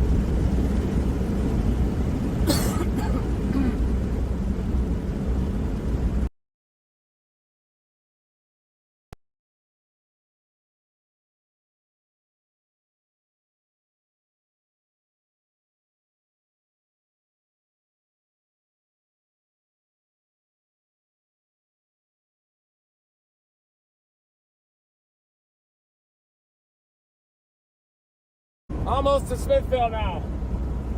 Here we go.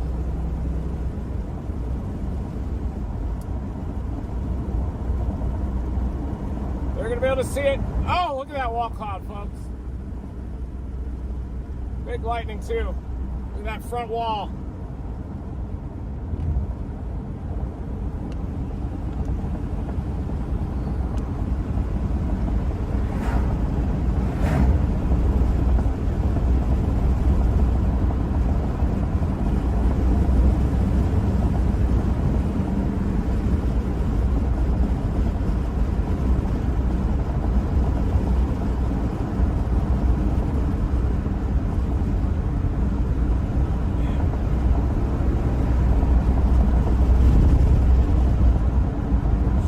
It unless there's big traffic or something.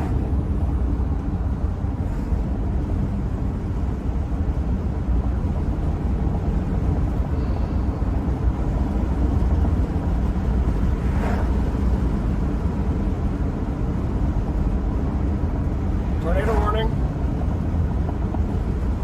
We're almost there. It all depends on if these pickup trucks want to get there or not. They probably don't.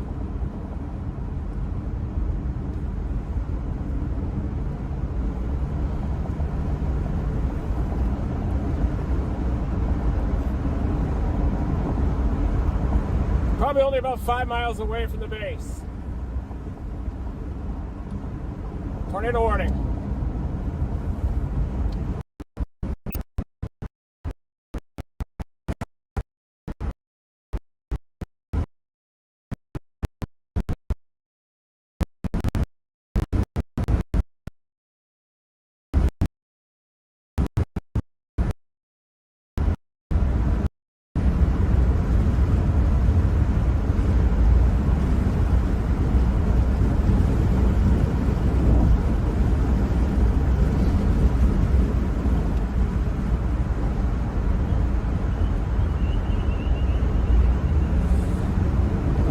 Oh yeah, I remember the super outbreak, Smithville.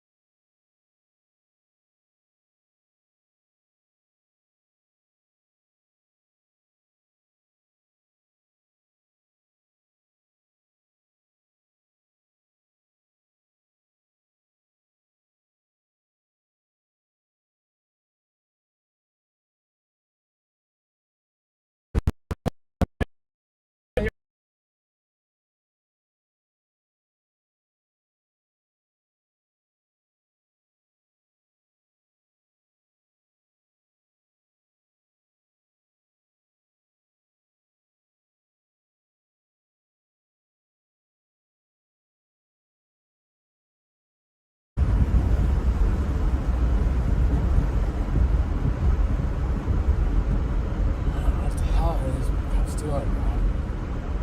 Okay, we're moving.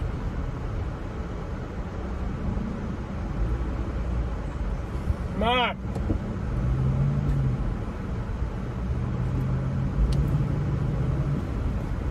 You gotta go north. You gotta go north. That's the flanking line.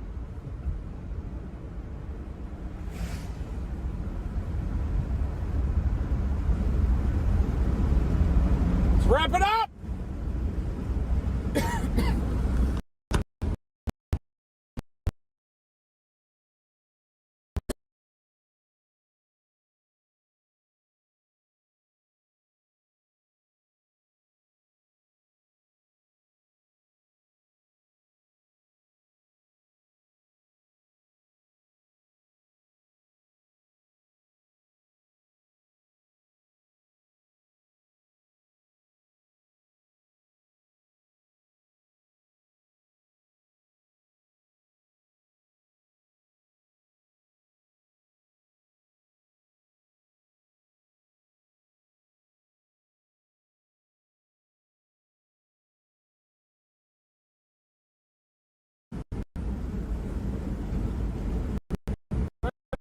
You're on the west side of Smithville in a few minutes.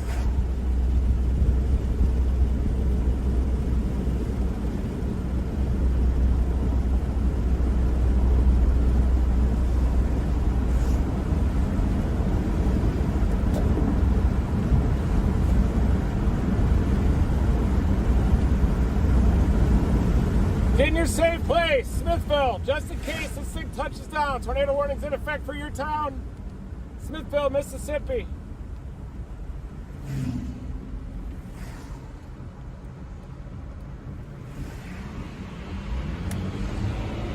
Oh.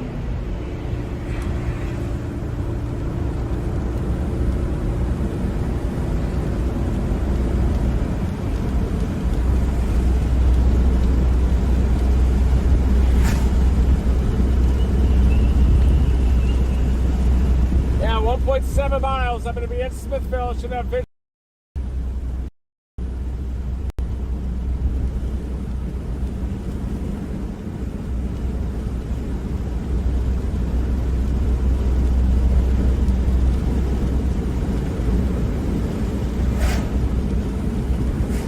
There it is.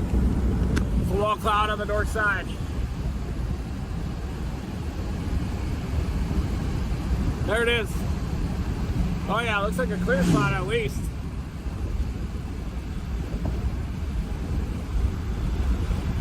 Good rapidly rising motion on that right side. Textbook structure.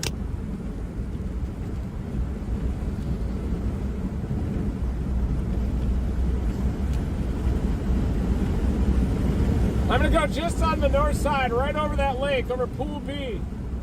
Right over Pool B, right on the north side of Smithville. Tornado siren sounding.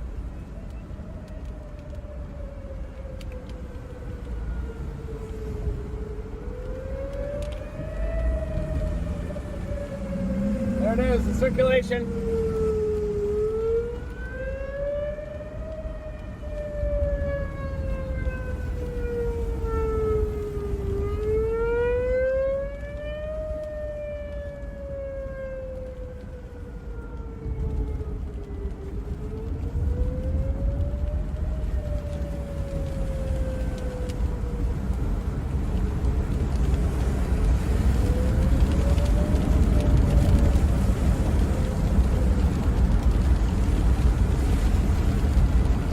Lightning in front of us.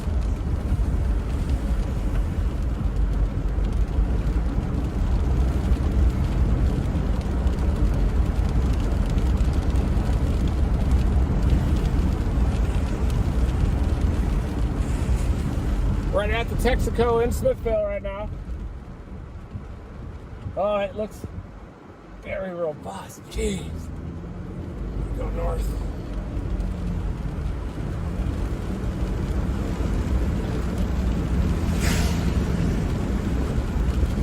You have the ability to go north right here if you want to.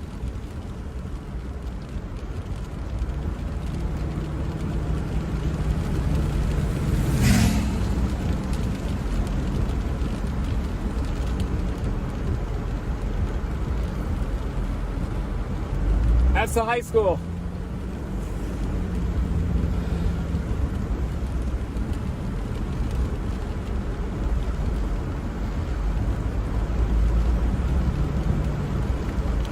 Very tight circulation. This thing's going tornadic. We're gonna get it.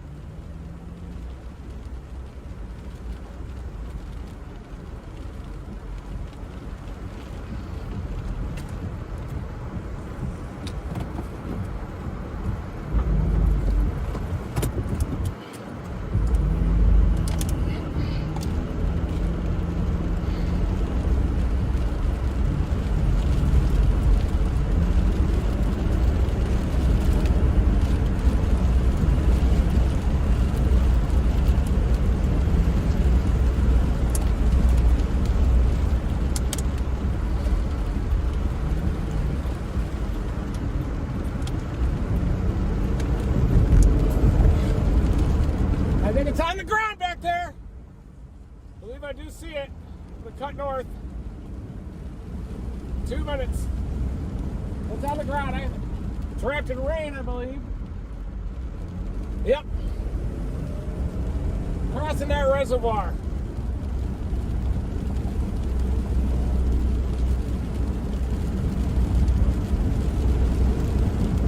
Might go back and get it on that other road though too.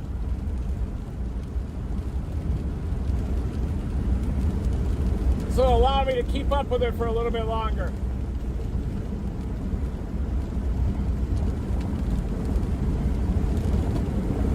So I think the tornado's on the ground. I'm going to turn north here in a sec.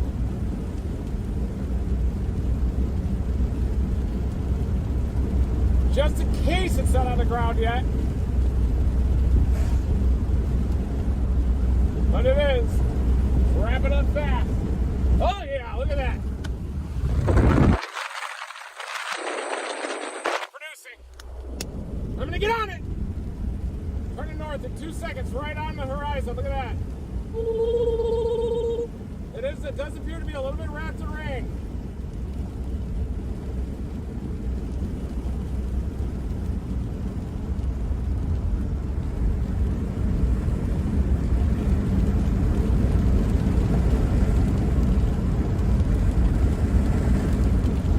I do believe there's a tornado on that. It's got to cut north here, right up here.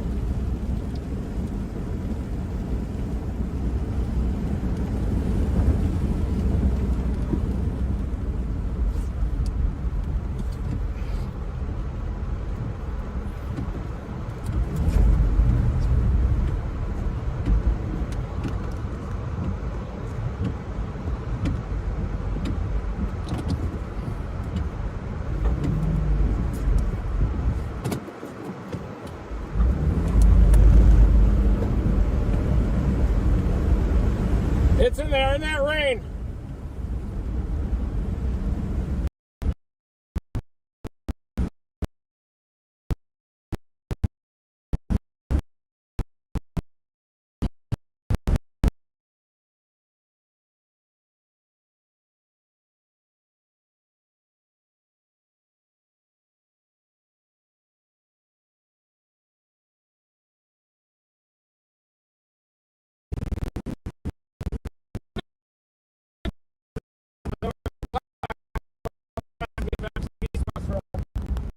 Leads to just a little bit more residence. It appears that we have a better view on this one.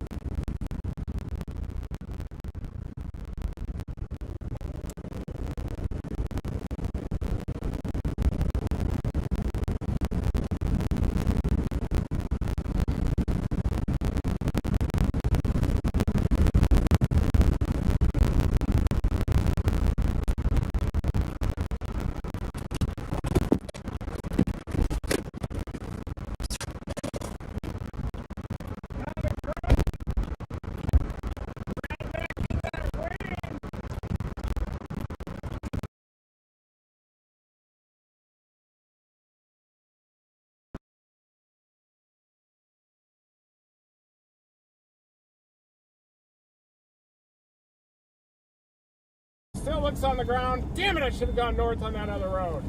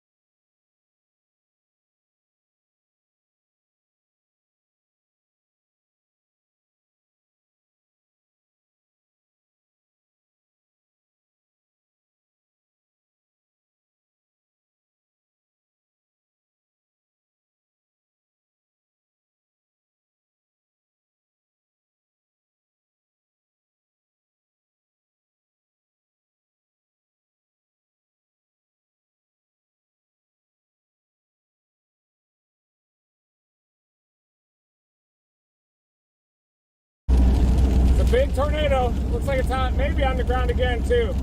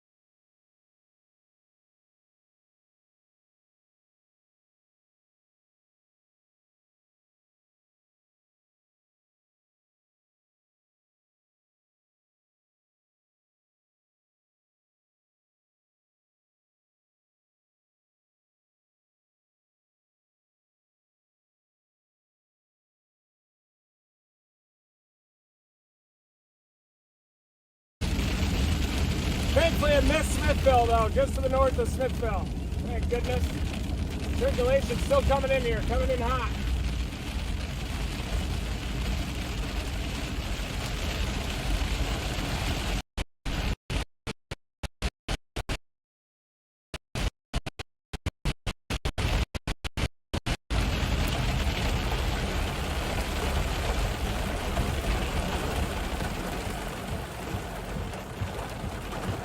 Look at the rain curtains.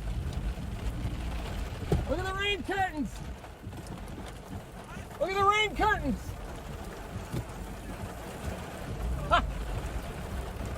Maybe we can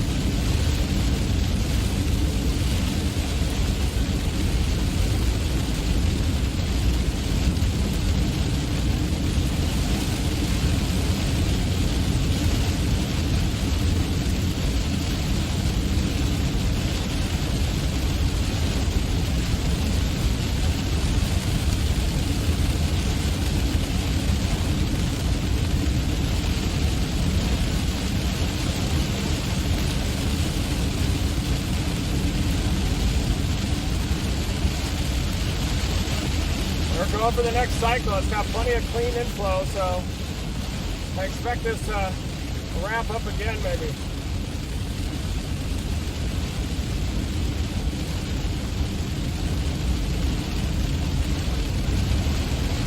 Yeah, I could see the top of the tornado. You could see the structure, but it was wrapped in rain back in there.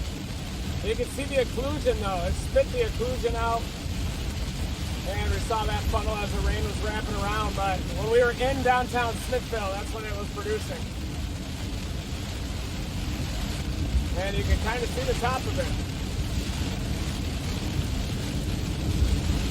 That line of pickups definitely prevented us from getting it. That's okay, they were spotting. Trying to spot to warn the town. But it does appear to be trying to cycle a bit.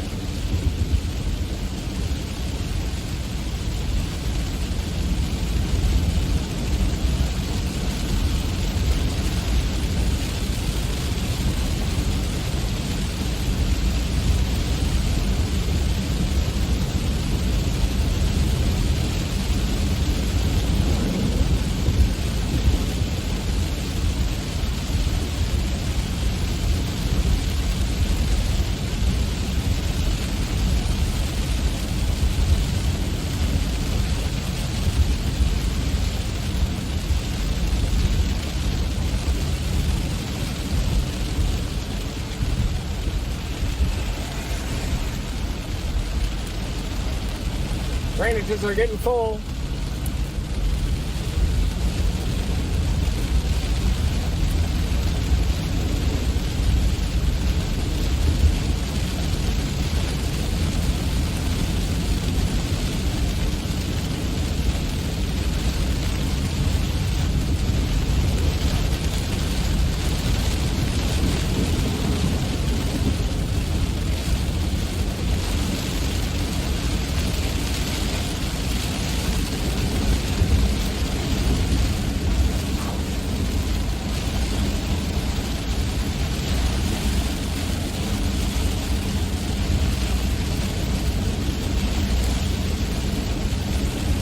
Still tornado warned. We'll see what it does here on the southeast side, or if that rain is going to be an issue for it.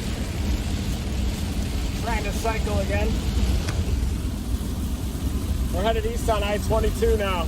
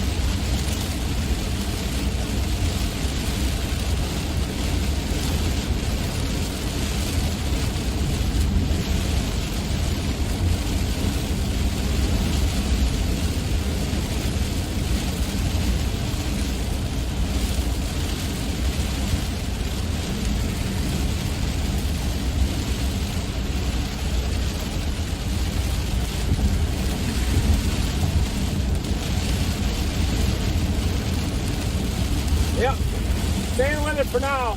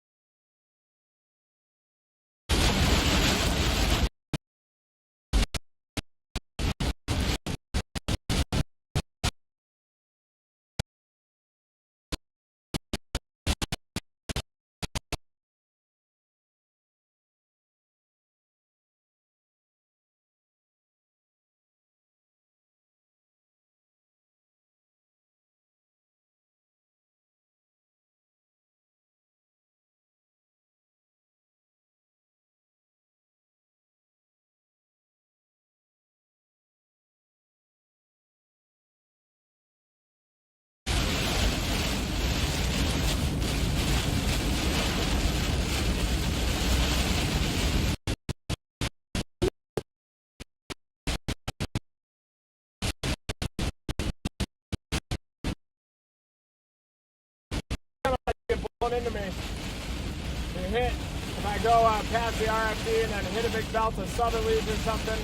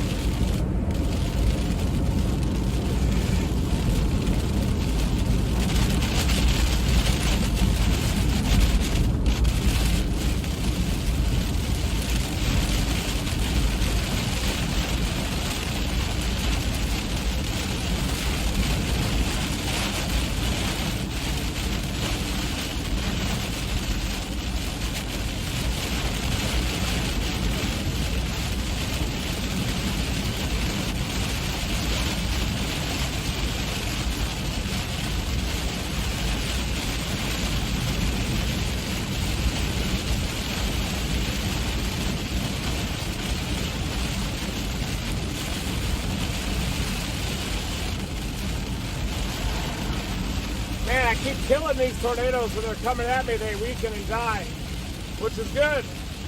Preventing these tornadoes from impacting communities. Woo! The tornado warning has been dropped, everybody. Hopefully we still have the stream going, but we don't.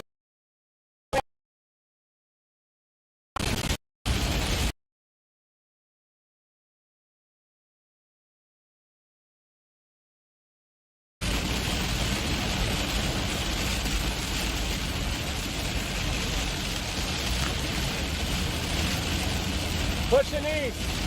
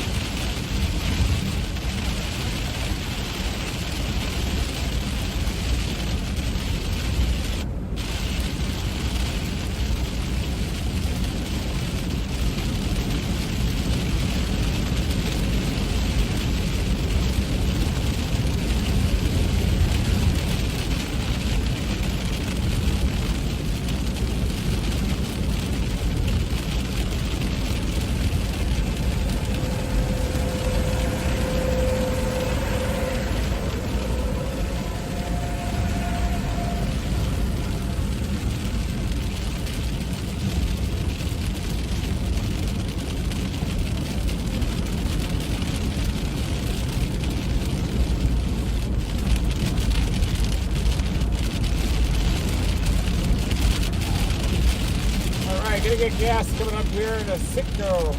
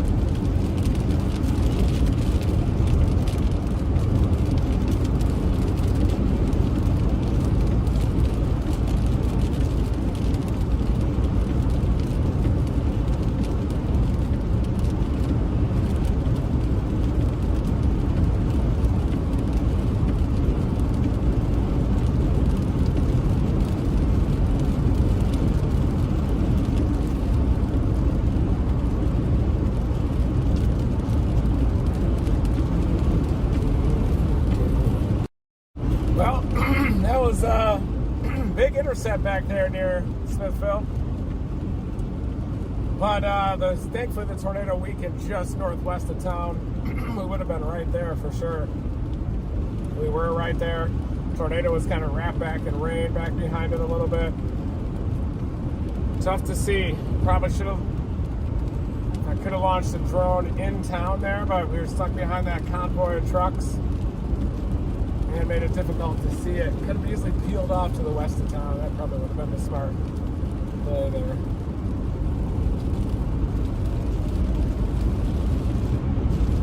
You always analyze in hindsight, but it's tough when you're in those towns and roads are difficult and the storm starts to produce and then the tornado's brief. It just seems like all the tornadoes are brief, all the ones that we've been intercepting recently.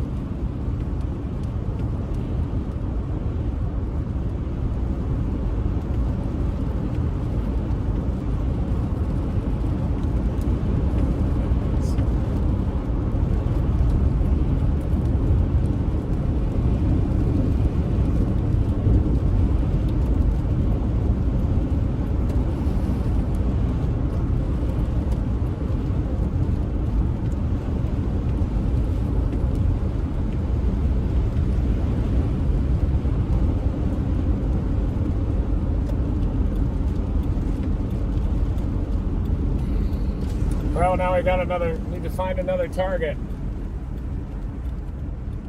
Some kind of a subtle, like, secondary surface low or something must have been causing all these storms to produce like that further north.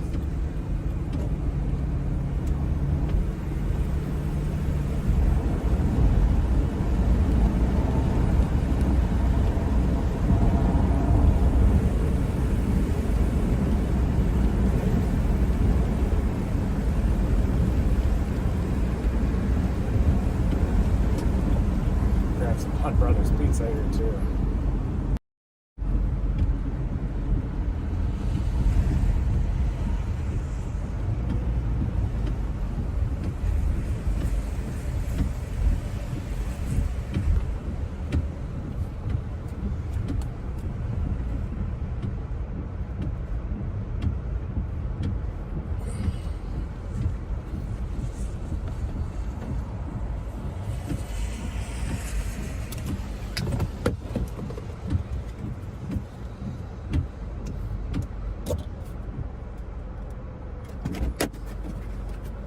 You guys see any pictures of it yet? The tornado?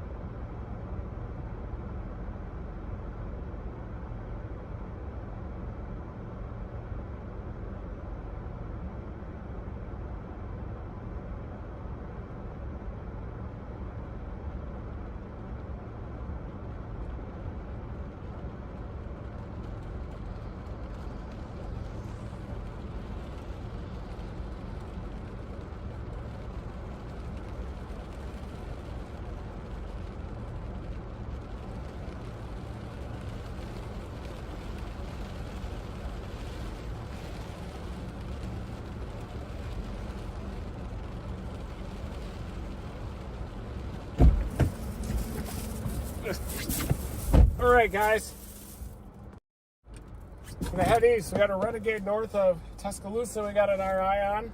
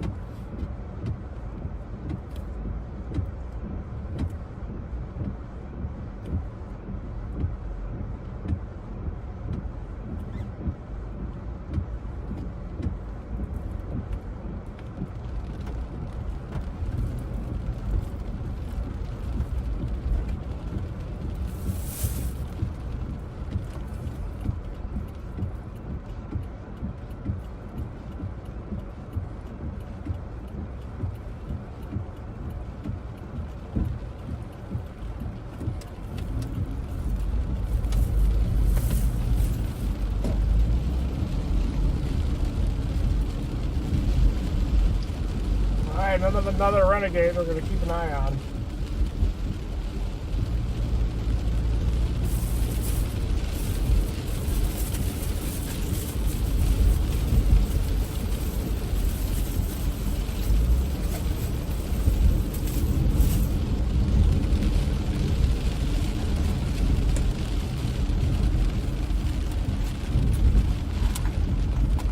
Damn.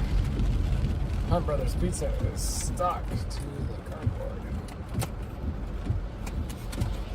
Not ideal.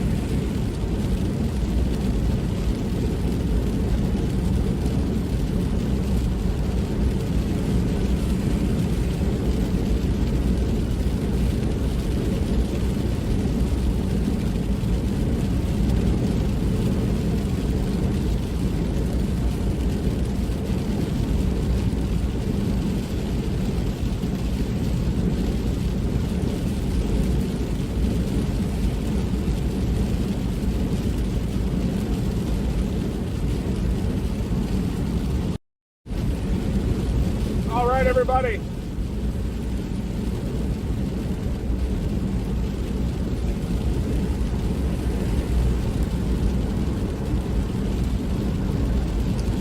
We are now heading east through the Hamilton area. East-southeast. There's a Renegade storm north of Tuscaloosa, but overall, the storms on the Alabama side are definitely subsiding. Not as organized anymore, not as much lift. You really need that lift, and I think that the right entrance region of the jet kind of got dragged over northeastern Mississippi, up into western Tennessee. Yeah, that's what led to that cluster of tornadoes up there.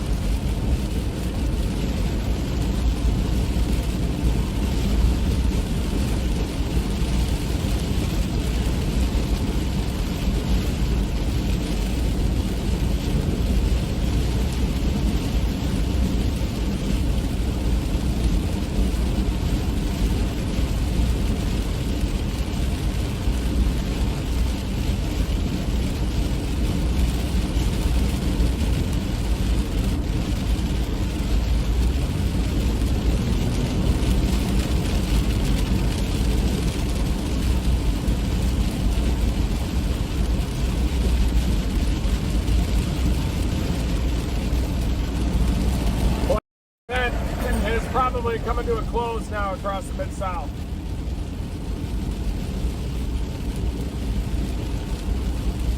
That's what it's looking like to me.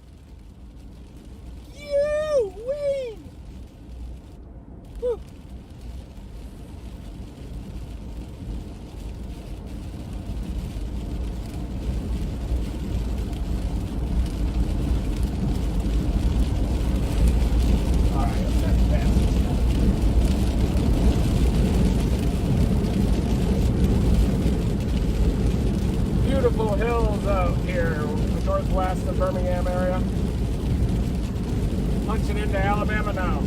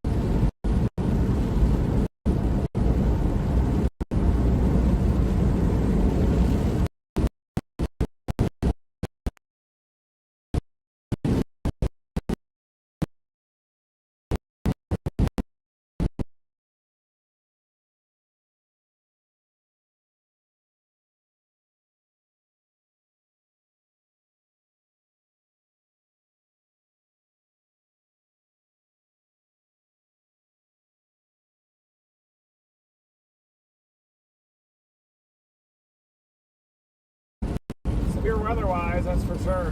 Wow. Definitely another example, perfect example of how important it is to stay tuned.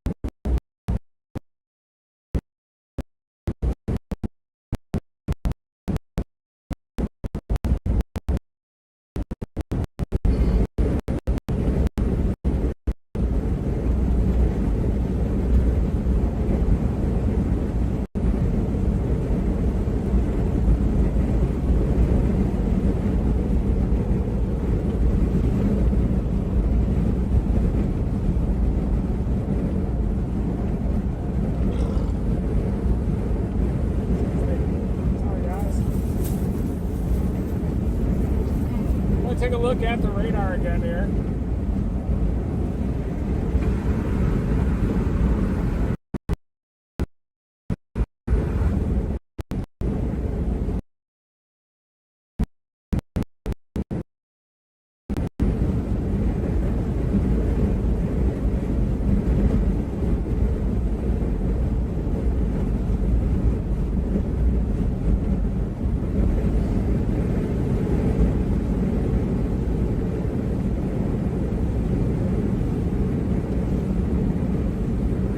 Bridge Park.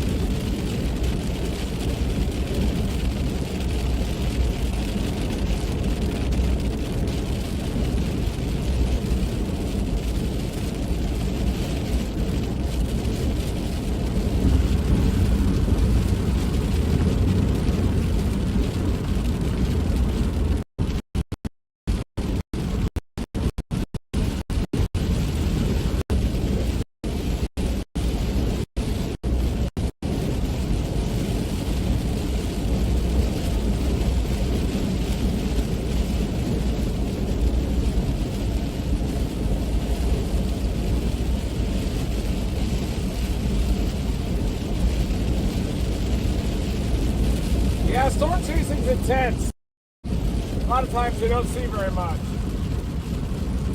Especially down here in Dixie Alley, sometimes you just drive around in circles for like 24 straight hours. 12, 18 straight hours you're driving around in the rain.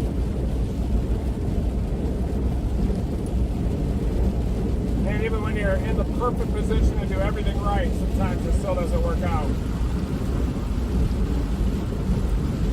Like a lot of these tornadoes are short-lived, they curl to the left, they miss roads. The reservoir there to the north of Smithville definitely played a role. This is how storm chasing is. But now as we're approaching sunset, it does feel like this event is starting to wind down quite a bit, which is good news.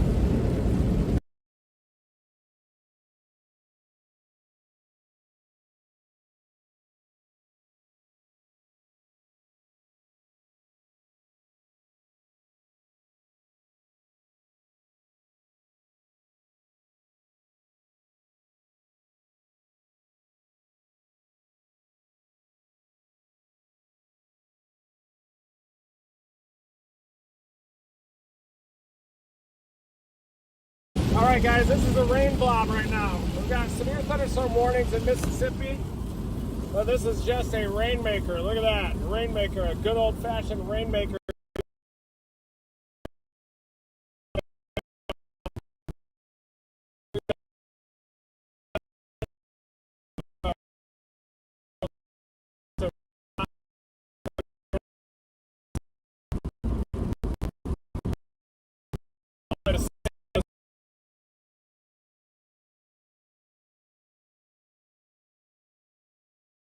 It has a lot of wind shear. Look at that little curly Q at the end of it, even on the back side of that storm. It said that there was a lot of vertical wind shear with that one.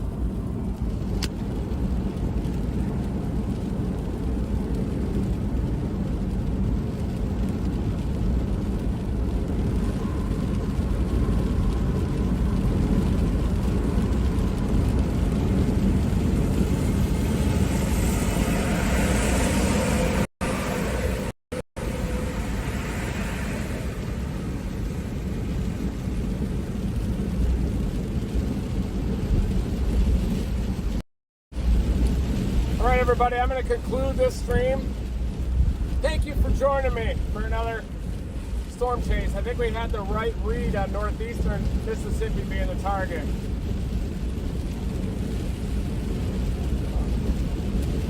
Oh, I do. Yeah, I'm pretty much a potato phone photographer out here. Mostly use potato phones. But yeah, I do need a vast upgrade in equipment, from cameras to my vehicle to my clothes. We definitely kind of have some beat down equipment right now. We do have a mic set, which is good. We got that back from Hurricane Ian. My drone, I ended up crashing. Busted out the sensor, so I need a new drone. Probably another GoPro too, because I want to do some of the wide angle time lapses. Hard on this equipment.